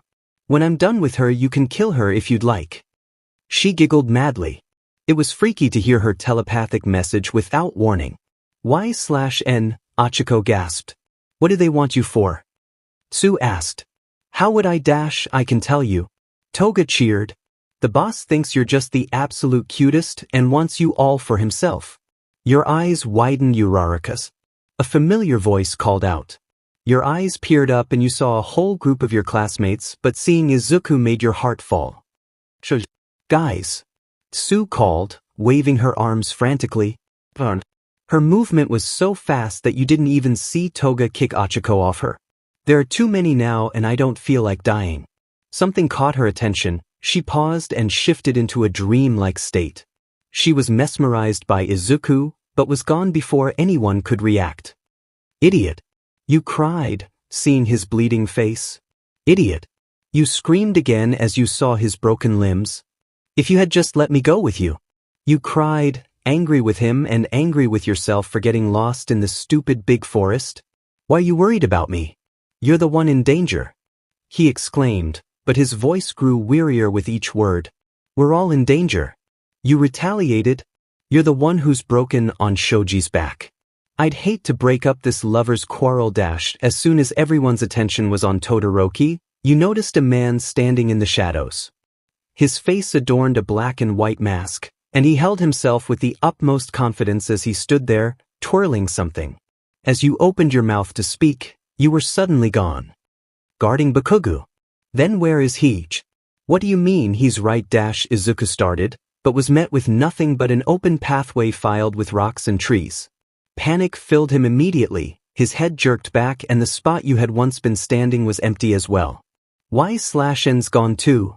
Panic, terror, all of the horrifying feelings filled his voice. Looking for those pretty things? The man's voice drew them to the shadows, showing them the figure standing confidently with his cane he now used for support. I've taken them with my magic. He beamed, holding you and Bakugo between his fingers in tiny glass encasings.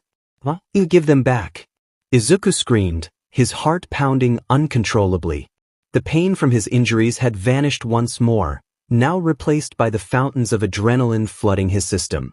When he saw the villain standing before him, all he could see was a life without you in it. He had finally gotten you, and here he was losing you faster than the two of you even happened. He couldn't sacrifice that happiness, not you, not Kaken. Give them back. The man hummed. What an odd thing to say. Bakugo and Izawa do not to anyone, they're their own people, you egotist. Todoroki tried to stop him with his pillars of ice, but that plan had no prevail as the villain dodged it with ease, monologuing. Sorry, my bad. I'm an entertainer at heart. Taking Tokoyami along with them was just a bit of ad-libbing on my part. That homicidal maniac was easily taken down by your friend, so I decided to bring him along too. The man was so giddy, so pleased with himself for a job well done. You can't have them, 𝐻𝐸𝐽. Izuku screamed, struggling to get free, to save them, to save. He wanted to hold you again, pat your head and tuck your wispy strands of hair behind your ear. He wanted to hug you, to help calm you down when you got worked up over things most people would overlook without care.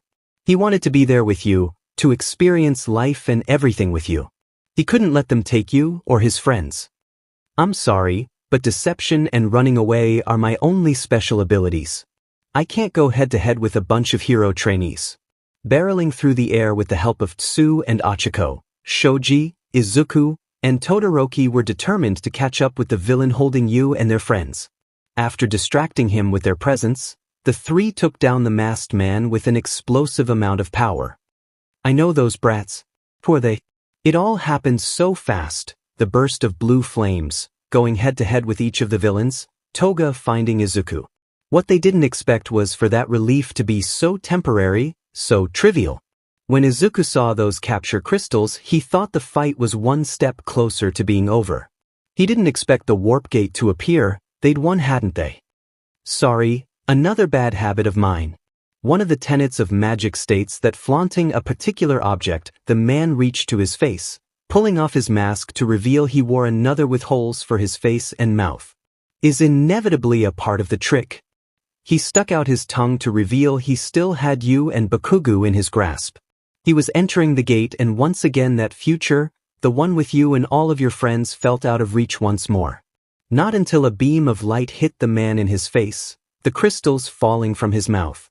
In that moment, everyone leaped for the compressed crystals, hoping to capture you all.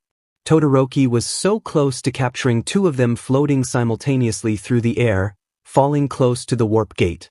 A hand reached out and snatched it before he could get close enough. "Ah, how sad for you," the man with the stapled face smiled. "It's him and the girl. Go ahead and release them. Where did that laser come from? Made a mess of my whole show." The villain snapped his fingers and you reappeared by Bakugu's side, not even getting a moment to process the scenery around you, and the hand gripping the back of your neck before terror filled you. Izuku was charging straight towards you with everything he had, crying out endlessly from the pain and terror combined. "Why/n," he screamed. "Kaken." He followed with a sob filling his throat. Seeing him made you reach your hand out, thinking maybe his fingers could lock with yours, even if it was one last time. "Stay back there." Bakugu wheezed as the two of you were finally pulled through the warp gate, for it to close only seconds later. The last thing he saw was the tips of your fingers sliding through the portal, a lost opportunity. Everyone went silent. Izuku fell to his knees, quick to plummet on his face. The faint crackling of the fire still sent tremors through the forest, along with the quick footsteps of Aizawa. The silence was quickly replaced by Izuku's scream of grief and agony that pierced the entire forest. When you woke up, your first thought was of Izuku. You dreamt about him as well, the way he ran for you, barely too late to reach you, the phantom feeling of his fingers brushing across the tips of yours. You remembered the thought you had when you reached out your hand, how you just wanted to touch him one last time. You wanted to have faith that your father and the rest of the hero committee would get you out of this, but things weren't looking great. "Welcome to the party, eye-bags," Bakugu grumbled, which is when you felt the hefty chains weighing down your small frame. He looked as if he had been awake longer. His eyes were filled with worry, and you noticed the way his arm twitched, appearing as if he was clenching his fists through the prison the villains put them in. Bakugu wanted out and he wanted to pummel those assholes for thinking they could grab either of you. "Now that you're awake, let's get down to business." You recognized a few of the villains who attacked the training camp. Toga was staring right at you, resting her head on her hand that was held up by the bar. Her smirk grew as she twirled her knife in slow circles on the countertop. You couldn't tell if she was excited you were awake or awaiting the moment she could kill you. "Won't you join me, wannabe hero Katsuki Bakugu?" Shigaraki spoke. It unnerved you that he didn't give out the same offer to you. You didn't like that Bakugu seemed to have a choice while you were stuck here whether you liked it or not. "You can shove your offer and go to hell." Bakugu was smiling, a bit crazed, but smiling nonetheless. His expression brought you back to that night your father expressed his concern for the boy, but it was clear he didn't understand Bakugu. He would never be a villain, not ever. Maybe you didn't understand him either. Shigaraki ignored him momentarily, facing you. "Have you heard, Aizawa-chan?" He grinned greedily, knowing you haven't seen anything other than this room for however long you'd been there. "Look at this. Your dad is apologizing on live TV." Your eyes widened as you saw the image of your father standing with the representatives of you.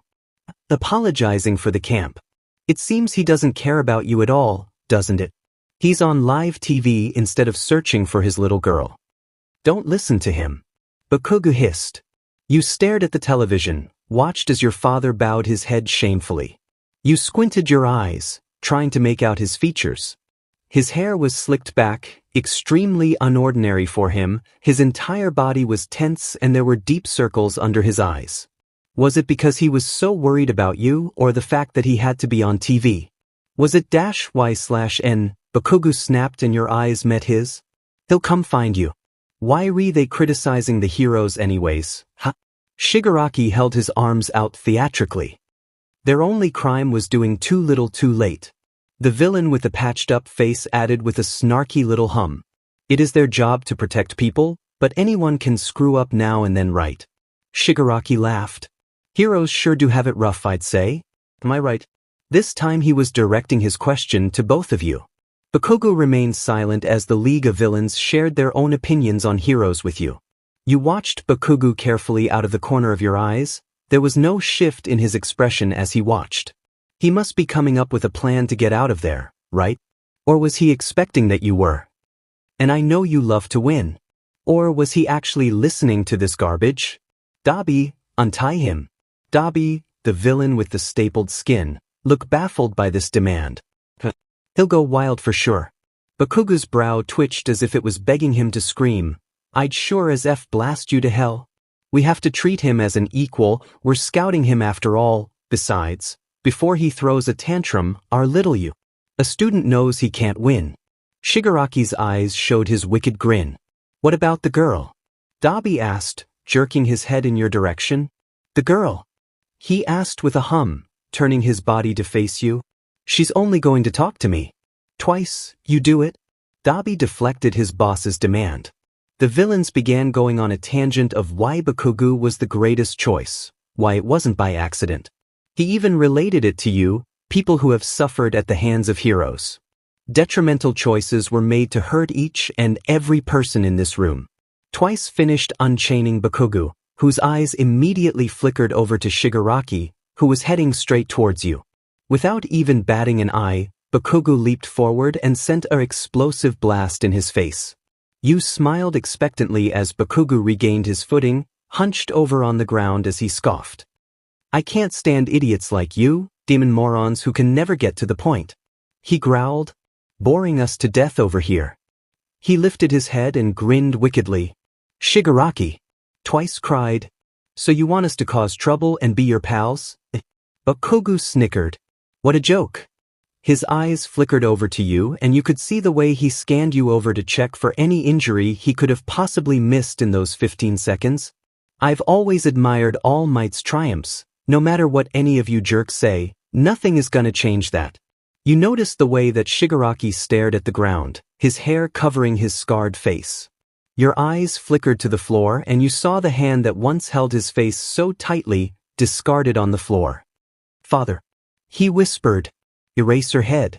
Is it true that your daughter was taken along with the boy? A reporter from the crowd asked as the TV was suddenly worth noticing again. We will get both students back. Your father spoke through gritted teeth. I trust them both to remain strong and hopeful. Good old you. Looking out for us eye bags. Bakugu chuckled. Bakugu stood in a lunged position, the wicked grin still plastered to his appealing face. You could tell he was thinking about his options, his brow was quirked in a way that showed you he was trying to keep up this grand show of confidence. You squirmed in your chains. You know you could always unlock me. You yelled out to the blonde. He shook his head, smile falling. And give this BSTRD a chance to take off with you. No way in hell. Your eyes widened, you teased him about his emotions, sure, but you were the idiot for not realizing how much he really cared about you.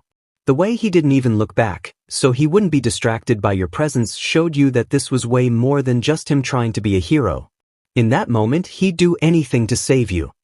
If I'm not feeling something, then I ain't gonna lie about it. He grinned, responding to whatever the villain who captured you had said. And I'm not in the mood to hang around this dump any longer. I gotta get 𝐈𝐵AGs home so her dad doesn't yell at me for keeping her out past her curfew. You smiled gently. This boy was such an idiot, playing around effortlessly with a whole gang of villains just to make you smile. You mustn't, Tamura Shigaraki. Please calm yourself. The warp gate rushed towards the boy with the light blue hair and scarred face. His glare cut over to Bakugu's in an instant as he whipped his hand out to stop his companion from coming any closer. Stay back. All of you. He growled, reaching down slowly to grab the large hand that typically held his face. This kid is an important pawn. He latched the hand back to his face and scratched his scarred neck. And like I said, she's mine. None of you get to touch her. I wish you would have listened, Bakugu. I thought we could understand each other. Understand? Nope. His grin was still firm until Shigaraki began talking about the hero's investigation. You won't get her either, damn it. I'm not leaving her here with scum like you. Lend me your power. I knew you didn't lead your own organization, you piece of icky, you yelled, as soon as those words left his pale lips, following with a laugh as you thought back to that night in the alley where he tried to scare you with the fact he was the leader of a gang of villains. Bakugo laughed along with you. Pretty disappointing if you ask me. The villains made a terrible choice taking the two of you. Not only did they kidnap obnoxious children, but the two most chaotic in Class 1. Their patience was really tested that night. Safe to say, none of them will want to have children after this encounter. Compress, Kurogyri, put him to sleep again. We might need to do the same for her, but I believe she'll be easier to manage. Bakugo stiffened, screaming at the villain before him more as if he was deflecting their plan. There was a loud knock on the door. Hello, Kamino Pizza DLVI. Who the F ordered a pizza dashed? The first thing that registered was the sound, the deafening crash of the wall being smashed down around them. That's when you saw All Might, announcing his attack as he flew through the opening. What the? 𝐬𝐸𝐽. Warpus dash, lacquered chain prison. Your eyes caught your grandfather, who smashed his foot into Danny's head, the villain who was trying his damnedest to send the branches into flames. He darted towards you, pure terror in his eyes that began to well with tears. It's good to see you alive, kid. He started unlocking your chains and you let out a sound that was somewhere between a laugh and a cry. The old man hugged you quickly before rounding up the rest of the villains. That's our young upstart, Kamui Woods. And the speediest old-timer out there, Gran Torino. All Might grinned. There's no escape for you, League of Villains. Why? You ask. Because we are here. You shuffled closer to Bakugo, ready to fight back if necessary. Instead of remaining in a fighting stance, he pulled you into a tight hug. That was terrifying. His admission was hot against your neck. You held your own pretty well. You laughed softly, patting his back. No, seeing you chained up like that. He whispered. Your eyes widened. It's okay, I'm okay. You promised. You placed your hand on the back of his head that was buried in the crook of your neck, taking a moment to be surprised at how soft it was.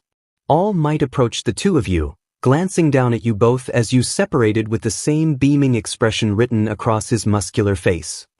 Must have been scary. Good job holding out, you two. Bakugo trembled before his defense mechanisms exploded again. Scary. As if I almost had him. Looks like you've still got a lot to learn, Shigaraki. All Might wrapped his arms around the two of you and pulled you close to him. Bakugo squirmed uncomfortably and you cringed at the contact. Get your hands off her. Shigaraki screamed. I need to know who she is. She's mine. He yelled back and forth as he called for the Nomus to retrieve you, just to find out that they were no longer there. It ends here, Tamura Shigaraki. Shigaraki stopped his yelling, gazing up at the number one hero between the fingers around his eyes. Ends here. Oh no, it is only just beginning. Shigaraki went on and on about the false sense of peace and justice All Might portrayed. I've already started finding allies, so make no mistake, this is where it all begins. He turned his head. 𝐬𝐸𝐽. Shigaraki began to shake as the ninja hero took out their only escape route. His mind was swarming. In that moment, it seemed as if he wasn't even there anymore. The demands of your grandfather and the number one hero weren't even registering. Tell us where your leader is, boy. Gran Torino and All Might continued their screaming, demanding to find the man behind this all. A memory was clearly passing through the capacitated boy.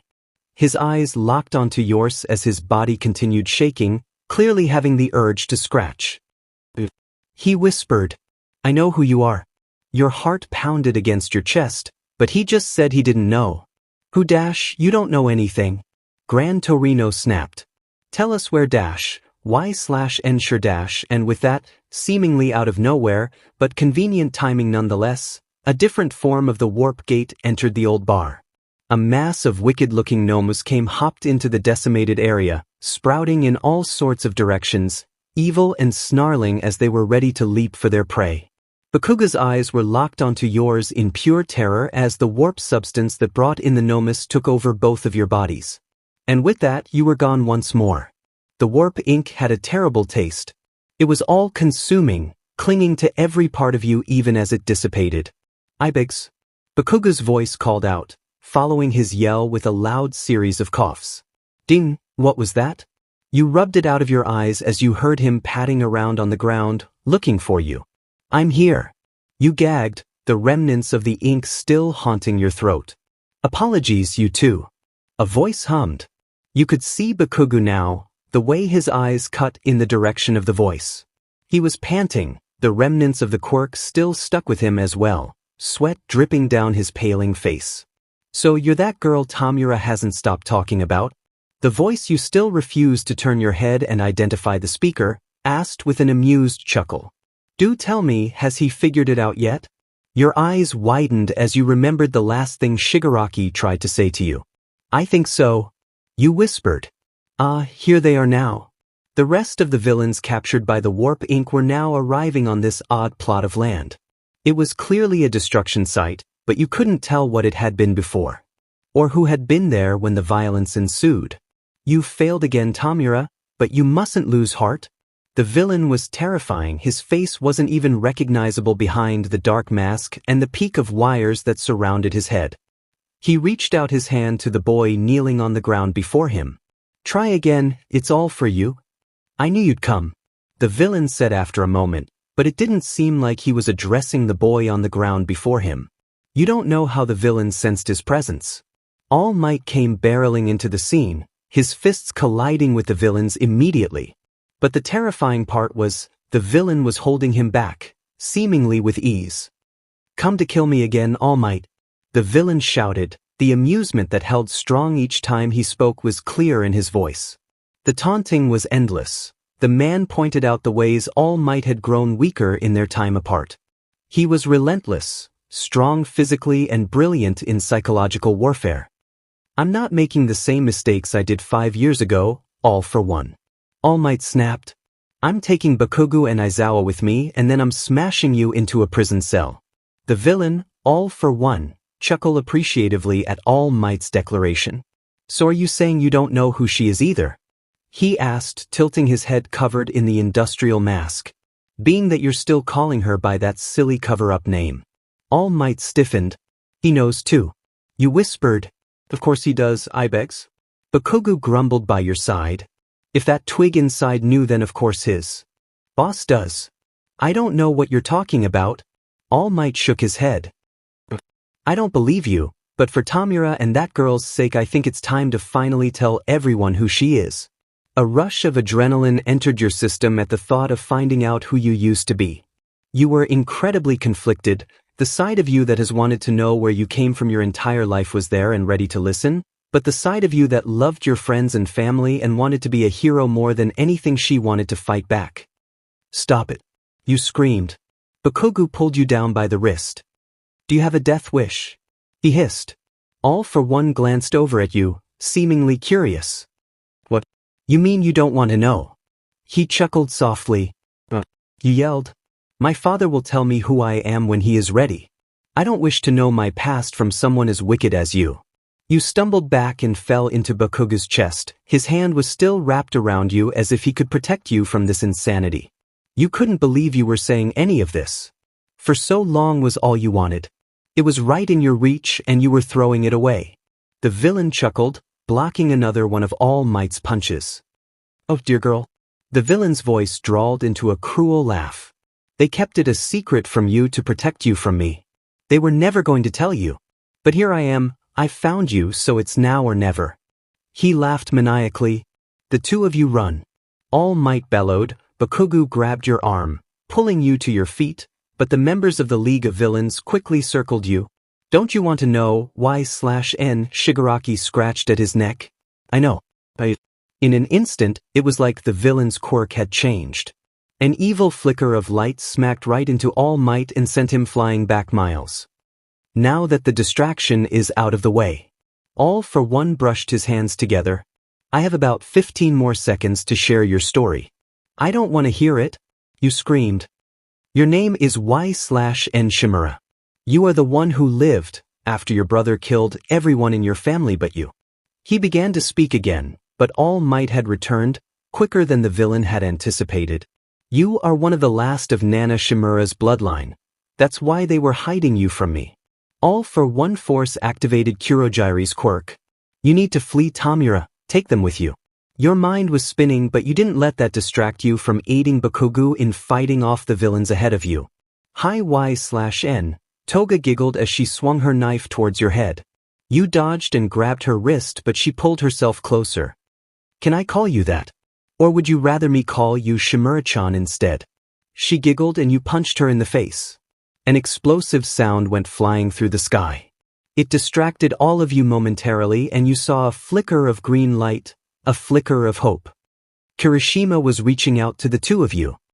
Come on. he screamed. Bakugo didn't waste a second, he grabbed you by the hand and pulled you close to his side.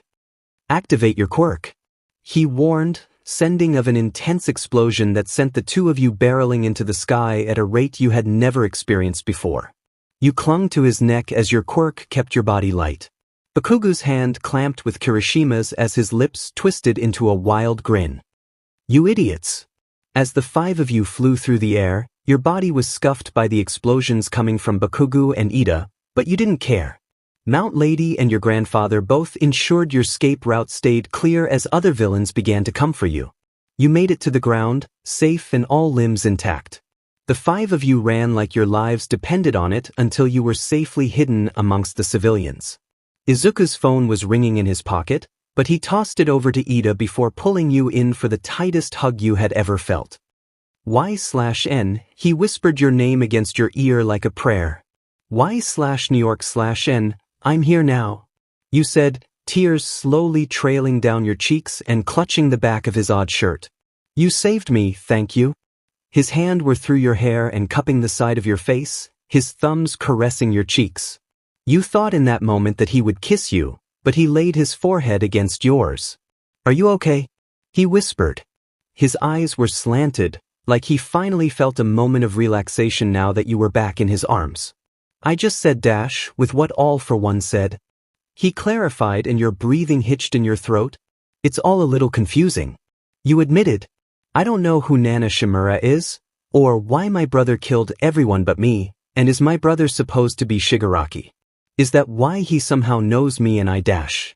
One of his hands rested on the back of your head and he pulled you against his chest once more, noticing that you were crying before the feeling ever registered for you. You're still the same person you've always been. Izuku said, Y/Aizawa. With friends and family who love you so much. You nodded. And it's okay Y/N to grieve the loss of a family you never got to know. He spoke against your ear. But just promise me you'll remember all of us here who do love you. You do have a family. I do, I know, I promise. You leaned back so you could look into his eyes. They were sparkling like they always were when he looked at you. There was a mix of sadness and relief in those appealing green eyes. It's just things like, where did my quirk come from? Why is it weird? Is it a mutation? You laughed softly. I've always wondered those things. Why my eyes look like this, why my hair is this color. These were all questions my dad could never answer, never would. You added, are you angry with him? Izuku asked. You shook your head. I was for a long time, deep down. But after seeing what he was protecting me from, I could never hold that against him. Izuku shook his head, seemingly at a loss for words. Oh, Y/N. I thought I lost you. He was trembling all over. You could tell that he wanted to continue the conversation like he thought you needed, but sometimes his emotions became too overwhelming to remain strong. You smiled gently, pulling him in closer as you pressed a gently kiss on his lips. I'm not going anywhere again. You promised. And you wanted to believe that, you really did. But being that Shigaraki was still in there, undoubtedly still searching for you, how could you be sure? The two of you rejoined your group. Ida handed Izuku his phone back, eyeing you warily. Bakugo stood with his arms crossed and an angry expression like normal, refusing to even look your way. Kirishima clearly felt a little uncomfortable, like he wanted to ask what was going on, but not as much as Ida did. Todoroki and Yaoyorozu got away safe. Ida told him, stiffer than usual. There by the train station, way out of way of the attack. Your phone buzzed in your pocket and you saw your father's image pass over your screen. You held up your phone to your friends. I'm going to take this really quick. You stepped a little bit away, clearly making Izuku nervous by doing so. You answered the phone. He let out a long breath once he heard your voice, like he hadn't breathed at all the entire time you were missing. Damn it Y/N, he was crying. I'm so sorry. You felt like you could breathe again too. Okay. I have so much I need to say to you, but that can wait until later. Please stay safe until they can get you home. I love you so much. You smiled gently. I love you too. You ended the call. When you returned to the group, they were all staring at the large televisions before them. What's going dash? That's when you saw the fight you just escaped from displayed on live television. The looks of horror on their faces made too much sense now. All Might stood, with smoke surrounding his body. But only, this time he looked much more like that man from the police station instead of Japan's #1 hero. Oh my dash, All Might. What dash? Izuku was trembling. The crowd began to tremor with the truth being exposed. You noticed All Might and All for One were communicating. All Might began shaking with rage and terror.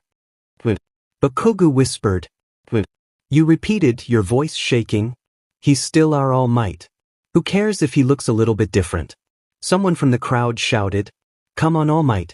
You and your friends cried out. You can win this. Your eyes, even though filled with tears, were glued to the screen. All Might had flickers of yellow surrounding his arm as it returned to his grandiose muscular size. I can't lose. You could hardly hear the audio, but you could see the way his mouth moved just fine. It was truly the most emotional moment of your life. Nothing compared to the tremor of your heart, the cries of the crowd. Not the moment you found out about your family, not the moment you were kidnapped, not the moment you shared your first kiss with Izuku, not the moment you met your friends and all of your loved ones. This moment was so terrifying, but alas, you were so full of hope. Everyone was in tears, putting their full faith in someone who had proven to be lying the past decades, but they still trusted someone so much. You had never understood what it meant to be a hero until moment. You knew right then you could never stop. You wanted to protect people, give them so much faith that they would shed tears for you and wouldn't be let down by you being at your lowest. The villain had shifted his arm and combined a mass load of quirks into one as he readied himself to defend or attack All Might. Without the proper face, his intentions were unclear. All Might was determined, fueled by the cries of the people who trusted and loved him. Just when it seemed like all hope was lost, when All Might felt the tremor of his power fall back into him, he recoiled and hit the villain square in his disfigured face with his final smash. The finalities of the battle were intense. It was nothing like you had ever seen before. It felt more like a goodbye, the ending of a villain this generation had hardly known, and to the hero who kept you all on your feet for decades. All Might was bloodied, on the verge of death some would say. You saw flickers of your grandfather bounce around the screen, and you felt a moment of relief once it seemed the villain wouldn't get up again. With fleeting strength, All Might adjusted his footing and raised his bloody hand in the air with a mighty fist, returning to his muscle form a final time to ease the public's mind.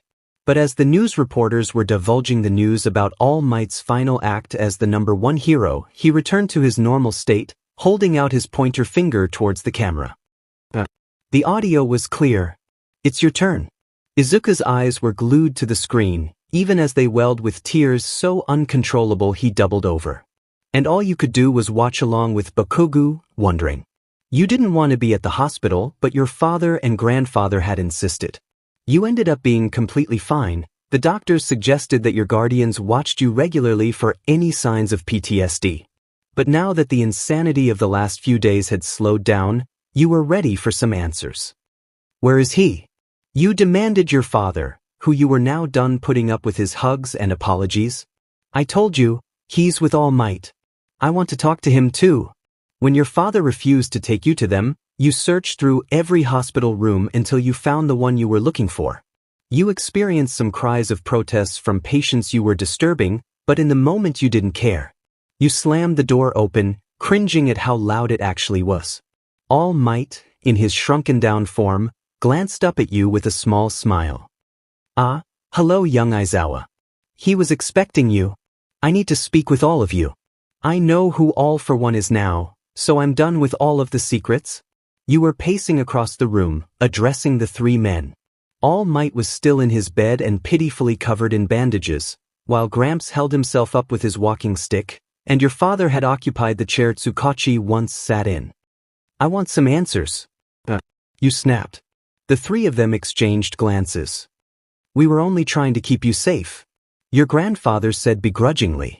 He didn't want to have this conversation. He stood by the fact that it wasn't safe for you to know, and he hated explaining himself. You nodded. No SHT, but that's not what I want to hear. Your father gave you a look that said, just because of that warning look, You resisted the urge to flip him off. Where would you like us to start, Y/N? Your father asked. Your brows furrowed. Who is Nana Shimura? All Might visibly stiffened at that one. You snapped and pointed at him. I knew you were involved somehow. Y/N, your grandfather snapped. This is not a laughing matter. I'll be mindful of how the three of you feel once I get the answers I've deserved the last 18 years. You snapped right back.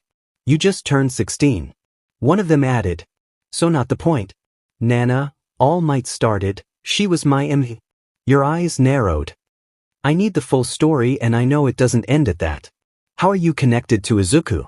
Why did your words at Kamino make him sob like that? Your voice hitched at the memory. Y/N that's not dash, please. Your voice cracked, begging now instead of demanding. I can't handle any more secrets. All Might sighed. Are you okay with this, Torino? I was going to ask you the same thing, All Might. All Might nodded, his eyes peering into yours. Nana Shimura was the 7th holder of a power known as One for All. I won't bore you with all of the details on how the power came to be, but it was derived by All for One and evolved into a power that would one day defeat him. You nodded slowly. I was the 8th holder of that power. Your eyes widened as your mind began to compare the way his arm flickered a brilliant gold 2, and Izuku is the 9th. All Might winced but nodded. Your heart pounded against your chest. He was sworn to secrecy, just like you'll be when you leave this room, girl. Your grandfather piped in, still uneasy. You nodded slowly. But what about Shigaraki? Who is he? Grand Torino looked to the floor and then back up at you. Biologically, your brother. It was all slowly starting to piece together. Do you know why? You whispered. Why he let me live and not the others? Your father shook his head. He was just a child at the time, we're sure he wasn't even thinking rationally. Boo, but what about my quirk? You stammered. They're both so different and dash, you take after Nana. Your grandfather smiled. Just a more mutated version of what she could do. Shigaraki's quirk is a mutation as well. Must have been a gene one of your biological parents carried. Your father added, his arms still crossed and his expression was closed off. He clearly didn't like that he was having this conversation. He spent years putting it off. But why does he want me? You asked. All for one. To hurt me. All Might sighed. With Shigaraki, he raised him to hate me and other heroes, to hurt me and her memory.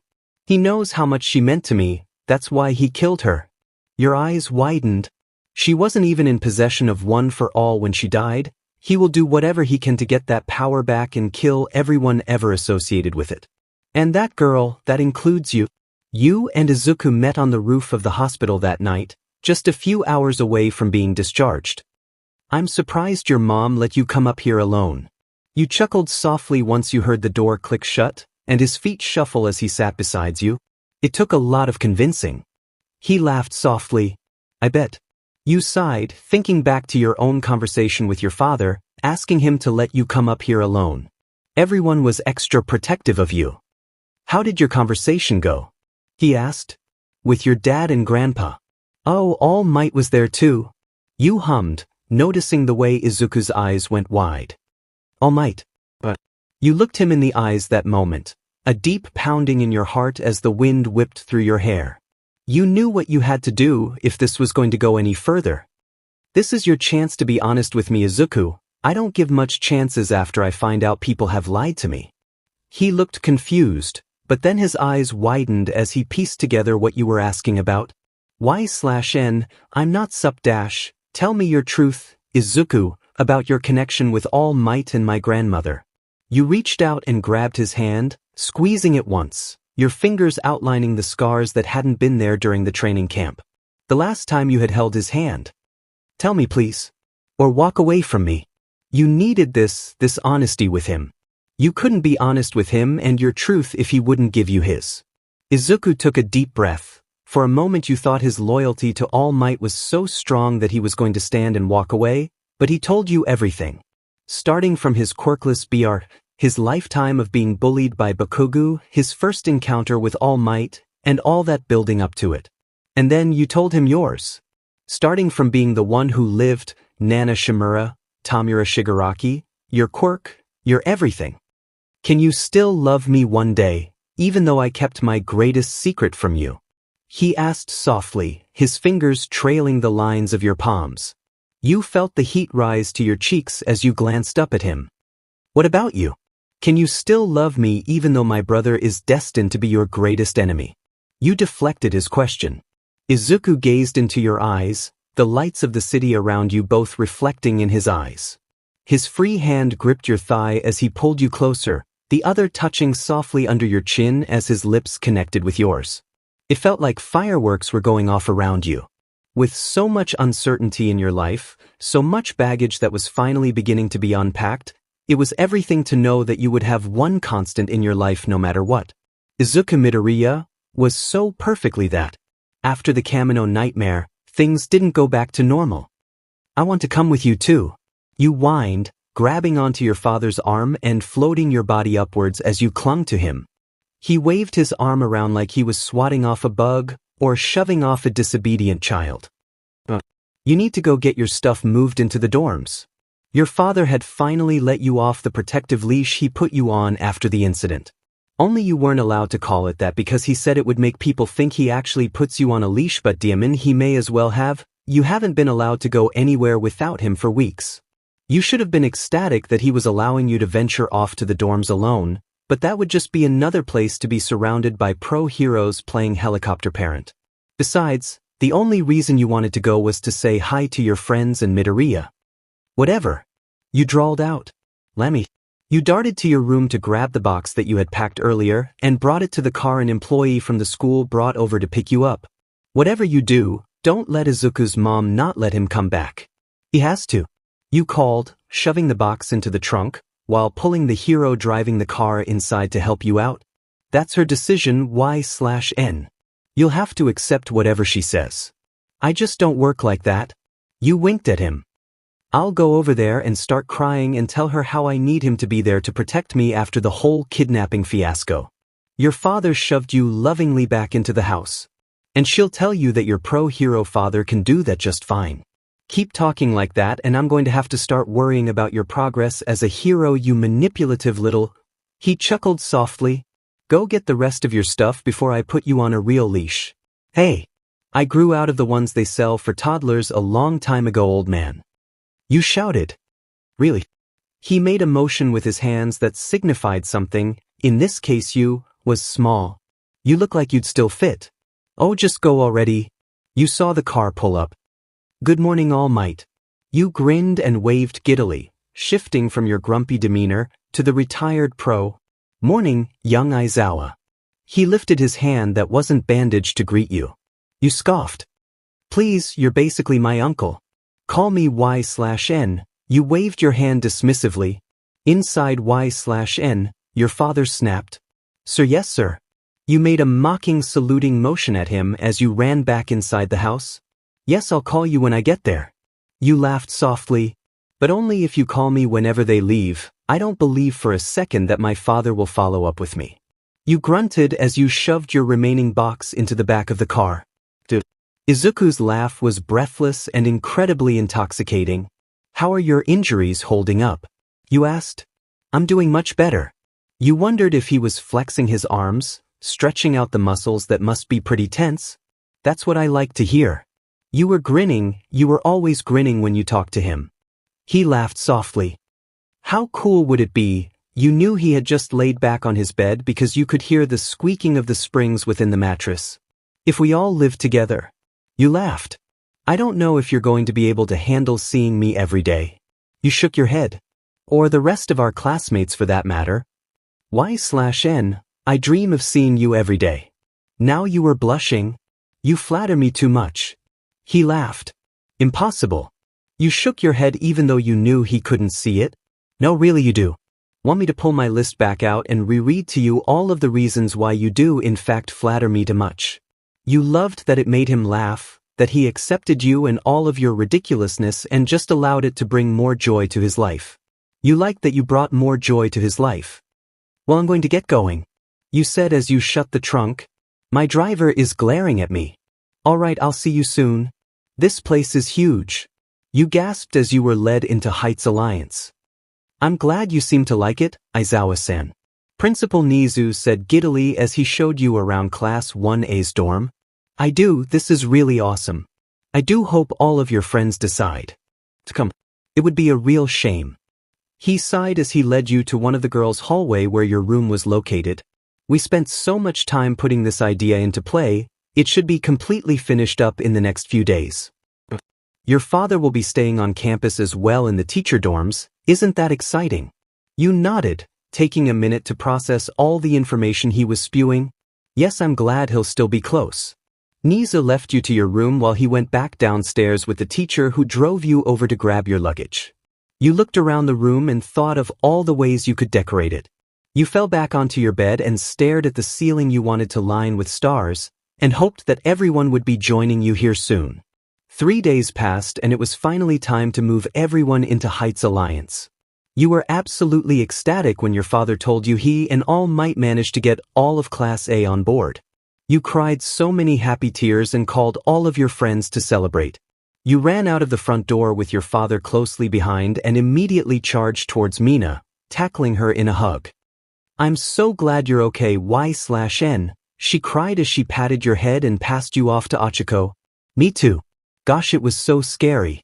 Ochako added and hugged you tightly before Tsu tackled you in another hug. Aizawa, I'm glad to see you're alright. Todoroki bowed his head slightly to you as you approached him.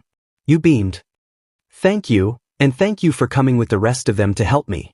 You bowed as well before jumping on Momo to thank her. You continued hugging all of your friends, and smiling shyly at Izuku, before your father began going over everything while others had side conversations about everyone being allowed to move in. This is important, so listen up. You stiffened as your father's voice shifted into a stern tone. Todoroki, Kirishima, Midoriya, Yaoyorozu, Ida. On that night the 5 of you headed out to rescue Bakugo and Y/N. The issue has been ignored for now, and if it wasn't for All Might's retirement I would have expelled all of you except for Bakugo, Y/N, Hagakure, and Jiro. Everyone stiffened. The 12 of you didn't stop them either. He continued going on and you stared down at your feet. You didn't like them all getting in trouble. It must have been such a hard decision. You might be able to regain our trust. Look lively and let's move on. He is such an butt. Kaminari screamed as Bakugo dragged him behind the bush and his quirk went off in a frenzy. He walked back around in his dumb phase and no one could help but laugh. Bakugo grabbed your arm and dragged you over with him to face Kirishima. What, did you shake him down for that? Kirishima gasped as Bakugo handed him the money the 2 of you saved to pay him back for the money he spent to help search for you too. You laughed as Bakugo shouted something about not wanting to be called stingy. You quickly hugged Kirishima. It's a thank you and a return for saving us. How did you guys even know? He asked as Bakugo walked away, his eyes quickly returning to you. You put your fingers up to your lips and grinned. It's a secret. Word always gets out with these idiots. Bakugo yelled as he swung his arm around dismissively. Kirishima smiled at the boy walking away. Thanks. He whispered. It's 1 class to each building. The girls are on the right, boys the left. Aizawa-san, it's so cool that you've already been living here. Shiro said as your father lazily left you with the task of showing your classmates around. You grinned. I know. Special treatment, am I right?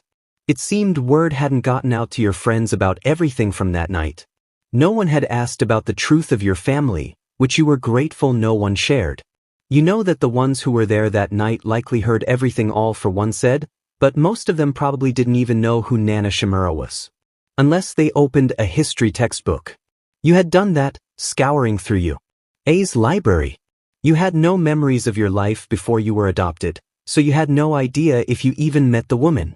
But you still weren't able to find out much about her, other than she was a notorious hero with no family. But that couldn't be true.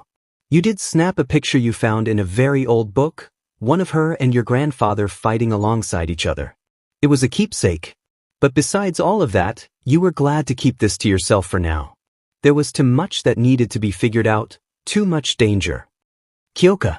You grinned as you jumped up and wrapped your arms around the girl's neck. Your room is right next to mine. Y/N, you're choking me. She coughed and you quickly released your hold on her. Izuku, this is a lot of All Might stuff. I know. Stop mentioning it.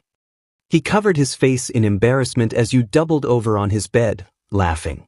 Since you had already set your room up, you decided to help Izuku with his. And by help, you meant sitting on his bed, watching him do all the work and occasionally tease him about his decorations. I knew you were a fanboy, but I didn't know it was this extreme. You batted your hand in his direction as you continued making teasing remarks and facial expressions. I'll kick you out. Nah, you'd miss me too much. Izuku bit his lips slightly, nervously, and looked away. With a sigh, you stood up and walked over to him, wrapping your arms around him and pressing your face against his back. I'm sorry for teasing, your decorations are very unique. Izuku let out a soft chuckle. I don't mind your teasing. You lifted your head and tried to catch a glimpse of his face. Then why do you seem upset? Izuku turned so that he was facing you, his hands cupped your face gently. I was just a little embarrassed. This is all so different. What? Living here? You asked with a snort. He nodded. Yeah, and having you in here with me, being to spend time with you whenever. He was still embarrassed, you could tell by the pink hue spread across his cheeks. I just thought you looked appealing. I like having you so close by. This is a nice new normal. He whispered. You smiled and used your grip on him to pull him closer against you and hugging him tightly, forcing him to let go of your face and hug you back. I love having you so close by too. You smiled. He let out a soft chuckle, or a sigh of relief, you weren't entirely sure. His chin met your head and the two of you stood there, fitting together like the perfect puzzle, just so relieved to be in each other's arms again. You often thought back to the weeks leading up to the sports festival. It was a time of your life that was so new and precious, that now seemed so far out of reach. That time with Izuku was life-changing. You had no idea that sharing those pieces of yourself with each other was setting you up for an even greater story. You remembered that one day where he teased you for being silly, wanting to make a wish on a dandelion. But you remembered that you wanted moments like those to last forever. You and him, always together. Maybe those dandelions weren't so silly after all. Because you wouldn't give up a life with Izuku for anything. Are you boys done with your rooms yet? Mina asked as she walked into the common room with you clinging to her back. She adjusted her grip on your thighs as the boys directed their attention to all of you who just entered. We've just been chilling. Kaminari responded as he held up a hand in a greeting. Of sorts. We had an idea. Mina grinned and you began nodding eagerly. Izuku smiled at you with entertainment lighting in his green eyes. The sight of you using Mina as your own personal buggy was adorable to him. Let's do Class 1A's first ever best room competition. Hold on. Izuku screamed as he tried to cover up his door, but Mina got to it first. Izuku pouted at his desk after he shoved past everyone and into his room, embarrassed by all of the All Might decor. You weren't kidding. Mina muttered to you as everyone shouted, once a fanboy always a fanboy. Izuku walked over to you, defeated. You looped your arm in his and patted it gently with a mocking frown spread across your lips. It's okay, Izuku, we all know you didn't win. You cooed and he ruffled your hair in retaliation. The little competition went by fast. It consisted of lots of teasing, interesting new insights of all your friends, and sweet treats. You weren't embarrassed to show off your room. Your bed had a plain comforter and sheet spread, but you had fun decorative throw pillows that spent most of their time under your bed and different variations of dinosaur plushies. Your walls were covered with posters, some were of cartoons and others were of bands you listened to. You had a tall bookshelf near your carpet with all of your favorite books, figurines, and pictures of your friends and family. You sat on the plush carpet in the center of your dorm. It was in the middle of your bed and your desk as your friends scanned the room. I feel like I just walked into a toddler's bedroom. Someone said as they all stared at the glow-in-the-dark stars you stuck to your ceiling. You threw a pillow at them. It does not look like that. You sat on the couch sulking as Mina began shaking the box everyone casted their votes in. Izuku would have comforted you, but he also sat there feeling slightly embarrassed that he had no chance to win either. Soda handed you another piece of cake. Cheer up, Aizawa-san. He smiled.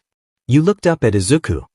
Sorry man, if he keeps giving me cake like this thing between you and I isn't going to work out. You giggled evilly as you began to eat your slice while Izuku freaked out. The winner is Rikido Sato. Mina cheered.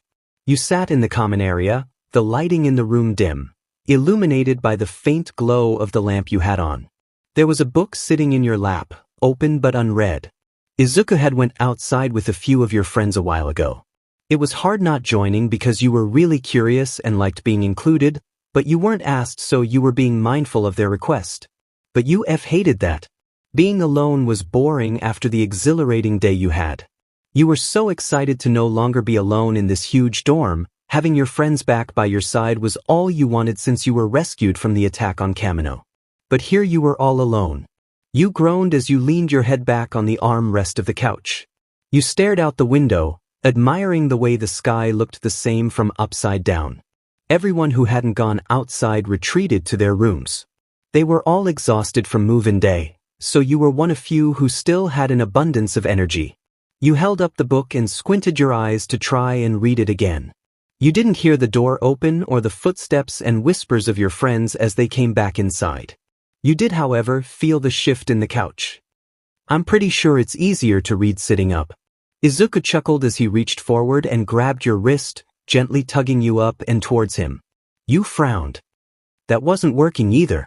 Izuku's brows scrunched up in that cute way they did when he was thinking. What's wrong? He asked. You shook your head and forced on a small smile. Nothing at all. Izuku tilted his head to the side and gave you a look that said, you sighed, leaning further into the corner of the couch and letting the cushions take all the pressure away from you. I've just missed everyone. I was lonely sitting here all by myself. You frowned. I feel like a needy little brat sitting here whining about not being included in a single conversation. Izuku laughed softly, and before you could yell at him for not taking you seriously, he leaned forward and wrapped his arms around you, bringing you closer. Your face met his chest and your head turned to press your cheek against it. Tsu was just upset about something she said back when we were all at the hospital. Kirishima was determined to rescue you and Bakugo, and had been encouraging me to come too. She was worried about the repercussions of us breaking the law. He explained, slowly stroking the back of your messy head of hair. With a smile, breaking the law for a second time you mean? You added playfully. Izuku laughed and you felt him nod as his head lightly grazed yours. I'd do it for you 1,000,000 times over. He whispered. You clutched his shirt and resisted the urge to cry from how sweet he was being. He always was, but you had still yet to get used to it. A part of you hoped that you never would, that you would always be marveled by whatever he had to say. I'd do it for you too. You whispered. In that moment, the mood in the room changed. Izuku's breathing hitched. God, Y/N, you drive me absolutely crazy. He leaned back and grabbed your face softly and pulled you towards him, pressing his lips firmly against yours. You reached up and tangled your hands in the mass of his curls, urging him closer like he was with you. In a good way, right? You spoke against his lips between kisses. In the best way. He replied, closing the gap again with more fervor. His tongue lightly grazed your lips and your heart pounded at the contact, nervous but excited by the change in pace. Your mouth parted and they met, dancing with one another as the two of you stumbled your way along this new way of discovering each other. The feeling lasted even as the action stopped. The two of you had fallen back onto the couch long ago, curled against each other as you held one another the only way you knew how.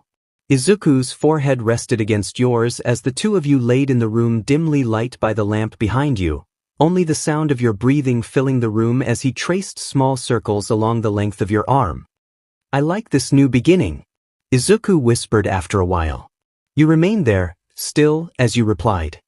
Beginnings scare me. You felt something change, so you opened your eyes, only to be met with his, but, he whispered. You gulped, a slow and agonizing feeling.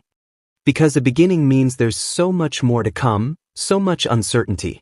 You whispered, fear taking over the entirety of you. Izuku studied your features for a moment as he let your words settle in his mind. When anyone else watched you similar to this for an extended moment in time, it made you anxious. But with Izuku you loved that he took consideration when you spoke to him. He was never impulsive, always considering you. That's true, he didn't even try to deny your worries. But one thing is for sure. He whispered as he leaned forward and placed a kiss on the spot of your jaw that was right below your ear. Your breathing hitched.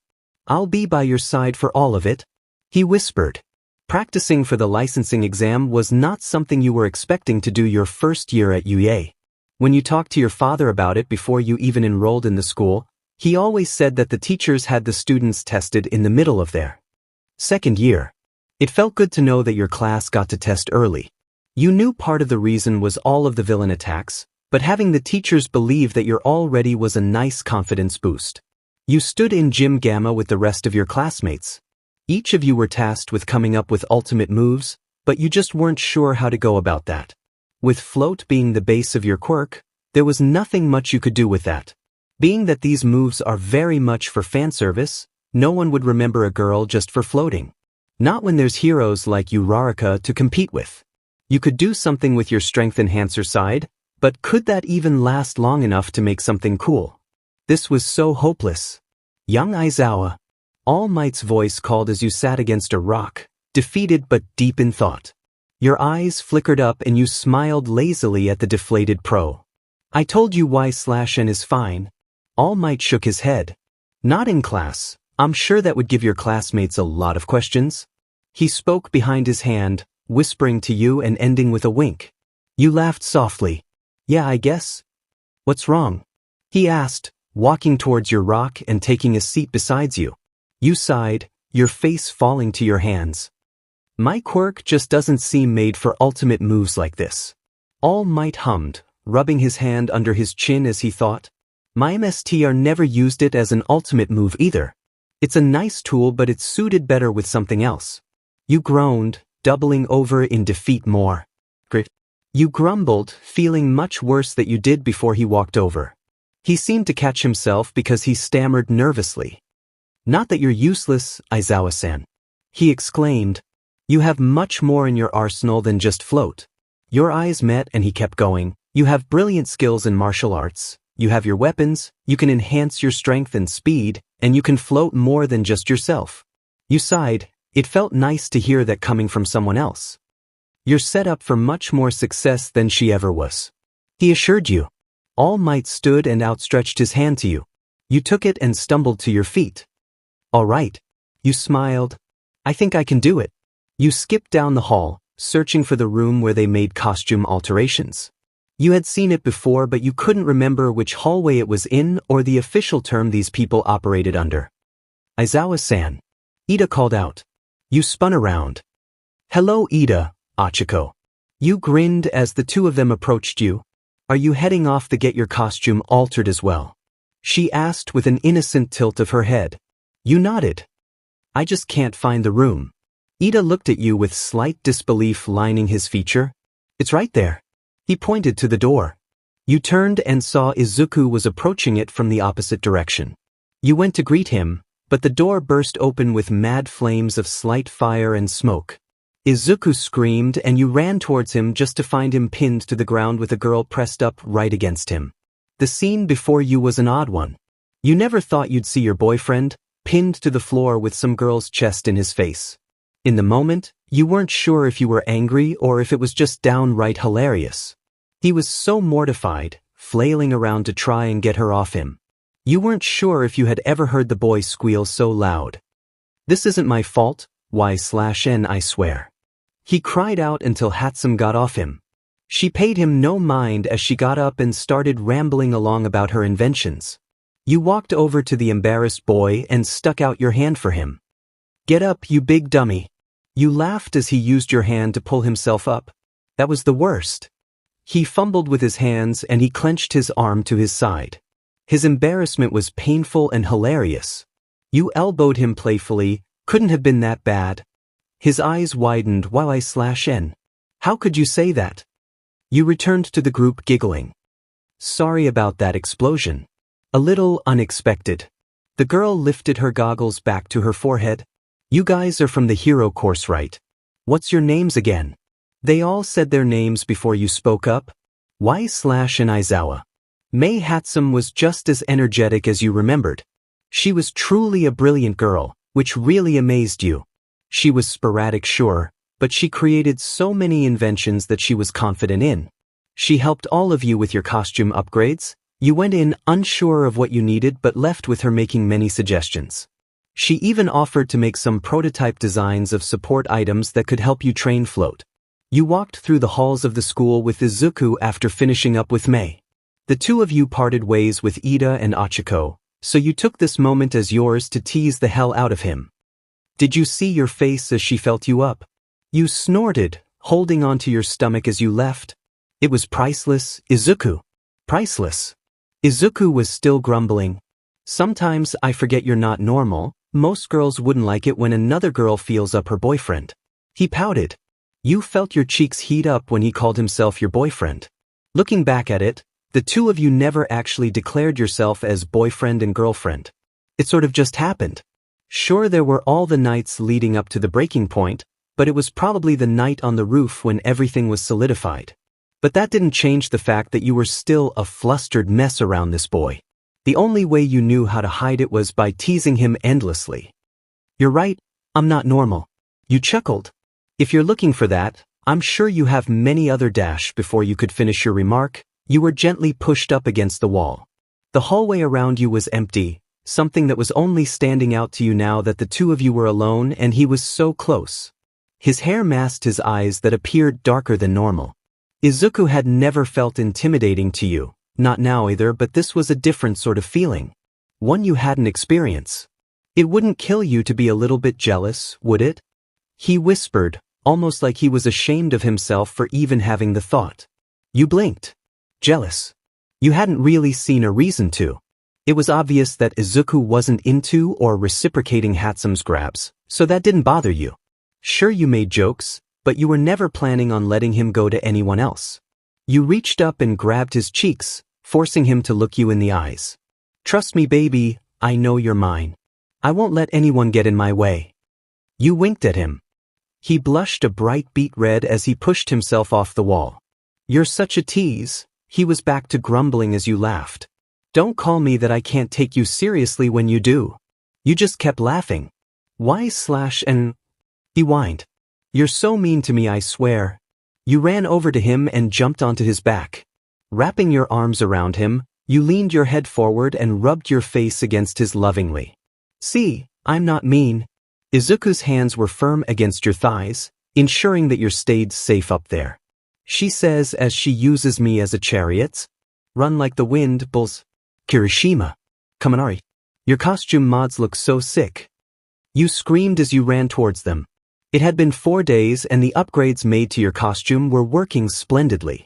Hatsum had contacted you to ask for your permission to work with some lighter carbon fabric for your costume, which allowed you to move more swiftly through the air. The two of you also worked with a new style of gloves that is helping you direct a larger wave of float towards an object you wanted to send to the sky. Thanks, Aizawa. How are your mods working? Kirishima asked with a bright smile like always. Kaminari bit his lip and looked you up and down. Demon baby, did you get a new suit? You look fine as always. Kirishima smacked him on the back of the head. Quit making sexually harassing comments. Her boyfriend will kick your butt. His eyes widened.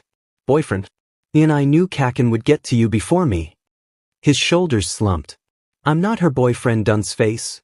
Bakugo came up and shoved you both out of the way as he unnecessarily walked through your conversation with impeccable timing. She's dating the DMN nerd.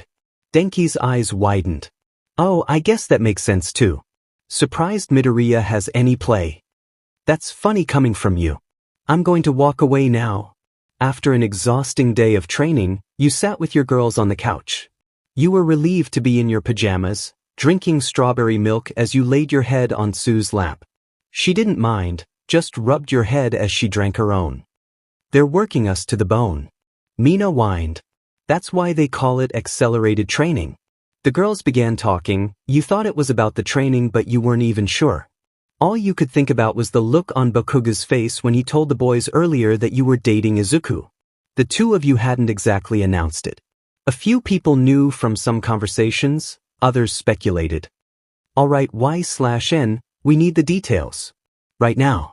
Mina said suddenly, tired of talking about school. She sat up straight with her hands gripping her legs. With what? You grumbled. You and Midoriya, of course. Damn it, thinking about it made it a reality. What about us? You asked with a silent hum, avoiding her stare as you sipped on your milk. That was slowly running out. You two are obviously a thing. Says who? Might I remind you of the kiss the two of you shared once we rescued you and Bakugo? Momo spoke up and you shot her a glare that accused her of betrayal. Saboteur. Y/N. Please tell us. They all agreed and you pouted, surely a blush spreading across your cheeks. You guys are a bunch of bullies. We are not. You continued ignoring them as they continued begging you to share the NTMT details of your love life. You stood abruptly, your fists clenched tightly at your sides as you glared at each and every single one of them. Izuku and I are dating, and to be honest, that's all you really need to know because I don't kiss and tell. You stuck your tongue out at them. I bet Midoriya likes it when you make that face at him. Mina snickered, alluding to your tongue. I'm going to bed. Eraser. Is that really you, Eraser?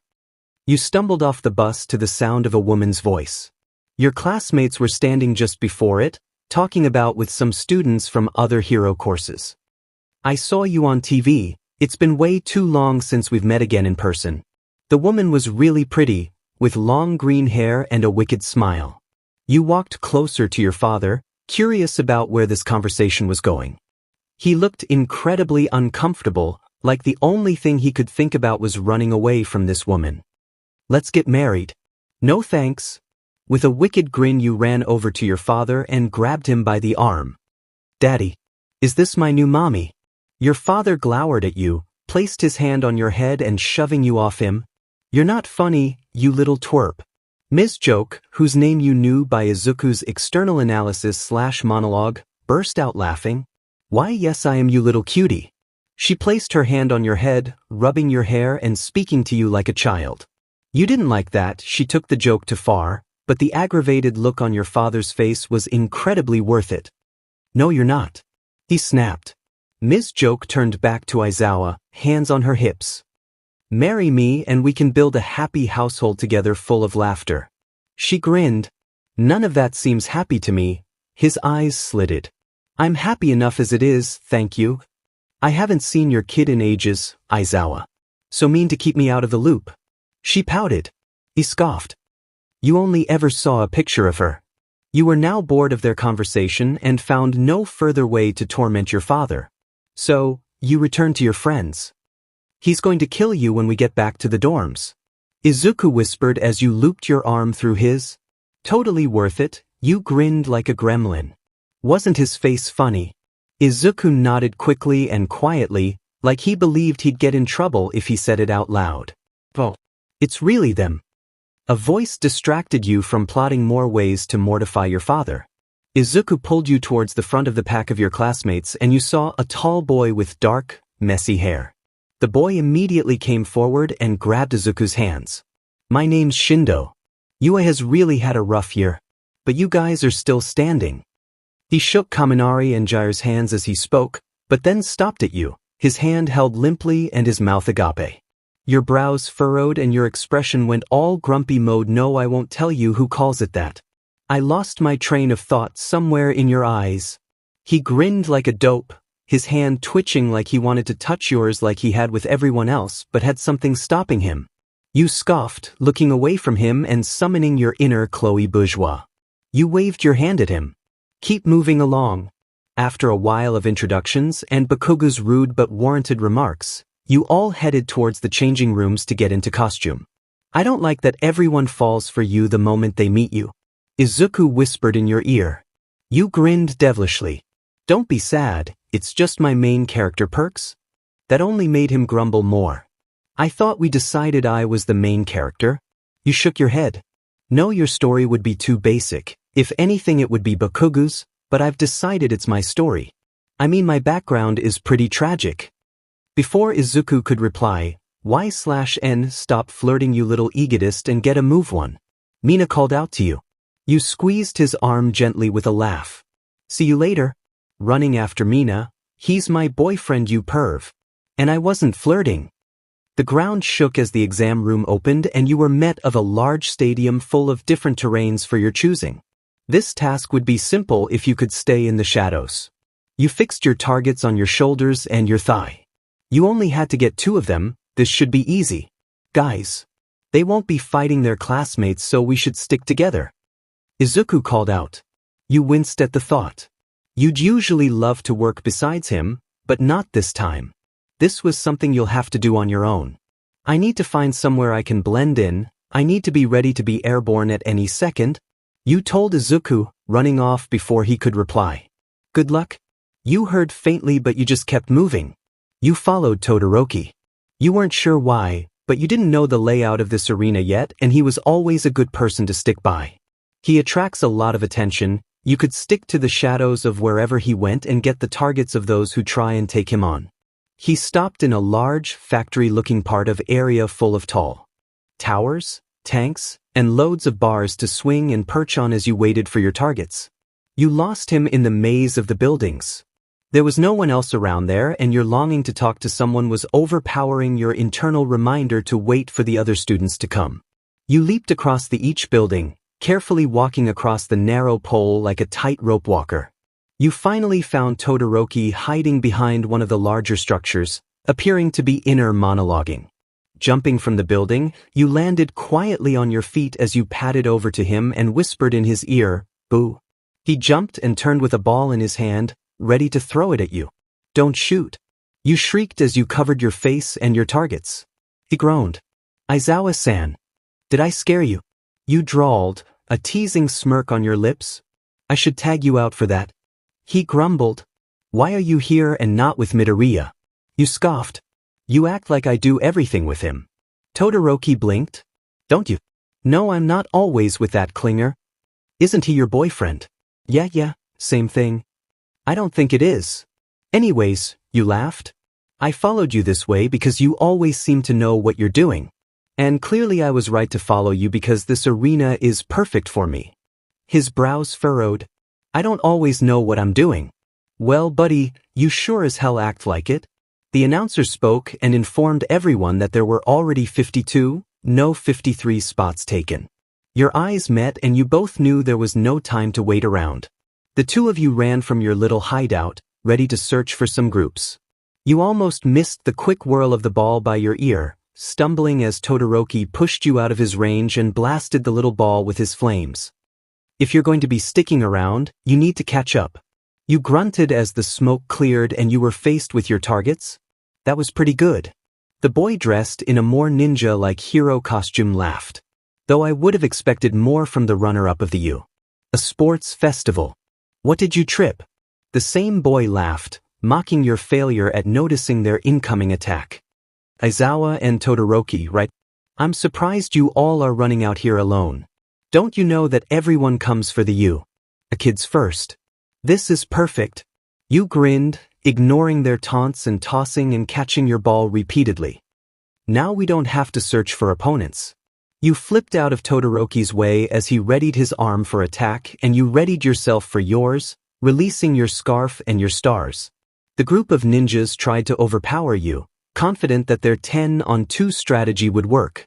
Todoroki created a big wall of spiked ice and you let loose 3 of your stars, that now came back with their ball thanks to the boomerang like 𝐒𝐻𝐼 upgraded them to be. You grinned as the smoke from the ice faded and you saw all of the ninjas stuck in his ice. His range had really improved. You had never seen him cover so much terrain so solidly before. "Damn it." They screamed. "You're surprised." Todoroki held up a ball. "I thought you said you watched the sports festival." "Don't get cocky. We came prepared." The ninja in red threw up the nut he held and hurled it towards the 2 of you, quickly enlarging it as it smashed against Todoroki's ice. The 2 of you needed to regroup. His ice barricade held strong until they started throwing nails at it. The ice shattered quickly and Todoroki was met with another enlarged object. He tried to stop it with his fire, but his efforts were futile.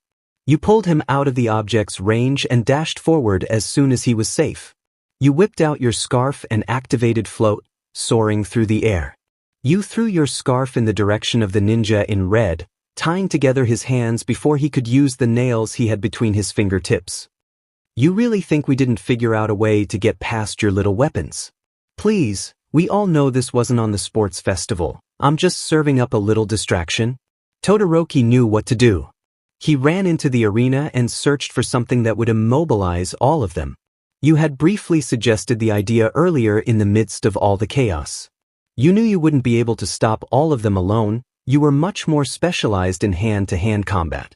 Glancing over your shoulder quickly, you saw his small flame, a signal that he had found something. You faced the red ninja again and grinned, releasing your scarf's hold on him and flipping backwards. Bye-bye, you said with a wink and a small wave as you deactivated your quirk. You landed softly on your feet like always and took off running in the direction of Todoroki's signal. The sound of the ice shattering and their angered escape rang through the air, and you knew you needed to be faster if you wanted to get out of there. You found him standing before a massive green tank. Are they coming? He asked unnecessarily. You responded with a curt nod. You're going to want to stand back for this. Todoroki sent a shard of ice towards it and pierced a hole in its outer surface. He motioned to the top, the bars you were hanging out on earlier.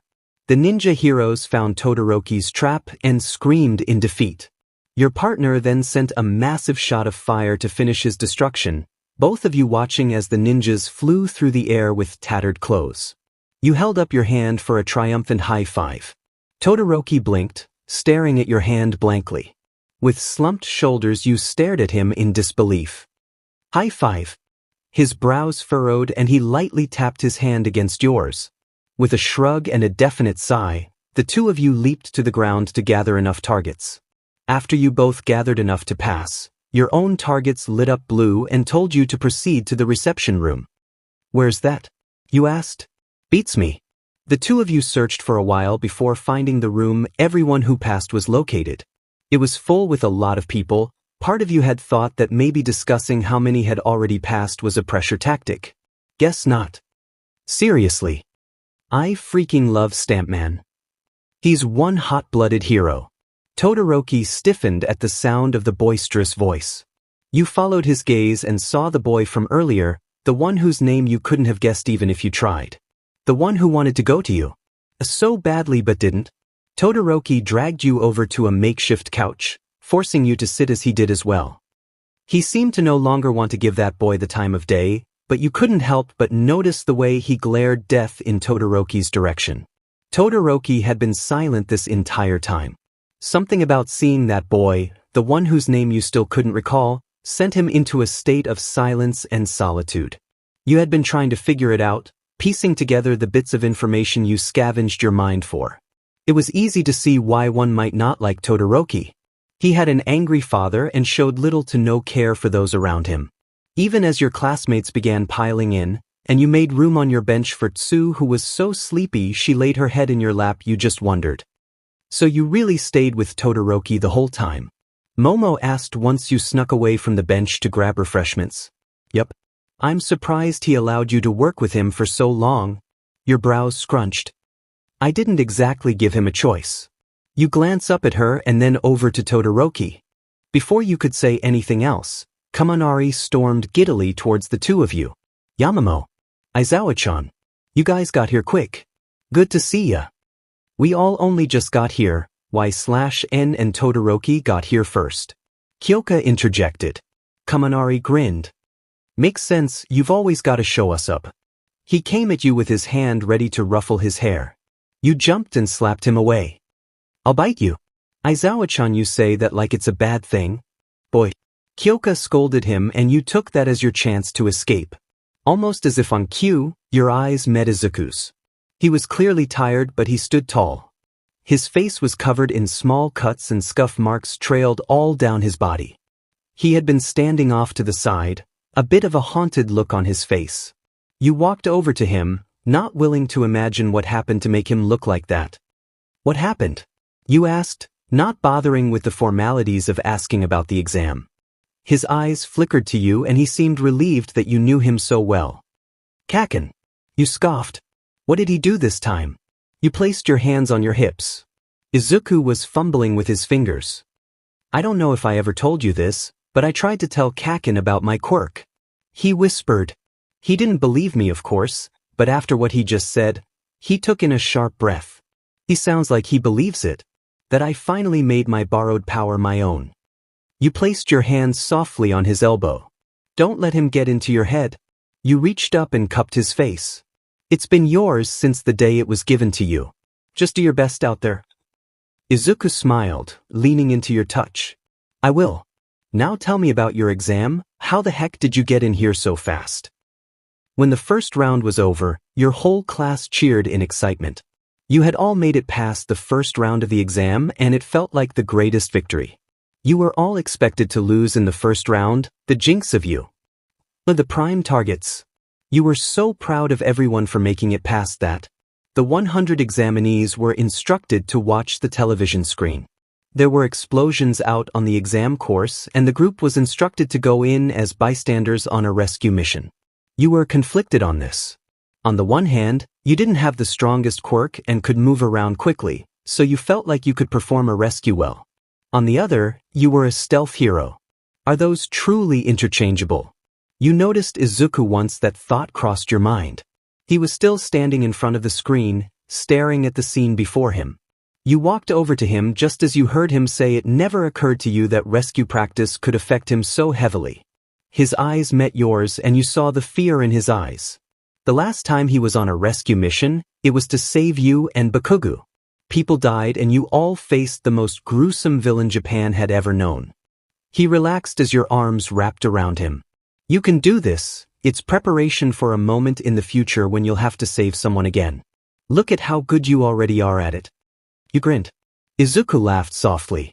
We can all do this. Midoriya. You both flinched as Kaminari and Mineta came hurling your way. They began attacking him, shouting about him and a girl taking their relationship to another level. You stood there with your arms crossed, tapping your foot as you analyzed the scene in front of you. You womanizing scum. Yeah. You already have a girlfriend. You don't get to take all of the others just because you picked a curve-less one. Did 𝐂𝐿 tell you that?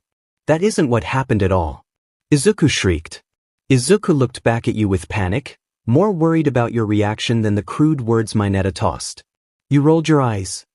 All boys are idiots. It was something to do with her quirk. She was scary. Izuku shouted to you as the boys continued to pummel him. You decided to see what Bakugo and Todoroki were doing rather than stick around to hear any more stories. Hey crew cut. Todoroki approached the tall boy from Shiketsu. You rolled your eyes. That boy would never learn social manners. Did I do something to offend you? Inesa, you had finally heard his name, turned and glowered down at Todoroki. Ohona, you'll have to forgive me. It's 'cause you're Endeavor's son. I hate all of you. You've changed a lot since then, but those eyes look just like Endeavor's. That last bit struck you. You felt for Todoroki, the cryptic comparison to someone you know or don't. Much like you were to your grandma. See you later. Sure, I mean. You glared at your boyfriend. Y/N. I swear. Death. You made eye contact with Tsu, who shouted, it's starting. Another unfolding building. You pulled down the sleeves of your suit and pulled up your scarves. You checked each of your pockets for your stars. The starting signal blared and everyone took off running.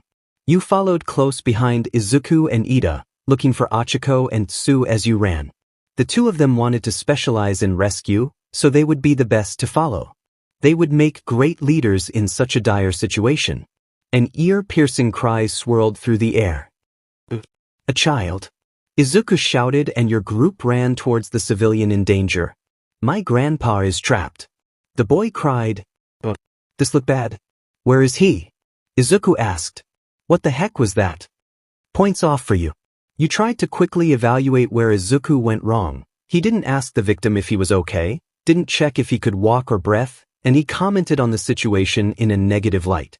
The 𝐒𝐻C continued scolding Izuku, ensuring that this lesson would be one that stuck with him and the rest of you. You and your group watched as it clicked with Izuku, and he slapped himself on his cheeks as his own personal reminder and scolding. Izuku replaced his worried expression with the brightest smile you had ever seen, remembering in that moment that saving people with a smile on his face was the aspect of being a hero that was most important to Izuku. The little boy shouted where his grandfather was, and you ran off with the group as Izuku took him to the evacuation center. 𝐻𝐸𝐽, you stopped running when you noticed the lack of her beside you. She was still standing there, watching Izuku run off with the 𝐻𝐸𝐽 in his arms. Which is when you remembered she loved him too. She admired everything he did, and judged herself based upon his passion and progress. You jogged back over to her and grabbed her by the hand gently so you wouldn't shock her. I have a plan, you smiled. But I need your help. 𝐻𝐸𝐽 gasped as the two of you sat the man down on the evacuation center. You heard the villain, being played by 𝐔𝐬𝐽𝐿, shout. The fight was intense, but you all miraculously made it through. The villains began threatening the evacuation sites, causing your group to split. Half of you remained rescuing civilians and the other half defended the sites. This was your time to shine. You quickly slipped your stars from your pockets and flicked them towards 𝐔𝐬𝐽𝐿's sidekicks. Whenever a star missed, it came soaring back to you thanks to 𝐻𝐸𝐽𝐿's new boomerang feature. You released your scarf, firing it towards one of the villains and using it to throw them into their partners. When their numbers began to increase, you stood back to back with 𝐒𝐿𝐱. You ready, Aizawa-san? He asked. Born ready. He crushed up a large rock and you used float to soar through the sky, spinning and lifting spare rocks into the air to throw at the villains. When all that was left were a few, you and 𝐒𝐿𝐱 used simple fighting techniques to ward them away. Practicing martial arts against someone who felt truly against you was so freeing. You moved with such grace and aggression that the evacuation site you were defending was clear. Let's get to the center, 𝐒𝐿𝐱 shouted, and the two of you ran towards 𝐔𝐬𝐽𝐽, now that he and only a few of his villains were remaining. As soon as you both approached him, time was called and the test was over. Oh, no worries, Bakubro. You'll catch up to me in no time in your remedial course. You stuck out your tongue at the raging blonde and stuck your thumbs to your head, making mocking gestures. I'm going to kill you, eye-bags. He screamed, trying to get to you but was unfortunately held back. Kirishima and Ijuru. Don't kill the pretty lady, Bakubro. You grinned, flipping your tangled hair. It's about time someone noticed. Everyone notices. Bakugo grumbled. What-y/n? Can you believe this? Izuku came running up to you and slung his arm over your shoulder, showing you his license excitedly. I can't believe I actually did it. I'm so proud. You grinned. He let go of his hold on you and turned to face you with a smile. I knew you could do it, but I'm proud of you too.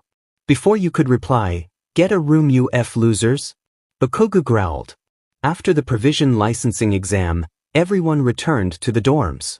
Some went straight to bed, but many of your classmates stayed and enjoyed each other's company in celebration of sorts.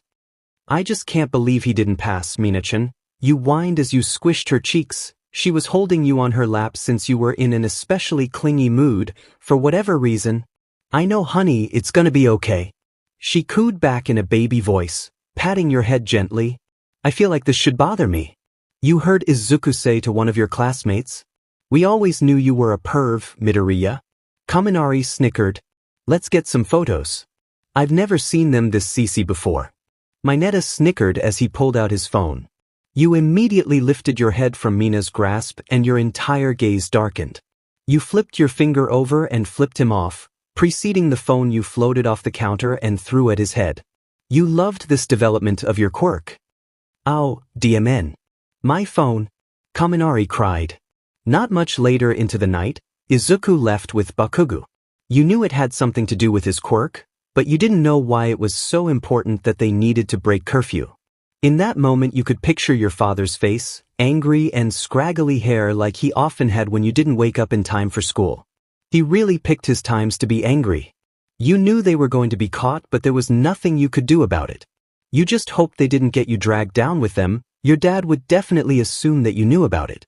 Not like he would be assuming, but truly a harmful bias. You stood before Todoroki's door and took in a deep breath. It had been hard to shake your worry for him, especially after he went straight to his room once your class returned. It's not like this wasn't normal behavior for him. He often shied away from your classmates' gatherings at night. But that look on his face, you knew the defeat was humiliating. You knocked once and opened the door, knowing he would deny your entry if you tried to wait for his response. "You really aren't coming?" you asked. His eyes immediately met yours as you opened the door. He was sitting on his floor mat eating a bowl of cold soba. You had no idea where the hell he got it from this late at night. You furrowed your brows. Where the hell did you get that? He ignored you for a moment and continued to eat his late dinner. Fuyumi. Ooh. Sister. I forgot how talkative you are. You grumbled, taking a seat beside him. It was really hard to shake your worry for him, even though he was sitting contently on his floor. He was so skilled at what he did all the time, and it was hard for you not to compare yourself to him. You had trained all your life for this just like he did, but he still continued to push forward. Just like Bakugo and Izuku. They had both improved so quickly at their time at you. Yet you had made simple progress on your quirk progression. This should feel like a win for you today, but you wondered if it was just another way for you to get left behind. You did it to yourself, really. "What are you doing in here?" he asked, and you knew he didn't mean it rudely. You often enjoyed hanging out with your close friends and classmates, so he probably found it strange you were in there with him instead. You hadn't realized how much he noticed about you. You leaned back on your hands and sighed as your head fell back, thinking on your answer. You didn't exactly want to tell him about your worries. Planning world domination, I figured you'd make a great evil sidekick. I don't think my father would enjoy hearing you say that. He remained undeterred, besides the small quirk of his lips. Good thing it's just a conversation between you and me. You grinned, unable to hide your own smile at the prospect of his potential one. He was staring at you, waiting for you to really explain why you were there. You scoffed, "Fine." Your eyes met. "I was worried about you, but that's out of character for me, so I'm not allowed to show it." He chuckled. "No need to worry about me. I deserved my defeat." You snorted. "I love how you say random words like that. Shouldn't you get back out there? I don't believe Midoriya would enjoy to find out you're secluded in a room with me." You laughed. "He wouldn't care. But he's with Bakugo right now." "Why, hell if I know." "I mean, of course you did. Not like he needed to know that." After you left his room, your father was standing against the wall across from his door, arms crossed and an irritated look across his face. You gulped. "Let's go. Starting a fight the night of your exam. I'm happy to hear you've got the energy for that." "Wait, Aizawa. Don't tie them up just yet." It was truly a thrilling sight to see someone else all caught up in your father's capture weapons. He'd use it to pull you down by your ankle whenever you tried to use your quirk to escape his chores or lectures. It was a nice change of scenery. But you knew you were in trouble too. Otherwise, you wouldn't be in there. Your father and All Might went back and forth about the situation. All Might claimed the fight was his fault in the first place, not giving enough attention to Bakugo when we all know that isn't the case, though he does play some serious favorites. All Might also claimed that you shouldn't have to be punished for their actions. You cheered him on with earning you a warning glare from your already ticked father. In the end, but letting them get away after breaking the rules isn't allowed. Who the hell started it? Me. Bakugo groaned. I also got pretty worked up. Izuku sighed. I would just like to say I had no part in this. You chimed in. 4 days for Bakugo, 3 days for Midoriya, 1 for you and he growled. What the hell? During that time you'll clean the communal spaces day and night. I also want written apologies from both of you. Why do I have to clean? You whined. Because you should have come and gotten me the second one of them told you this was happening. He growled. How do you know one of them told me? You crossed your arms and hummed. You're seriously trying to act like your boyfriend didn't tell you where he was going. You're both attached at the hip. We are not. You both said at the same time. Bakugo scoffed. Fine. You grumbled. He told me. Izuku was silent the moment your father let you loose. He walked you down to your hallway and back to your room, but didn't say a word. Okay, what's wrong? Did something happen that I didn't already guess? You asked, grabbing him gently by the arm and stopping him before your room. His emerald eyes met yours and they looked to be a mixture of sad and worried, almost like he was at a bit of a war with himself. Like he couldn't decide what to do next. Izuku, do I cling to you too much? He asked. You were taken aback. What? He shook his head. He sighed. He knew already that you knew where we were. You wouldn't have gotten into trouble if we weren't together. He put his hands up in defense. You asked me what was wrong. I was just telling you what I was thinking. He sighed. You grabbed his face in your hands and brought it closer to yours, his nose bumping yours. Don't think things like that. What dash? When you think things like that, it makes me wonder if you want to break up with me, and that's the scariest thing I've ever heard. His eyes watered and he pulled you into a hug. He didn't fight you anymore on it, even if he thought what you said was probably not true. How could a breakup between the two of you be scary for you, after all you've been through? With your family, your adoption, your villain brother, all for one, did he really mean more than that to you? As he walked away, he wished he had the full courage to tell you what he had been thinking. He thought back to his fight with Kaken, some of the things he had said to him that didn't pertain to All Might or their shared quirk. He had fallen to his knees for a moment after that, and Izuku had never seen him look so sad or pitiful. He knew that Bakugo had a feeling of sorts for you. He had never seen the boy so enamored by another, even if your interactions with him consisted of intense teasing. It was unsettling. Kaken had never felt so intensely for anyone. Never enough to make him shed tears. It made Izuku wonder if the two of you had it all wrong. It made him question his worth of you, if maybe it was really supposed to be you and Kaken together in the end. As the thought crossed his mind, the faint image of you pinned under his grasp against the wall, slipping into a thought of you walking away with him hand in hand, his tears began to fall. Even if that was true, if the two of you were together in the end, Izuku would take whatever time he could get with you and cherish it until the day he dies.